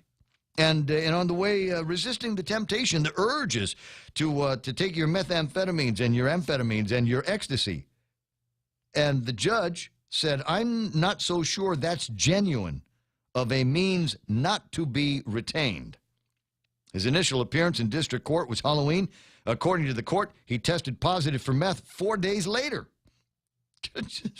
What? November 4th failed 2 more drug tests later in the month. Based on the 3 positive tests, the court finds the defendant should be retained at this point, Judge Menabusan said. But see, that's federal. See, and they handle them a little differently on that federal thing than we do on our local stuff. I know, but I just, I've got to look. I've got to look for these bright spots where I find them, whether they're in federal court or whether the rare occasion that somebody over at our courts is showing some kind of backbone. I'm all about fair treatment of people. I'm all about giving them opportunities and a second chance. I mean, there's some of the best people I've known in my life that I know have screwed up somewhere in their life, did their time, learned a thing or two behind bars, and became, if not productive members of the community, and at least they weren't a burden on the community anymore. And I truly love being around many of these guys. So I'm all about that. It's easy for me. But you get these jugheads and they scoff at the law. They learned how to scoff at the local laws, and now they're trying to scoff at the federal judge. No, I don't think that's going to happen here. 942. Play around with that and have the have that play around in your head. What are we writing here on the Facebook Live? Roy writes. I'm sorry. I'm all distracted by Shelley saying her and Mana had a good time at Ross. It's impossible for men to have a good time at Ross, and just want to point that out. Ismael, shopping has been great. Just text my wife, and it magically gets done. Hey, Chris Watson's online. That's nice. Meets Maniori. I want one. Are we talking about the guns or the signs? Ismael says, warning, crazy Iraq War veteran inside. Maybe that's all you need to hang outside the front door of the house. Roy Gamboa says, next sign says, I don't call 911. Yeah, Rico with a note here. The 380 version of that Smith & Wesson is a great concealed carry, too. Who else is right? I swear this group gets more fun as the days pass by. I just have a private property trespassers beware sign from Home Depot, and the gangster at the corner put the word out on me. Crazy old white lady living down the street. That's just sweet stuff. All right, 943. You guys play around with the topic all you want to on the Facebook Live. There might be a few other things that I wanted to touch on here this morning. In Paris, I don't know, and we talked a little bit about this earlier. There are just some crazy things going on in Paris. I've seen some just incredible video. The one I saw, and I believe it's Paris. I have no reason to believe the guy that sent it to me, was incorrect when he posted it. Sent it to me on the WhatsApp. I can't play it for you on Facebook Live because it is kind of graphic. Where it's these 2 guys getting out of an SUV. And going around a corner, and same footage about 5 seconds later is these same 2 guys coming back from the corner being followed by another guy who takes 2 rounds, who pops him with 2 rounds apiece. And walks up. You don't see it, but I think he does the coup de grace on one of the guys. And I'm going, wow, this is just some crazy stuff that's going on there. There are guys that were trapped between their destination. There were protesters there, and literally doing what I would do. I think if I was in a situation like that, and there were protesters that were banging trash cans and trying to get into the car that I'm at, and this driver just ran him over. Oh, yeah. No, I'm sorry. You're standing in front of me and you're threatening me. I've got no other means to defend myself except press the gas really hard. Yep. And that's what he did. I can't imagine the sickening, visceral thump that you feel when, that you get from the car, that kind of biofeedback you get from the car, either by something hitting it or that kind of thump that you when you roll over it. Can't imagine how that felt. It's kind of like hitting a turtle. Yeah, but I think in that kind of situation, maybe, you just kind of feel good. That's what we say in some more, but that's what you get. In Paris, tourist destinations closed over the weekend. 89,000 police officers took to the streets in anticipation of more anti-government protests. And again, it's anti-government protests in France, where the history has been marked by anti-government protests where they go in, and then pretty soon people don't have heads anymore. The original mob rule, as it were, in the Parisian revolutions. And we're talking about castle doctrine and home invasions and things like that. In California, guy broke into a home and was prowling around when the homeowner returned. After taking a quick look around, the homeowner could see that the house had been ransacked, but the prowler was nowhere to be found. Police were called, and they were taking a look around when an officer noticed a large Rubbermaid storage container and the lid slightly ajar. Inside, the prowler. The dude. Must have been a small dude. I don't know if I could. I don't know that I could fit into one of those things. No, no way. Unless it's a really big one. It's a tiny, tiny prowler but can you imagine if something like that? It's just target practice. I think I'm going to drag this out for target practice today. 9:46 in the morning. 888-825-888-TALK, and then just from the world of pure small talk. And I meant to talk about this last week. Your coworkers are looking in your wastebasket. Nearly 3 in 10 workers that responded to this survey said they've checked wastebaskets and recycling bins to see what their coworkers are tossing. I don't know that I've done that. No, I don't know that I've done that here. I do it everywhere else. I mean, I'm not digging through the trash can. I'm not digging through the trash can. But my mom always believed that I'd never be poor because I always look at the ground. Yeah. And you know, you'd be surprised some of the things that people dropped. I looked at the ground. Where was I? Saturday, after getting my grill marks, I looked on the ground, and there was a little wallet, very pretty little wallet, and inside was $5. There you go. So it's mine. I've actually found cash lying on the ground. Yeah. Just there. So that's the way it is. But every once in a while, we'll look inside of a trash can just to see what was thrown out. And at the house, looking at the trash can to see what of my stuff was getting tossed out. 9:48 in the morning, 888-8255. And another story that I want to know a little bit more about. And this one came in over the weekend from the e-update of the Guam Federation of Teachers Local 1581, for which I am not a member, by the way. Oh, okay. But they got my email from somewhere. I don't know. But I've been on it I've been receiving this since Matt Rector was with the Guam Federation of Teachers. That's an old name that you might not remember, but he used to be the boss of the Federation of Teachers, and he'd get his hands on email accounts that I don't know where he'd forge them from, but he'd get email accounts and just add people, you know, all over the place, and then ran for office. And so, as you might imagine, the GFT e-updates at the time were very pro Matt Rector. Imagine how that worked. Anyway, so the front page of this one here says CSE post-audit investigation on GPD promotions. You might have heard Kevin talking about this earlier, but it looks like it has happened again.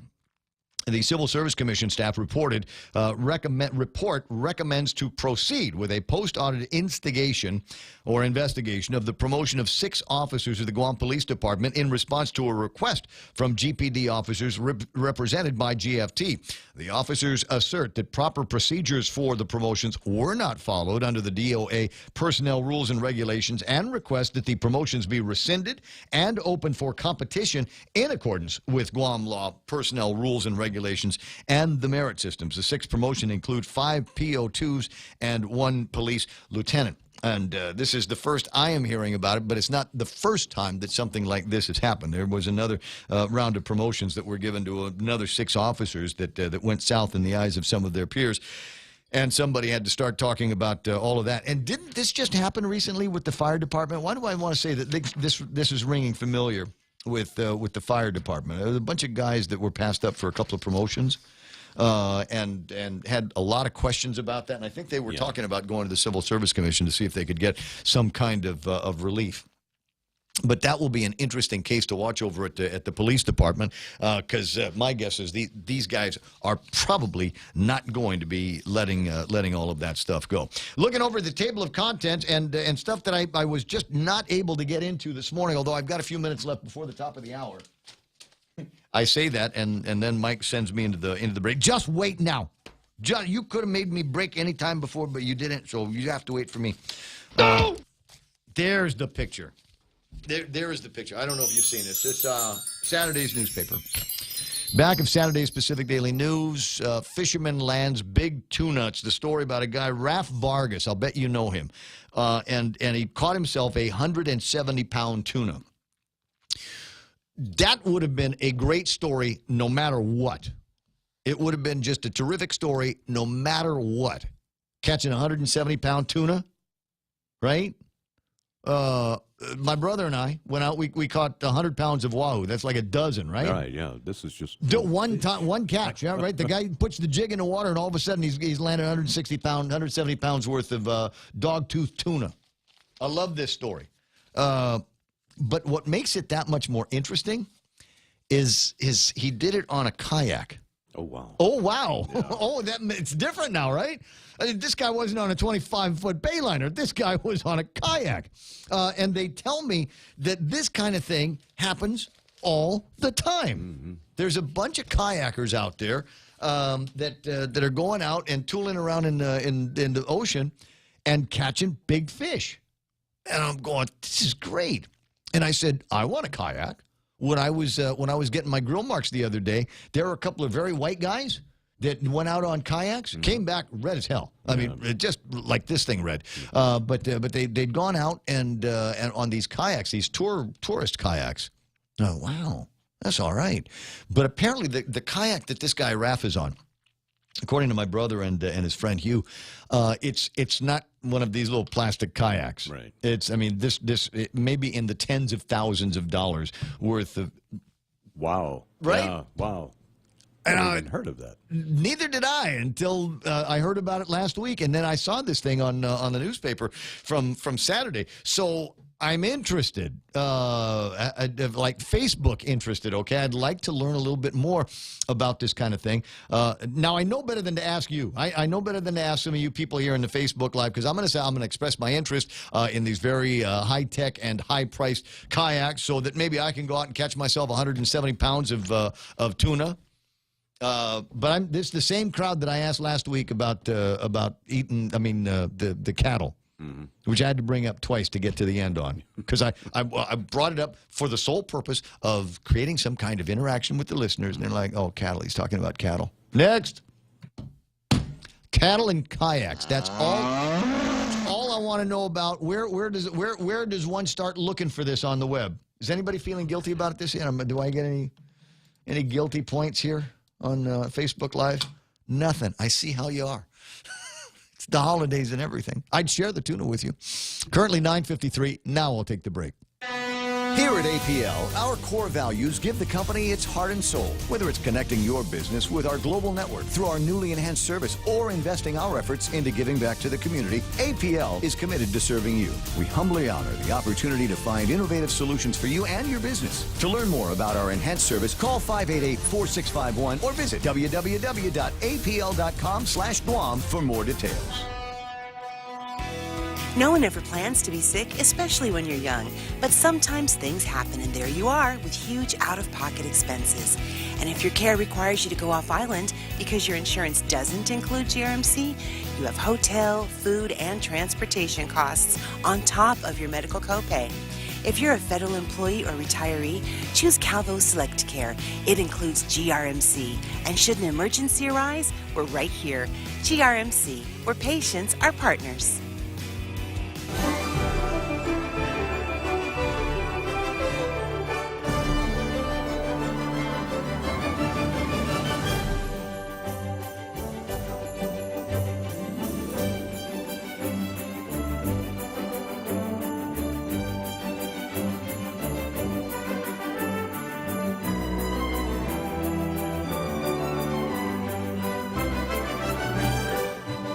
Like a medley. It sounds like 3 or 4 different songs in here.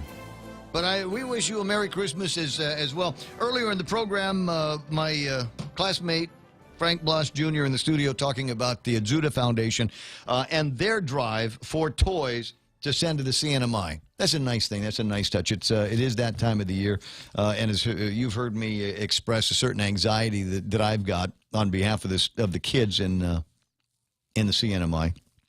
devastating typhoon, obviously, that they had up there. And so as a result,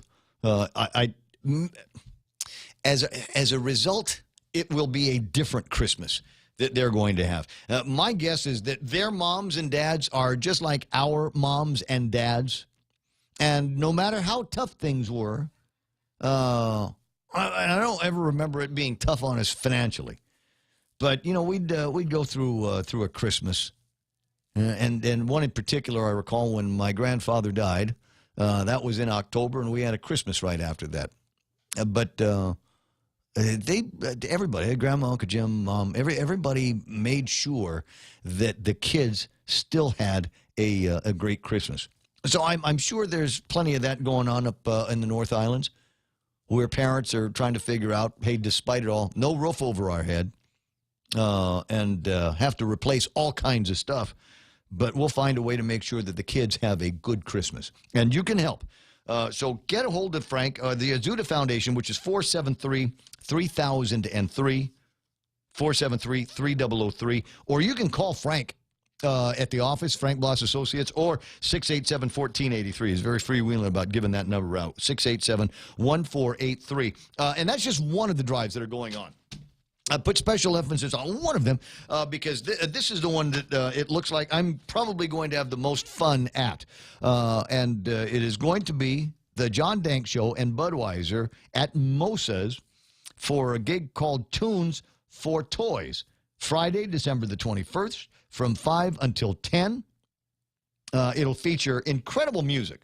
They're going to have MJT, Too Easy, Okas Point, Evergreen, The Blues Syndicate, Bigga and Betta, and The John Dank Show, and Imani, Big Ben, and Vince are going to be performing there. And I'd walk across the street to go and watch all of these performers, especially Imani, who I think is a great talent. And I want to say that it was I'm so happy I discovered her. But as it turns out, there were about a dozen other people, a dozen other 1,000 people that discovered her before I did, but just a great talent and a nice place to do it. So it's going to be, again, Friday, December 21st at Mosa's. It's a Friday night, and I don't know if you need to bring anything. The flyer that I have doesn't say anything about it, but you might want to check currentguam.com, and there might be some details, or just swing by Mosa's.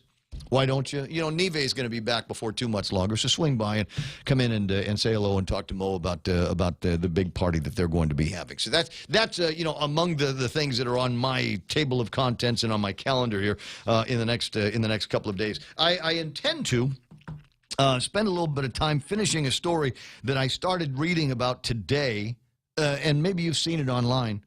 7-year-old makes $22 million a year on YouTube.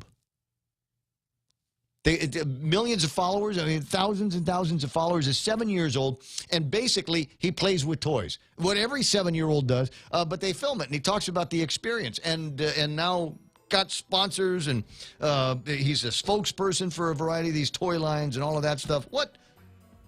$22 million a year. 7 years old. I have got to come up with a scam like that. I'll think about it. In fact, maybe that's what I'm going to do for the rest of the day. I'm going to figure out how I can put together exactly that kind of scam. You're only 49 years late, bro. You know what? Thanks for the head start. That's all I'm going to say. It's 10 o'clock in the morning, and the legislature will be in session in just a few minutes, what we will refer to as Act 2. So when you're done with this, check them out and see what kind of damage they cause the taxpayers here as their silent goodbye of the 34th Guam Legislature. We're KUSG again. You love, you mean it. Bye. A top Democrat hints at impeachment for President Trump. I'm Steve Rappaport, Fox News. The incoming House Judiciary Committee chairman says if President Trump directed illegal hush money payments to women, as alleged by special counsel Robert Mueller, certainly they'd be impeachable offenses, because even though they were committed before the president became president, they were committed in the service of fraudulently obtaining the office. That would be that would be an impeachable offense. Democrat